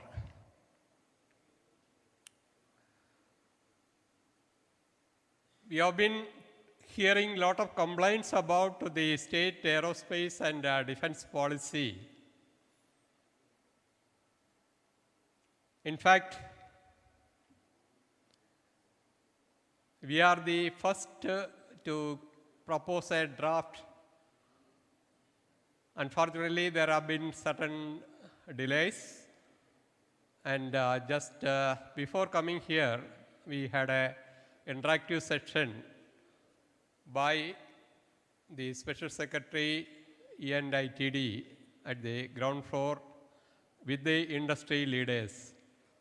And we are committing to have the Kerala aerospace industrial policy out within the shortest possible time. But the advantage today for Kerala, we have already the state industrial policy which has been updated quite recently. We have these industrial policy or aerospace industrial policies of Telangana, Tamil Nadu, Karnataka and Gujarat to take reference. So the initial draft I have updated, comparing the incentives at the other states and what we are offering through our industrial policy, what delta we can provide to make it at par with the other states, or probably we can enhance beyond that towards promoting the industries. Of course, land at free cost, it is quite impossible for the state for obvious reasons. So I don't want everybody to spend too much of money on acquiring so many acres to build a large manufacturing base, but focus on the high-tech, complex, high-revenue systems so that you require minimum land and minimum infra to focus on. So let us minimize the area requirement and build on or expand the vertical mode with the high value investment and high value activities. So that is the message. All the arms of state government, we are collaborating in enabling the marketing and support services. And if you visit my website, all the incentives as on today offered by the state, the Startup India, the Startup Mission, even MSME, Mighty, different arms, including the defense, the IDES or TDOI, these are all integrated and given there. Maybe I'll take a message, the format in which we have given is not proper. We have to integrate as a single page of data which will help them to understand what are the possible incentive schemes available across the agencies within Kerala and within India. I think this correction I take, probably in the next few days we are going to do.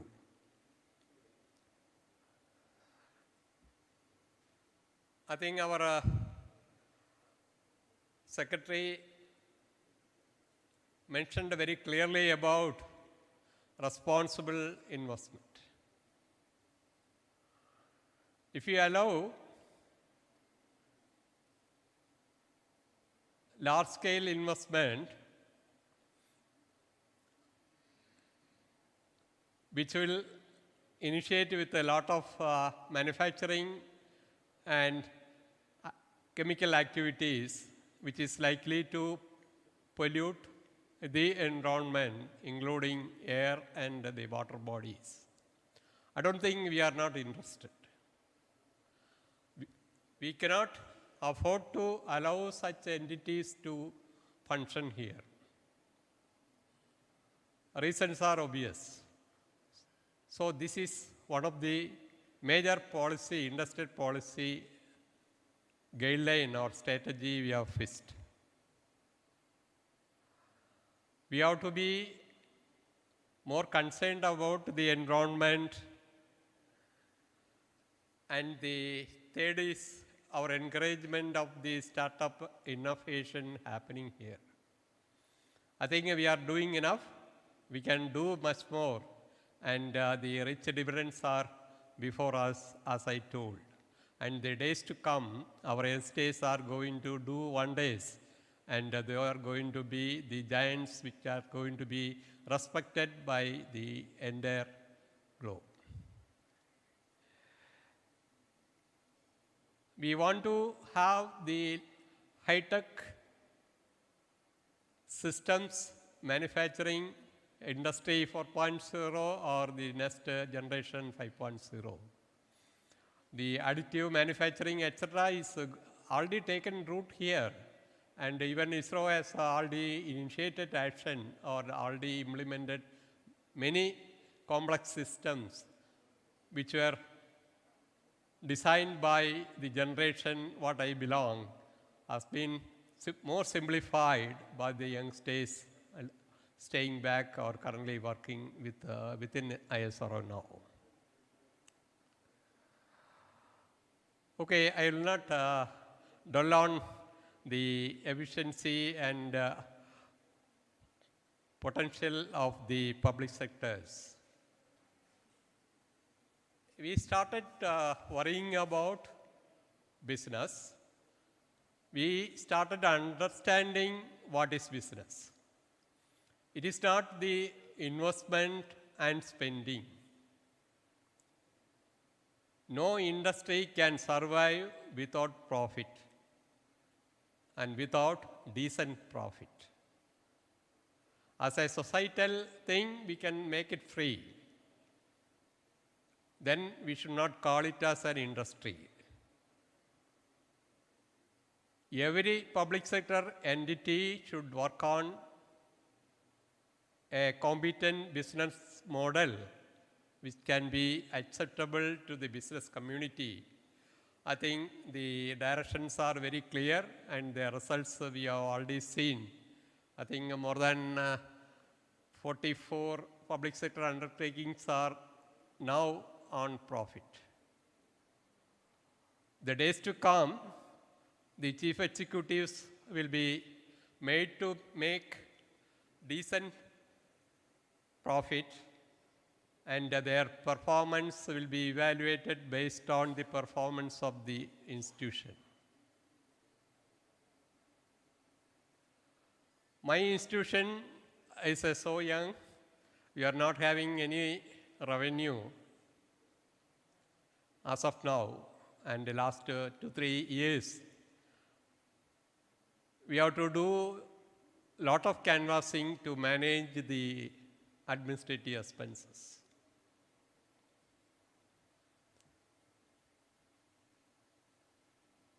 I have a target to make this institution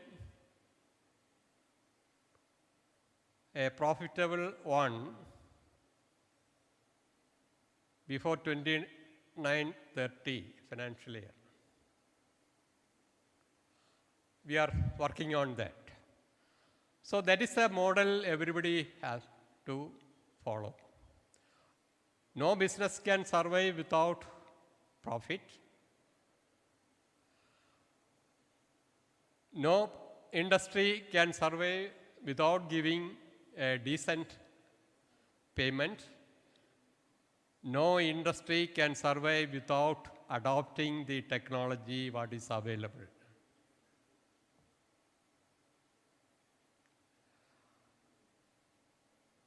Somebody reported, it is available in the media, Tesla plant is fully robotic.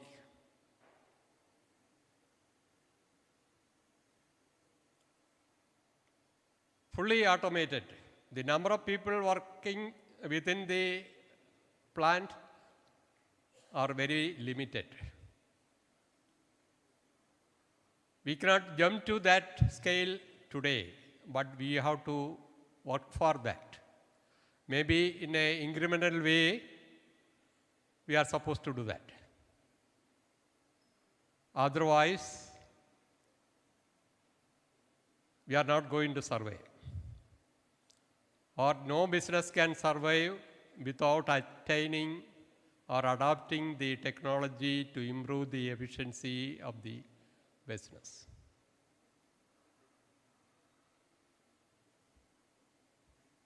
I think the government of Kerala has taken a bold step in attracting the private investment in building the private industrial parks.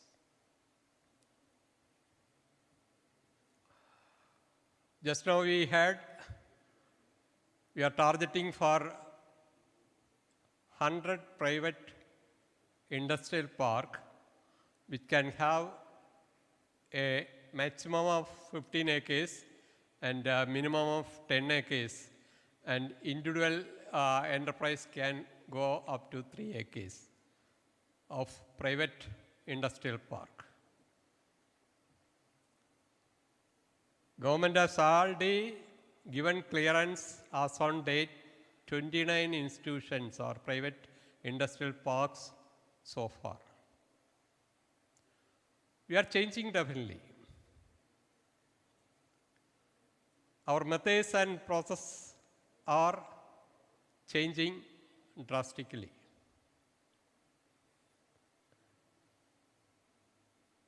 As we are hearing some time back, the pace at which we are doing things, it is not acceptable to my generation, because we would like to see all these things, all these wonders happening here by the youngsters whom we have invested heavily by giving most quality education, best of health, and best of environment available across the country elsewhere. This is going to be the future.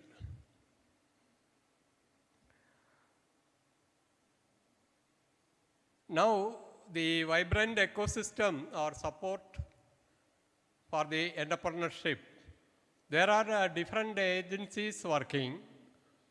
There is a better coordination, as we have seen in the last 2 days, among the institutions, among the government departments. All are in unison to focus for our aspirations for the future.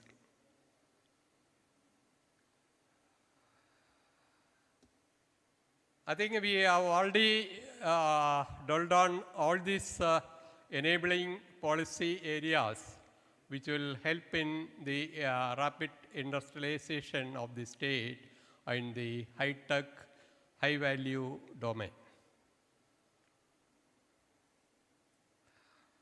I'm happy that out of the 18 priority segments selected by KSIDC or the industry department, aerospace and defense is occupying the first slot.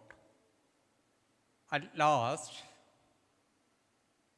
after several decades of waiting, we understand the opportunities before us, and we started prioritizing things to aspire for the opportunity, and it is well within our reach.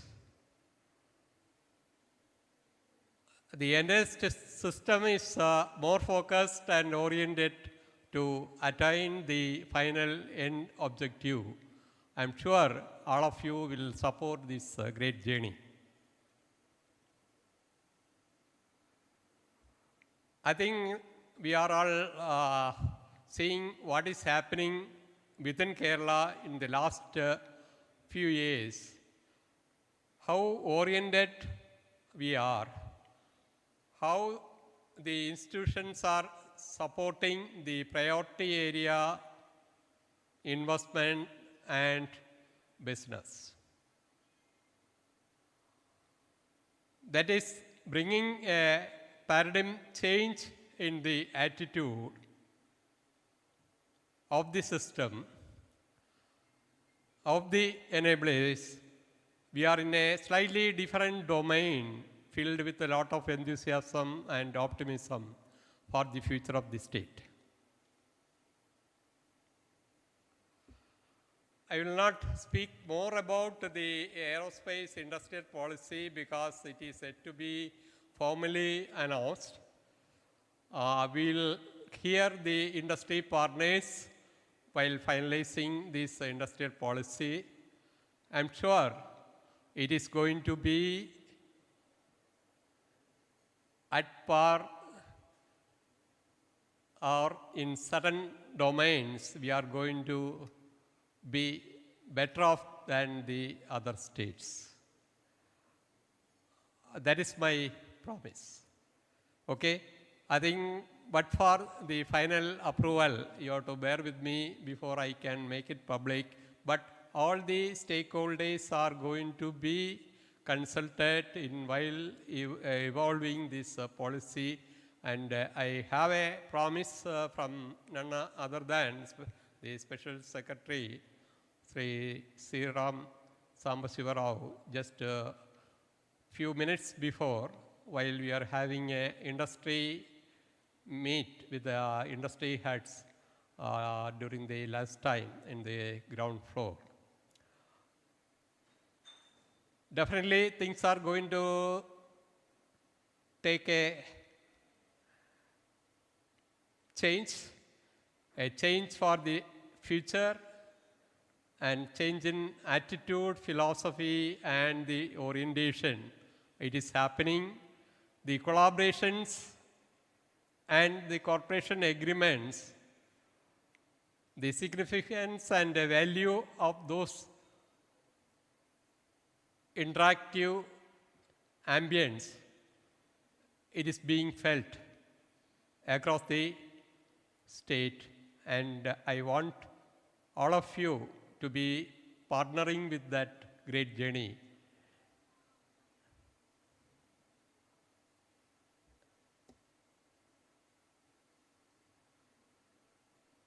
Okay, I think aerospace policy, industrial policy mission, I think I only slated few. I think you need not worry about. I think I am there to support any segment which can be connected to me in the aerospace domain. Even remote possibilities of connection is okay for me, because I am not operating the incentive part directly.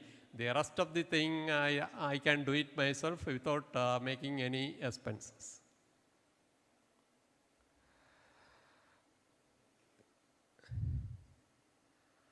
This part I have already told. We are not a competitor for the Kerala State Industrial Development Corporation. We are only a partnering and joining hands in enabling the industry promotion. The single window clearance mechanism, it is part of the industrial policy, and we are going to enable that part. The industrial area boards and domain-specific cells, as proposed in the just previous meeting with the industry teams, it is going to happen.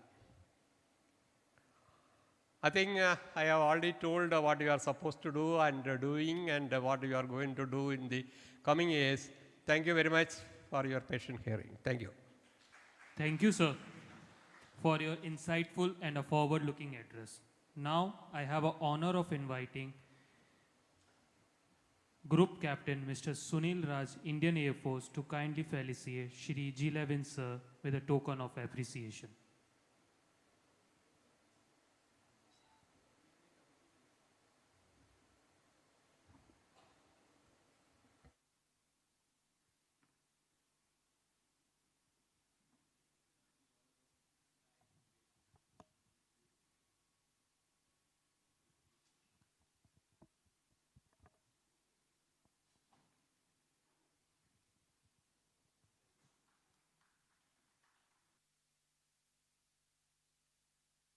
I read about Group Captain Sunil Raj. I met him few minutes before, so we got connected and understood each other, and definitely he is here to give me this memento. But my motive is to connect KSPACE to the defense segment. I think with that clear background objective, I requested you to come over here on the stage. Thank you so much.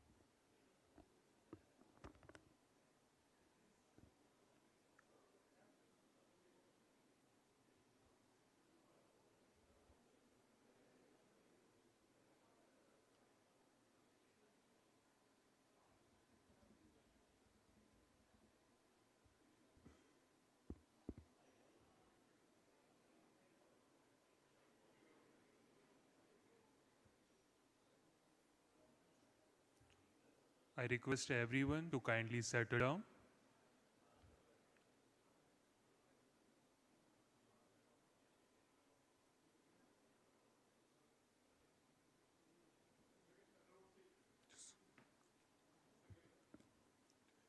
I request everyone to kindly settle down so that we can start a panel discussion.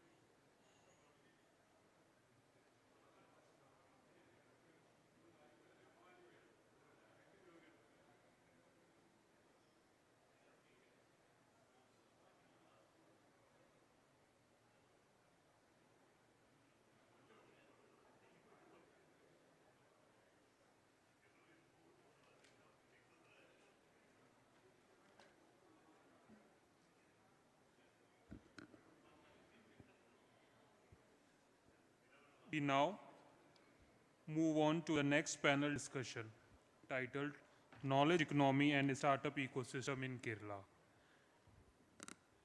We are honored to have with us Professor Santosh Kurup, Digital University of Kerala, as moderator of the session. Joining Professor Santosh Kurup on the panel today are the following distinguished panelists.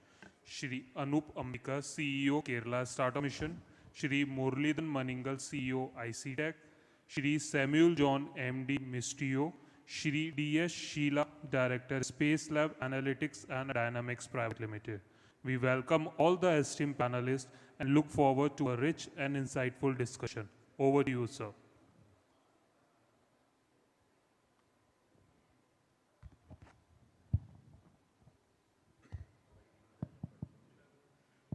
Hello. So good afternoon, everybody. Good afternoon, all at the panel. My name is Santosh. I am from Digital University, Kerala. Thank you for introducing the panel. Before I get into the real discussion, I just wanted to clarify that I am called as Professor of Practice, which means that I am not a real professor.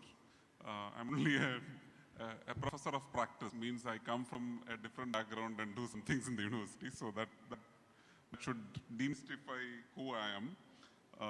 This is a very interesting topic here that was given, which is around knowledge economy and startup ecosystem in Kerala. Again, incidentally, I thought I can be a good speaker because over the past many years, thanks to all my colleagues, I haven't interacted with you much, ma'am, but wherever events happen, I feel that I have some content, but most of the organizers put me as moderator. But I felt very honored that this time I am going to be a speaker, but yesterday night that got changed and I became again a moderator. Thanks to Levin sir for that. I really appreciate that. But on a serious note, I understand that Dr. Usha Titus madam has got another assignment with the Honorable Chief Minister, so she couldn't make it. But apart from that, we have an extremely talented panel. We have Samuel John, who is the MD and CEO of Mistio. He's a serial entrepreneur. In fact, there is a small history that Samuel has with Spacepark, which I will come in a minute. So on behalf of all, let us give a warm welcome to Sam. We have Anup Ambika, who is the CEO of Kerala Startup Mission. Again, in the history of Kerala Startup Mission, we actually have an entrepreneur as its CEO, which again He has successfully managed to run a couple of startups and pivoted out of it successfully. And now he's heading the startup mission ecosystem, which is seeing a lot of traction in that context. So again, on behalf of all of you, welcome Anup. We have Ms. Sheila. She is a veteran in this ecosystem, which is the space ecosystem. She is from the ISRO community. After her retirement, many of us, I'm actually thinking of early retirement, but people like her become more active after retirement. So after retirement, she has started an organization called Space Lab Analytics, and she's a director there, and we understand that it is doing great job. So on behalf of all, let us welcome Sheila ma'am. Finally, not the least, my friend Murali. Murali again has a rich industrial experience. We share a lot of commonalities, interestingly. We are from NIT Calicut. We started off our career in TCS. I left CEO of ICT Academy and now he's the CEO of ICT Academy. So he's the CEO for ICT Academy with, again, over 30 years of industry experience, if I understand it right. So on behalf of all of you, a warm welcome to you, Murali. Now, I said I will give a small incident on the Spacepark. I still remember, I think 2017 or 18, sometime during that time, a gentleman called Samuel John steps into the then IT secretary, Mr. Shivshankar, and gave a very dramatic PowerPoint presentation, which he's very good as a salesperson. So he did a beautiful pitch about the possibility of having, it had some other name, if I remember, trans something. So he gave a presentation about setting up a space ecosystem in Kerala in alignment with the VSSC ISRO network. As usual, then Shivshankar sir has the habit, because he feels that he is not qualified to digest these things, so he calls some of us, gets together into a huddle, and as usual, some people like me had this typical pucham, Malayali pucham, and said, this is not going to work, and things like that, right? But incidentally, in the subsequent discussions around what's next for Kerala, there was a detail level strategy discussions that happened for months. And one area that came out very, very substantially high on this list of priorities was about setting up a space park or space ecosystem. And interestingly, when I did my master's, I did master's in control systems, and I had this, and I went into software and did a lot of other things. So I had this dream of doing something in the space ecosystem, and it was luckily or incidentally assigned to me to take it up as an initiative, and we took this up, and then it had its own ups and downs, and we became very famous for many wrong reasons and things like that. But luckily, it got transitioned to the right person a few years back, and I think whatever we are seeing in the Kerala Space Park is because of Sri Levin sir and his team, which has done a fantastic job. So what I wanted to say is it's a small world, Sam, so it came all the way around. A small thread that you initiated has actually become something like this. So I wanted to tell that you should be feeling proud of it, because you are also a part of something that has triggered it. So I wanted to start off with you, because the program is about knowledge economy and startup ecosystem. It has got certain level of connection, but for that matter, we will leave that particular knowledge economy part right now aside. But I wanted to start from the history itself. Why did you think Kerala can be the right place for this? I mean, I'm not the person to answer that question, because I think that question was answered a long time back when ISRO and VSSC found its home in Kerala. What was interesting to me was the knowledge economy part, right? That's what prompted the center, I think, where when we looked at it, we had so much of resources that is here, so much of knowledge, and we're talking about 40, 45 years worth of knowledge that is sitting there to be disseminated, and then it just so happened that everything converged in such a way that the space industry was taking off, and we thought this is the place where we need to have the second evolution, because we have set all the frameworks, like for example, the Technopark. Okay, Technopark is your basic template that everybody has emulated, right? So when we looked at it, it just made sense to bring these two things together. At the same time, my previous assignment, as you very well know, while I was pitching the Spacepark, I was working for a satellite satellite data startup. We were all, youngsters, so to speak. Some of them had their first jobs in that company, and we were completely, we were totally moorless. I mean, we did not have any direction. We thought, satellite will come, and then we will do the data analytics, and then we will make money, and we'll become millionaires. This entire thing. But what it was when we looked into it, there was a very, very serious knowledge gap that had to be addressed. In one form or the other, these knowledge gaps were being addressed. For example, IAS is your best case example. But in the industry, to move fast, we simply did not have any of these frameworks. So we thought, why not? Let's get into this. Let's make sure that let Trivandrum be the home, because everything has been demonstrated already. It's just a matter of changing the title from, let's say, a Technopark to a Space Park. And I think, yesterday and today, I think that that vision has finally come true. And I think I'm very proud of the fact that, we were there right from the very beginning. You also, sir, you played a very instrumental role in taking the ship through the troubled waters at certain point in time. So that would be my response. Thank you. To you, Anup, because I remember we are all part of this mission of developing Kerala into a knowledge economy. Many times we keep hearing about developing Kerala into a knowledge economy.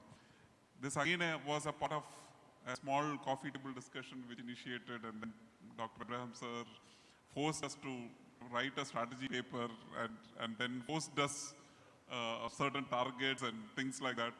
And that's how it started. But the philosophy is that I remember Anup giving a lot of examples. I'm going to steal some of your thunder so that you will have to think of something else. When we talked about knowledge economy, one of the new trends that we started to see was the bifurcation of the new age jobs. It is no more about permanent jobs, long-term jobs, and things like that. It was about gig economy and freelance economy and micro entrepreneurships and things like that. And Anu used to say that he used to give an example about gig economy. He starts with who is the biggest gig player, gig economist or gig freelancer in Kerala, and he says that Mohanlal or Mammootty is perhaps the biggest one, right? And based on which we start driving that. So the point is, Kerala traditionally has been having this entrepreneurial mind. If I hear from many people. Of course, there was a south and north divide. If you go towards south, maybe it is less on that, but towards north, it is very, very entrepreneurial. And the second element of it is traditionally, again, in the 60s onwards, Kerala has languished or has become what it is today is primarily because it was able to export talent to the outside world, be it nurses, be it plumbers, be it electricians to Middle East and other countries. So that was a seed for knowledge economy mission, if you remember, Anup. The crux of knowledge economy mission, even now, of course, job is one element of it, but as I said, it is fading and it is changing into different means. The very essence of success in knowledge economy comes from how many job creators are out there. And you are into a mission of running that for Kerala. Not only Kerala, I think you're setting some very high targets for other states to compete. So from a Kerala startup mission perspective, two questions maybe. What are the things that you have done in the last 3 years, which the audience may wanted to know, which is aligned to the knowledge economy as well as something aligned to space? And what could be the kind of future goals that you have? Yeah, I think I'll try to answer one by one. And I also want to probably remember a story. So maybe a decade back, when I was the secretary of GTech, I saw Ranjit Ramanjam here somewhere, so we were working together. A boy came to my office and said that he wanted to build micro satellites or whatever, small satellites, right? And I have narrated this story many places. And I asked him, like, where are you from? Where did you study? That is my standard question. Are you from IIT? Are you from CET? You know? And he said that I am from Neyarangara, and some college that I have never heard of. I studied there. And I asked then, what did you do? And he said, I went to Wharton. And I'm like, Wharton? Wharton is one of the largest or most prominent business schools in the entire world. The best MBA program used to be Wharton's. So I thought there is something wrong with this guy, and he's bluffing, and I don't think I immediately discounted him. And then I think a couple of years back when I joined Kerala Startup Mission, and KSPACE Levin sir has joined, and we wanted to actually put together a group of people as think tanks about, to do some discussions on space and how we move forward. Then I had literally hunt this boy down and take his number, because by that time he had built a space company called Kava Systems based out of New York. And he actually was in the news about how perfectly the satellites were able to predict the drones or something like that, the drone movements as part of the Operation Sindoor. So one of the lessons that I learned in that incident is that never discount anybody for that matter, because none of us are eligible enough to predict what will happen in the future. So one of the learnings that we have done, and as part of that, what we have tried to do in the last 2-3 years, is to democratize this entire startup or innovation program. So we wanted to actually not just be concentrated on Trivandrum or Cochin or Calicut, but we wanted to do it in Kasaragod, we wanted to do it in Kottarakara, we wanted to do it in Kannur. So we started a series of centers called LEAP Co-working Centers, where people could come and present their ideas, refine their ideas, and then move forward into starting a company. That is one of the things that we did. And today morning, incidentally, I went to Spacepark. The project officer is here somewhere. He just came and shook hands with me. There he is. And I happened to meet, Netrasemi is a company that I keep talking about, but they are into Edge AI. But then I talked to Oxens. I think they have a stall here somewhere. Oxens Labs. And I have to say that I was so excited about the possibilities that they open up. Because Kannan is a good friend, Sudhir is a good friend, Hari Natarajan was my senior in college. But when they explained Oxens before, I thought, okay, it's some sort of underground sensing or something like that. But today morning, I went in and spent 1.5 hours with Oxens Labs, which makes me think that is probably, if the right capital is provided to them, this is going to be probably one of the game-changing startups of the entire country, which will produce good products for the world. Right? They are talking about, so usually we see antennas which are wide, far and wide, right? They're talking about miniaturizing to do this size, which means that the LEO satellites, the ground stations, the drone imageries, everything will have a much more bigger precision. And the cost will be probably 1/10 of what it is for a regular antenna. In that process, I also saw a company called Hallmark. Anybody heard about a company called Hallmark? Most of the people who work in space does. Santosh, have you? I'm hearing, I've heard about it because I think lately Piyush Goyal came and spent some time with them. And he actually posted. And I was thinking, which company is this? And today I saw the product that Hallmark produced. Madam, have you seen it? It's a fantastic company. It's a 200 crore company making instruments out of Kalmasheri. And most of the times we don't know about it. Sir, the spelling is Hollmarc. Levin sir, if you're looking for it, yeah. Hollmarc. And it's a fantastic company. But what is going to be the biggest impediment for this company, Oxens? They're looking at $3 million right now, but to get that entire vision out, they would probably need a funding of $100 million and probably around 10 to 15 years of hard work. So patient capital is going to be something that we need to build. And there are some efforts. KFML is putting together a fund, a new fund. It will start with around 250 crores or something like that, which will be exclusively for Kerala companies. We are also trying to create some funding through a program called Ignite, where we want to bring together this high net worth individuals of the district and provide funding for these people who are coming. Say somebody like Kava or Chris comes to us and asks for some funding, then we immediately have an opportunity. So Trivandrum, Hari must be here somewhere.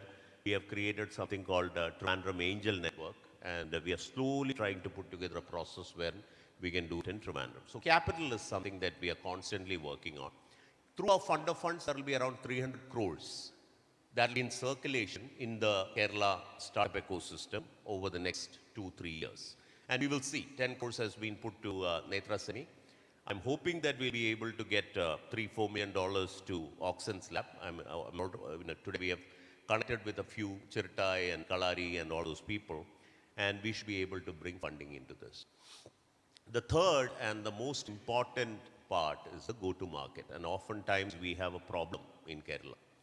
I have an idea, I'm so much in love with that idea, and then I go ahead and start a company, right?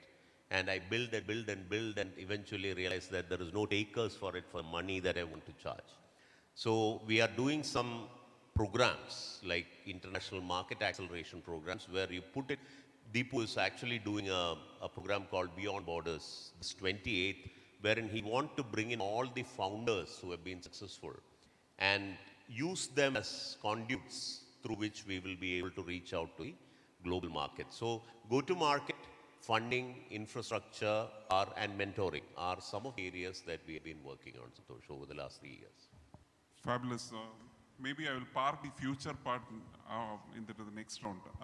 I think you are right. In terms of startups, many times what they struggle is the funding. And interestingly, you have also got it right that when it comes to space startups, because I'm still associated in a small way with them, runway for space startups needs to be much larger. And you can't, the investors should not come in and say, I wanted exponential growth in 3 years, 5 years. It cannot happen. As you rightly said, it may go for a decade or plus and things like that, which is great. In fact, the idea of bringing founders together and then reaching out to the external market is a great one. One little suggestion would be maybe if even we should connect with all the large companies like USTs and TCSs and tap into their clients, which could be international in nature. And is there a mechanism to connect with them, engage with them, and probably inspire them to come and support these kind of things? Then the whole network will be much bigger is what I believe. But great stuff. I think as always, Startup Mission is pioneering a lot of interesting activities out there. Moving on to ma'am, wanted to split the question into two parts. One is we wanted to understand with the KSPACE in context, where it is mostly about collaboration with private entities and public entities together, which again was a revolution, if I may say, where our state started off with, though we are a little delayed. The national policy around public-private partnership, etc., has started to appear now. So hopefully things will change. But being an ISRO veteran, first part is how ISRO is prepared to do this kind of activities. What are the initiatives that ISRO, from your understanding, is doing? Secondly, we are interested to know what your current organization does. So these are two questions. Good evening. The first question concerns ISRO. I think ISRO started even though it is not through an ecosystem, it is started attaching with the private entrepreneurs, right? And for many years, the production of many materials and manufacturing, I think it was going through a system, which is the technology is given by ISRO, and it is getting developed in the private entrepreneurs, and it is thoroughly tested by ISRO and used for the ISRO missions. Because that was in the mechanical area and in the electronics area. I think electron plays a major role in that. Yesterday, Naram sir was talking about the AEROXPO products. This is getting tested in electron. and full, I think the support, technical support and background, everything ISRO gives, and they get it tested and induct in our space programs. This was going through, and meantime, I think 2020, 21, the private entrepreneurs were allowed by the central government. So that time, a lot of private entrepreneurs started coming up into this. And you can see now, these are few stalls which are working in the space area. There are quite a few startups or companies which are making a lot of products for ISRO. So your question of coming to the knowledge economy, like I think earlier days it was not approachable, so the space is not approachable. Now with the induction of private entrepreneurs, it is. But still, the KSPACE has to come forward, and I think this is a starting point of it, and it will act as a mediation, because knowledge economy from state government, I think they have a ASAP, because skill development comes as a part of knowledge economy. So ASAP, and next is, I think, knowledge economy mission. The mission, that department is planning to have 30 lakhs of expert or the skilled people, and out of its 20 lakhs of employment by 2026. So in that, I think space can also play a role to get into it, because this is an area where a lot of things. Yesterday, our speakers, Subbarao, our CMD of ATL, was talking about a lot of opportunities in the launch vehicle, satellites, and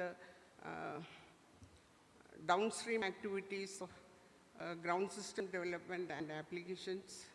And Teltron chairman, Dr. Narendra sir, was talking on the AONI system development, a lot of opportunities, and in spite of all, of course, defense also comes along with this. Our CTO, CEO, Dr. Colonel Sanjeev Nair, was giving an ocean of opportunities in the defense area. So many things, if you look at it, they are related. Mission, defense and the space. And to your second question, the area in which I am working, I have a stall here. It's Space Labs, my company name is. That works in the niche area, and the space and the defense, because it is common.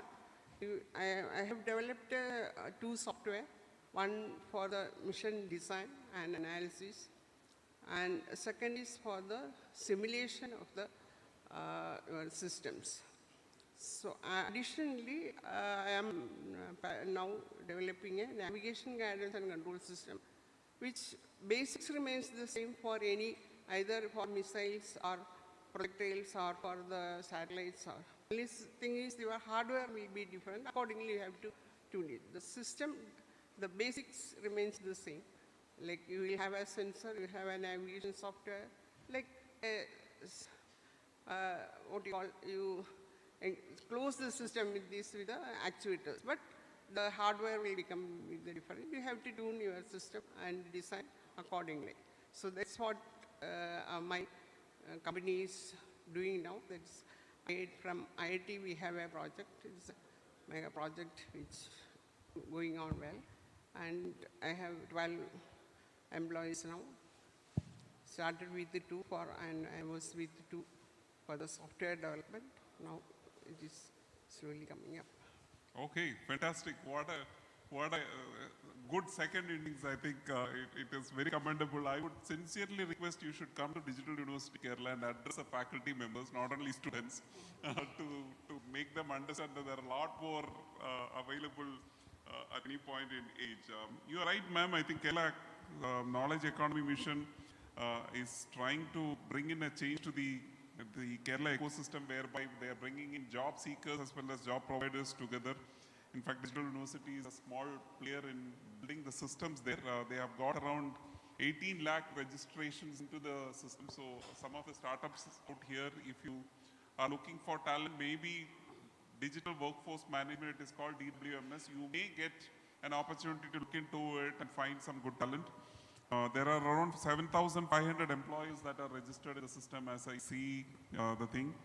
Around 10,000, 1,000 internships and 20 lakh vacancies are already reported into the system, and around 700 skill programs are also running into the system. So that's the kind of scale that they are building it up. So great.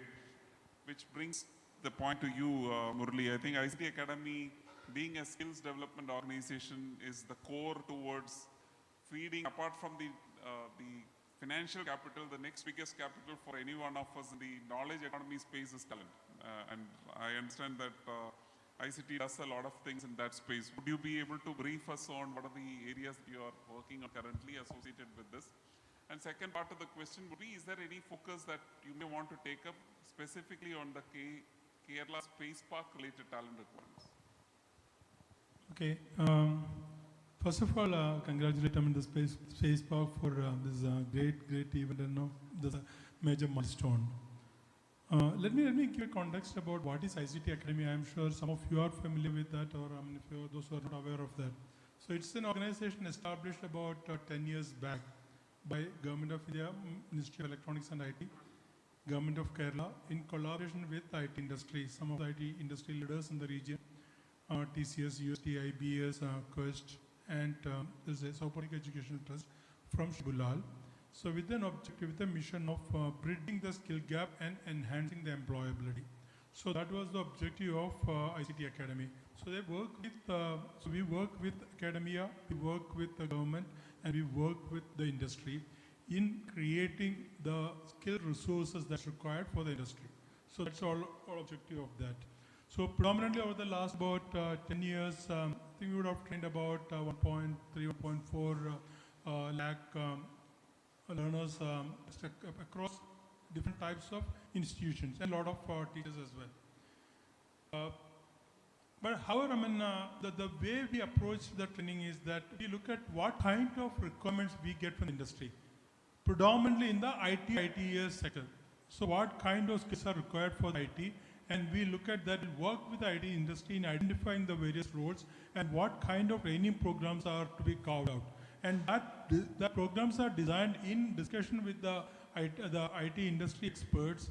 Then that will be what you call delivered to the academia or to the graduate students. Predominantly we cover the graduated unemployed students, or graduated unemployed youth, or the academic students. So that's I would say about 75–80% of our population is from that sector. Then we also train from the industry side. That covers both on the entry level, when you are switching from the academia to the industry, the campus to corporate transition. You are getting ready, I mean, you are preparing yourself to take up the corporate challenges and the corporate roles. So that kind of orientation, that kind of training we provide on various technologies. Plus, we also give the cross-skilling, upskilling on various areas required for the industry, plus some of the leadership. And that's the broader area we cover. From the technology landscape perspective, we cover, I would say, pretty much all in the IT side. Any programming language, I would say, the full stack, mean, MERN, Java, .NET, cybersecurity, AML, data science, so including the latest Gen AI, and we're talking about agentic AI. That's what we do.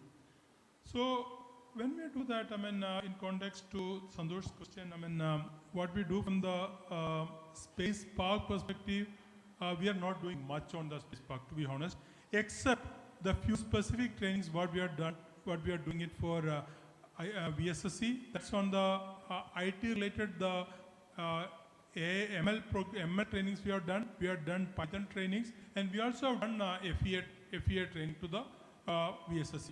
Other than that, we haven't done much on that.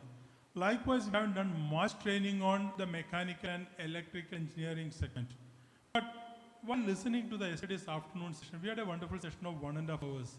So one by the Center Director, Dr. Unnikrishnan Nair, and Mr. R. Hutton and Padma Kumar. So that gives the journey of our Kerala Indian space journey. Then talk about the Liquid Propulsion Center and the sensors, what there in the entire, space ecosystem. Then followed by the session from Mr. Padma Kumar talking about the control and guidance. So that gives, I could connect a lot of areas what we do has got an application to the area what we are working on. I'm sure that madam is working in an area which is related to IT, but specifically in the space sector. But exploring into the space sector, yes, we need to work collaboratively, work with the industry experts. So same is the case with when you're working with the fintech side or when you work with the retail side. We need to work with the experts in the respective industry and design, develop courses which is relevant, specifically relevant for that domain. Likewise, I think I see a strong, huge potential to create, carve out a program in the space sector. I think that's one of the reasons, when we talked about, in the initial days of Spacepark, we discussed and we decided to have a partnership. And I think we are still too early to bring out some output of that, but that is still an opportunity. We covered out one of the MOUs as probably one of the first couple of MOUs with KSPACE. So the idea is that I think I'm pretty sure confident that now ICT Academy, with leveraging its academic connects and the governmental ecosystem, will be able to help in building the good skill sets that's required for the space tech or space ecosystem which is going to groom in the coming years. Thank you, Murli. Hope I can take another 5 minutes if I'm okay. That is, I think there are some actions that are coming in from KSPACE with ICT Academy and similar organizations in the future. I'll quickly go to you with what Anup said about some of the areas of building, providing capital which is required, providing mentorship, providing connects. As a startup, you have been in this particular sphere for a while. Is this sufficient, or are there anything more that you feel is required from KSM? Not specifically from KSM, but as you very well know, money is never enough.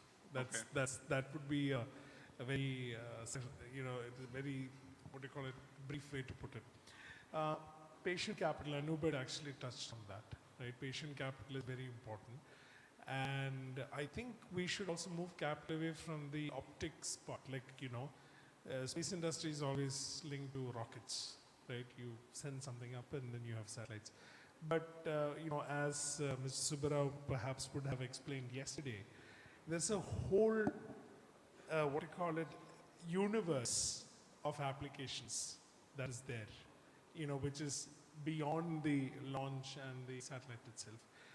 If I'm not mistaken, I think there is, sir, we had this conversation in Ahmedabad, where the total space industry, I think 44 billion is what is being correctly projected, out of which 80% is on core technology, which is not the launch and the satellite part. I think 5% or 10% is downstream, and the rest of it is, going for all the other associated stuff. Investing capital there will really change, what we are trying to do here. We don't want to build a launch vehicle. There are companies who are already doing that. So be it. That's their thing. What we need to do, this was one of the initial things that we discussed right at the way back, is where we become KSPACE, Kerala Spacepark, become the integrator of choice for development of technology as well as development of application side, which is revenue earning from day one. The moment we hit that revenue cycle, the so-called capital that Anup is proposed to put, that demand will actually come down.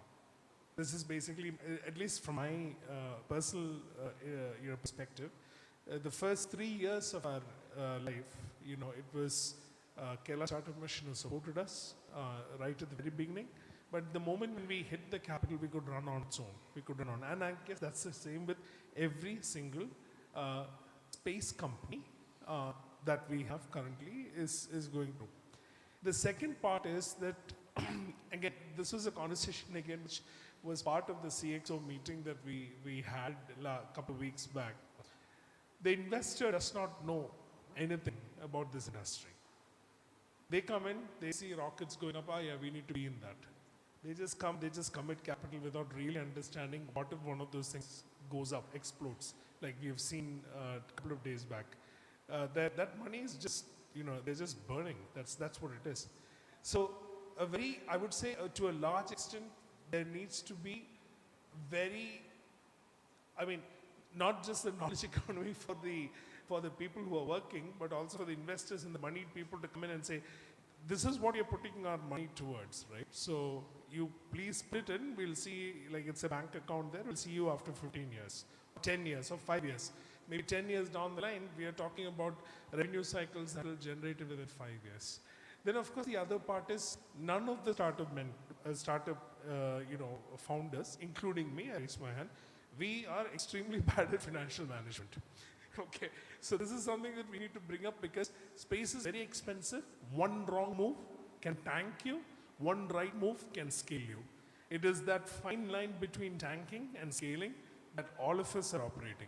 It would be great if the knowledge economy ecosystem actually talks about the economics of the space industry. That seems to be absent. Everybody is putting money, they're making satellites, they're making rockets, but unfortunately for the dollar, we do not know, or for the rupee, we do not know where the returns are coming. And that financial education is also very important. I think these three things would really help. This is at least from my personal experience of talking about. Yeah, I think more money, educating the investor and on the capital movement and also financial management for the startups. Any last thoughts very quickly, Anu? I think it's see, the good news is Piyush Goyal himself has come and said that Indian startups are all about ice creams and, doshamav and all that stuff. And we need to now start thinking about deep tech startups. So there is a sudden push from the government. And most of the people, most of the venture capitalists that we used to talk to who would happily invest into a SaaS software product are now saying that SaaS is over and we will only consider deep tech. We will only consider deep tech. Space, I don't know. But everybody is talking deep tech now. And I keep asking people, what is deep tech? Yeah, they just tell me. But definitely space will fall under that category. And companies like AEROXPO and Oxens will surely fall under that category. So there is an increased sensitivity that, as we speak, Reliance is thinking about putting money into OpenAI, right? Which is a welcome. They would never have done that like 10 years before. They would be talking about oil and gas or retail and the industries that they're really good at. But now they are really considering putting money into the future technologies, which is a welcome change in terms of the capital flow. So I'm assuming, Sam, that in the days to come, there will be some very wealthy individuals who will be willing to put money into this kind of long-term deep tech projects. And I also asked Somnath sir, this is usually a very expensive thing, the space. Take somebody to Mars, somebody to Moon. Why are you spending all this money, right? Why do you do that? What is the advantage? Are we getting anything out of it? And his answer was, even though you are actually doing it as a mission, you develop quite a lot of engineering or precision engineering that can be pivoted and used in other applications. Maybe like a human-centric robot can be developed as part of the space mission that you are actually doing. So there will be a lot of offshoots that will happen out of these larger missions, which we will be able to take and convert into companies. So these kind of activities will happen, and hopefully Kerala can become the bed of such activities with KSPACE now getting launched and a lot of activity happening from ISRO. And in space, I'm told, is already aggregating data from satellite and making it ready to be available by the public. So there is a lot of elements, ecosystem elements that are coming together which will work towards it. So let's gear up. One last word is, I think the time of SaaS and mobile apps and ice creams, everything is over. And I think we need to now gear up to make use of this ecosystem that exists in Kerala and do some serious engineering and science work. Absolutely. Yep. Ma'am, based on what you heard from them, being an entrepreneur, what do you think is the future of Kerala Spacepark moving forward? It's a right question, good question. like what they said, the investors are really afraid of putting in this area, that I felt many times. And because they are not educated well and they don't know how the return comes. Like, for example, twice I pitched in one of the KCM arranged thing. They heard everything. Last word is, madam, it's good, but we don't know what to do for you. You move to some other area and pitch in some other, we don't know what to do. So that's one thing. And second part is, even if you go with the PO of, say, Cruz, bank is hesitant to give a loan. That also I have faced it. Because they have not heard of this area and they don't know and whether the money they will be able to pay or not. So now I think KSPACE today onwards, I mean, it is doing quite a lot of things, but it has to act and give an outreach, like public, the awareness of these space programs, and in that process only I think people will, even if you go for interns, I think there was a program and KCM has called for like interns from colleges. Everybody can take it if you apply. I may be the first person to apply it, but nobody turned up because they don't know what these startups and private entrepreneurs, they know maybe ISRO may be giving, but not the startups. So nobody turned up. So I think KSPACE has to play a major role now to give awareness in the public, so that otherwise I think you have seen all private entrepreneurs are doing well off, like sir, in which lot of work they are doing for the launch vehicles and satellites, and even other ATL is leading in this area. And we are also getting from the, right now we got very few from the space vehicle or the launch vehicles and the satellite area, but still it is there. But we got from the defense. So that's the way it is. Okay, there's a lot of work, sir, for KSPACE to carry forward. Last, very quickly, what's the future for ICT Academy in deep tech? So I'll say Kerala, we have the potential. So I am a person who have experienced the true potential of the youngsters as part of one of the program, and one of the vertical initiative we did it, about 4 or 5 years back or 6 years back as part of flood, where Santosh was also part of associated with that. So when our youth, if they are really serious, if they wanted to do it, if they are really fully convinced on something, wanted to do it, and they have the potential and they will do it. But making them think that, making them getting them convinced and doing that, enabling them to do that, I think that is a challenge. I think that's an area where, all this, the startup ecosystem, the success stories, and the interaction with the industry will help them in triggering that, creating the spark. Okay, say some may be interested in certain things, some finance, sales, research, whatever it is, that are creating that spark and picking the spark and exploring further to pursue their dreams. I'm sure that we will be playing a role in what we call enabling them with what we call connecting them with the industry, to give that connect and to give that little spark to the students as a catalyst, and to give them hand-holding support as a skilling partner to the community to enable the journey. All right, thank you. I just wanted to give one little example, taking 30 seconds. When 2005, when I was in TCS, when TCS decided to come and set up its first, we call it as development center in Kerala. And when we reach out to the clients of that time, we have to explain, actually Kerala is a place which is down south, near to 600 kilometers away from Bangalore. And Kochi is almost in the middle of Kerala, and it's a beautiful place, all those things. It takes around 10 minutes of introduction. But incidentally, when I was doing this Spacepark as a special officer, we spoke to around 10 or 12 countries. And whenever I start, we are actually setting up something called Spacepark in a beautiful place called Thiruvananthapuram. Immediate question is it going to be near VSSC? Okay?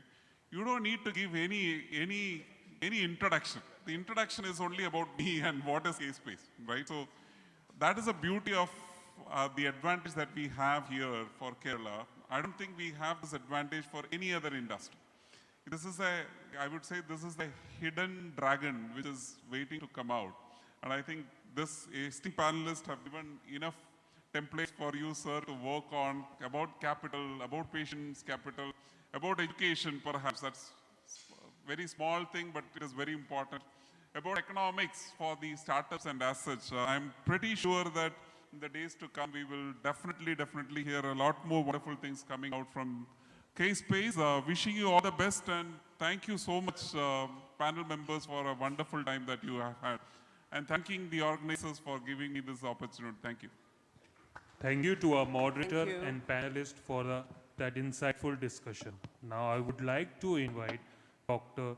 Santosh Subramaniam, sir, Director, CT School of Management, to present a token of appreciation, starting with Professor Santosh Kurp, Digital University of Kerala.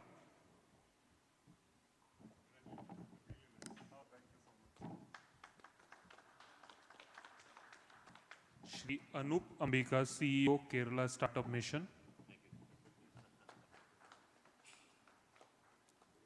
Shri Murlidhan Maningal, CEO, ICTech.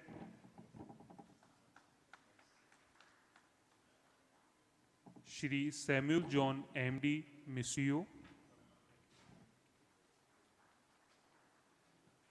Shrimati D.S. Sheila, Director, Spacelab Analytics and Dynamics Private Limited. Thank you, everyone. Now, with a great pleasure, we begin the validation section of Kerala AEROXPO 2025, proudly hosted by Kerala Spacepark. To start with, I invite Shri Pius Verghese, CEO, Winwish Technology Private Limited, to deliver.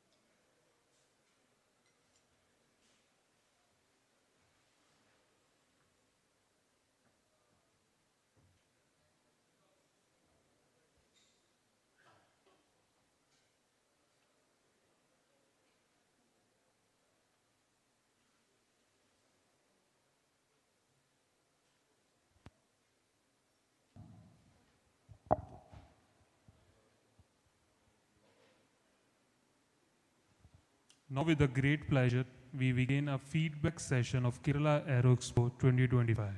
To start with, I invite Shri Pius Verghese, COO, Windish Technology Private Limited.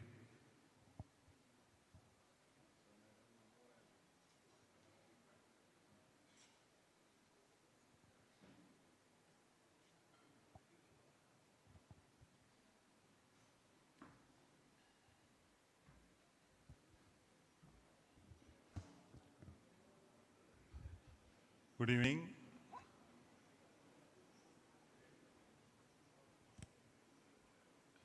I consider it as a honor and privilege. First of all, let me congratulate and appreciate Spacepark, Levin sir and team for organizing such a wonderful event. And we all learned a lot and also understood the possibilities and also the scope, especially in the space and aerospace and defense areas. This was a very well organized event. And on behalf of Chamber of Aerospace Industries Kerala, and also on my behalf, I take this opportunity to thank KSPACE and also Government of Kerala for taking such an initiative.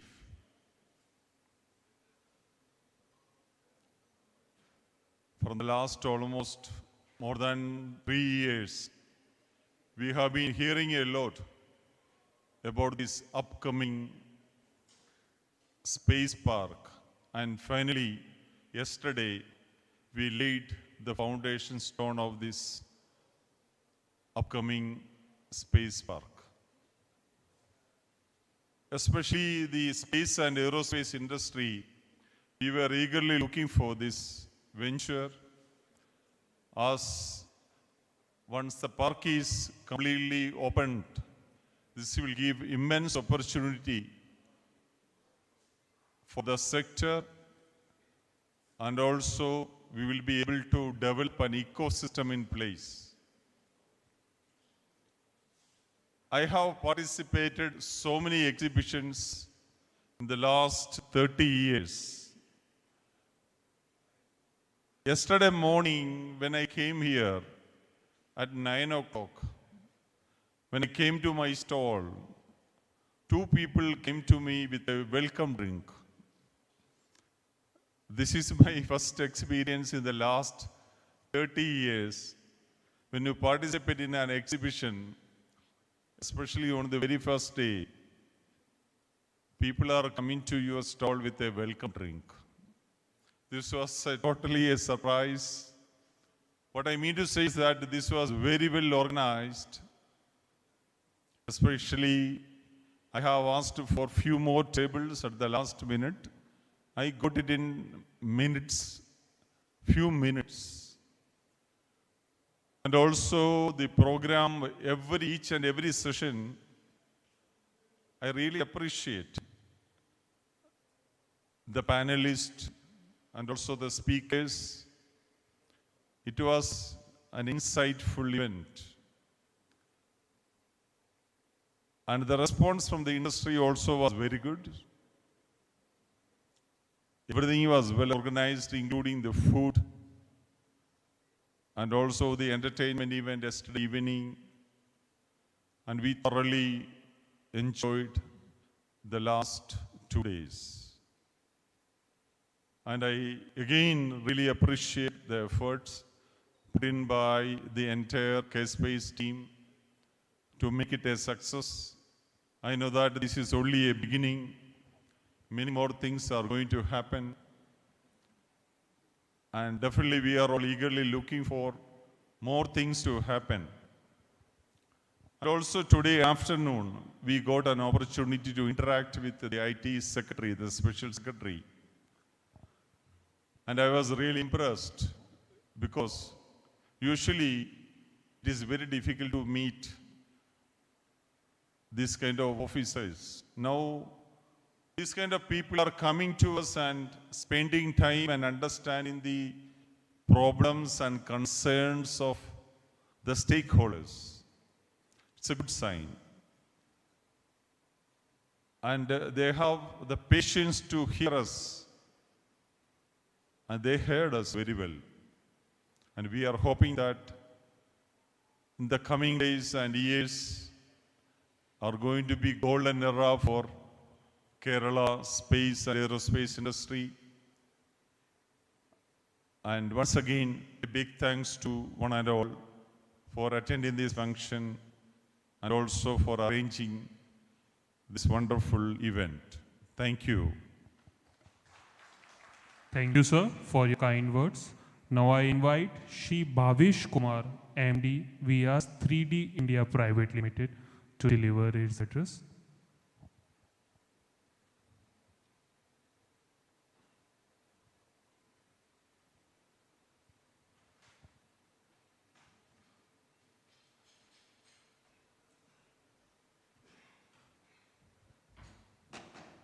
Thank you. Good evening, everyone. So, again, I am very privileged to be a part of this event for the last 2 days, and I would like to second the thoughts of Mr. Pius, who mentioned that this has become a great forum for us to come together in there are lots of discussions that have happened in the last 2 days. But more importantly, I think the kind of network and the kind of discussions that have happened, especially with all the stakeholders here, whether it is academia, the research community, startups, companies, government, discussions on policies, processes. It's amazing, what has been achieved in the last 2 days. And so, again, honored to be a part of the KSPACE initiative. Wishing everyone the very best for the future as well. And I, on behalf of IS3D, would love to be a part of this excellent and exciting journey forward. Thank you very much. Good evening. Thank you, sir. Now I invite Shri G. Narayan, former CMD NSIL.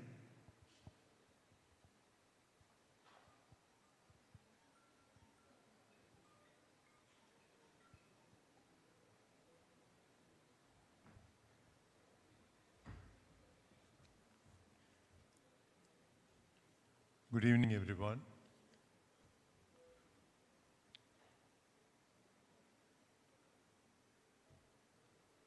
The 2 days of deliberations, really a value addition to me. I'm sure it would have been for all of you. The choice of topics and the speakers were very appropriate and highly relevant. At least it's a revelation for me, the type of promotional efforts that the state is putting up to develop a space ecosystem in the country. Better late than never. I hope this will make a total change in the space environment or the space economy contribution from the state to the nation's economy. One point I observed here is the openness and frankness in which the views of people were expressed. The positives, the negatives, the difficulties, the support requirements, everything.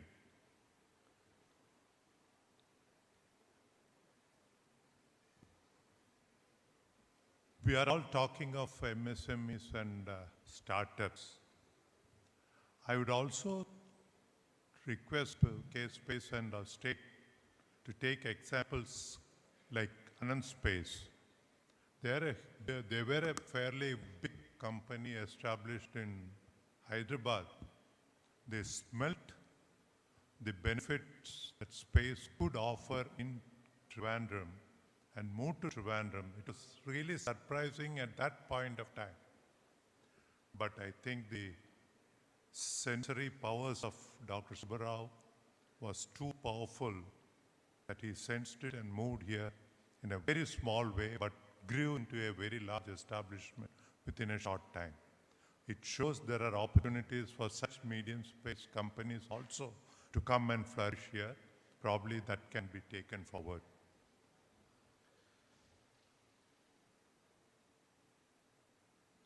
Another point that was raised here is the manufacturing part, the problems that the state was facing from workforce-related issues and other things.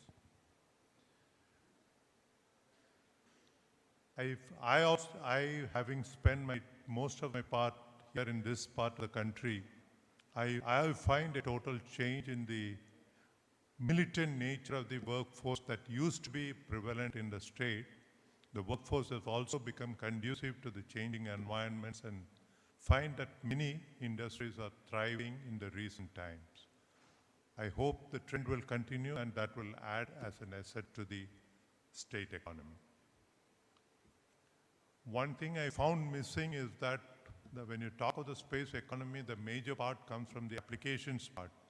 Most of the startups and companies here are still working on the hardware and the ultimate satellites or towards satellites or launch vehicles, but the application side startups or workforce, of course, we saw one, Strava here. The rest are all on the other part of the activity. I hope Spacepark can try to promote more people in the startup business also. Of course, a wealth of information that have come from here, both positives, negatives, and what needs to be done. Knowing very well the team at KSPACE and the CEO, Mr. Levin, I'm sure they will take forward all these things in a very positive way and guide the state much forward in this sector. Thank you all. Thank you, sir, for your encouraging words. Now I request Shri Anup Ambika, CEO of Kerala Startup Mission.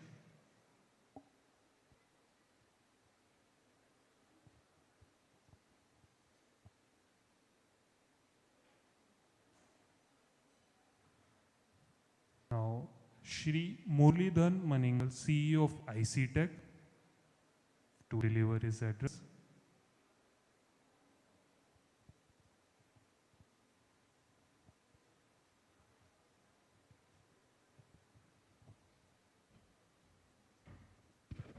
Sorry, again coming in front of you. I think it's already covered as part of my panel discussion. So generally, I spend a little time, not the full session on the generally conferences, but the yesterday's session, especially, I really enjoyed the depth and the coverage, which gave me an idea about the potential opportunities what we have. I think the kind of speakers, the kind of topics selected, the time given for each of the speakers, I think that's really apt. And hats off to you, Mr. Levin, and the KSPACE team for organizing such a wonderful event. And this is indeed a great milestone to KSPACE, and I'm sure that KSPACE in the coming years will play a pivotal role in the growth and accelerated growth of the knowledge economy. And sky's the limit for KSPACE. I'm sure that we are going to witness all this growth in the coming years. All the good luck to the entire team. Thank you, sir, for your kind words.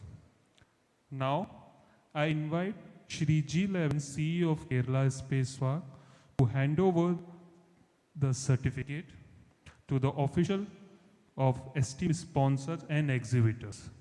First, SFO Technologies.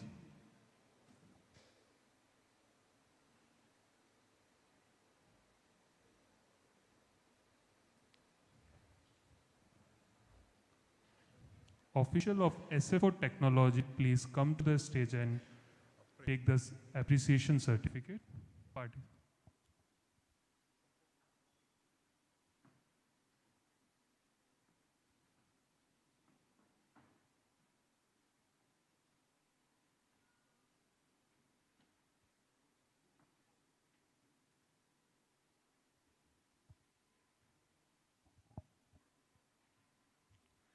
Hex 20 Labs India Private Limited.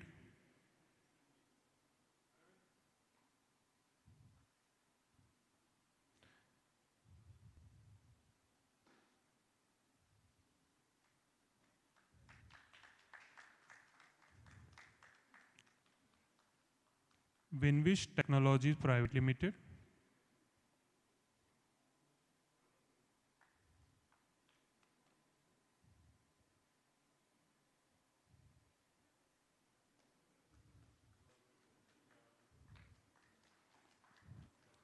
Canara Bank,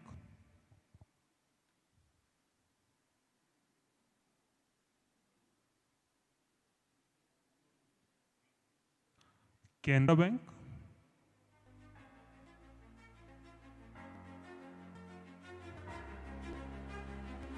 Techlog Private Limited,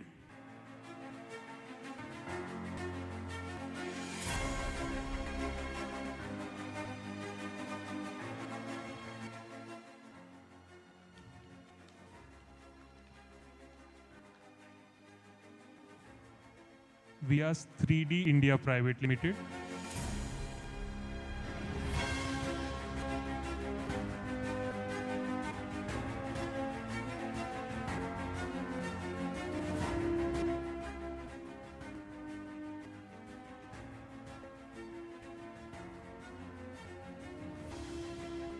Brahmos Aerospace Trivandrum Limited,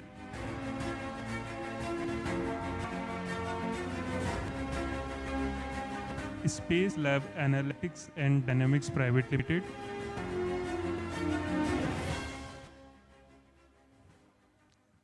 Space Labs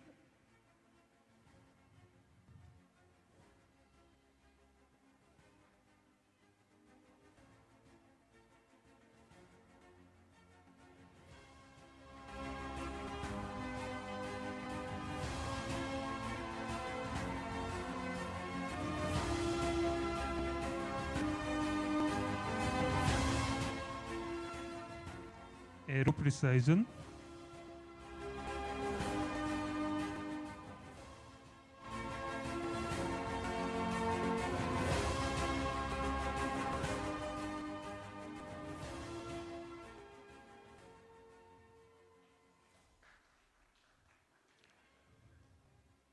Caltron,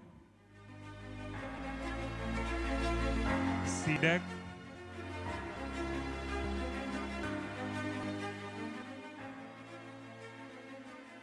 Kerala Startup Mission.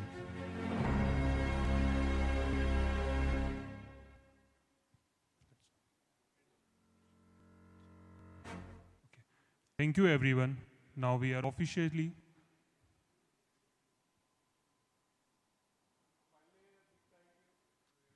thank you, everyone, for your presence. Thank you.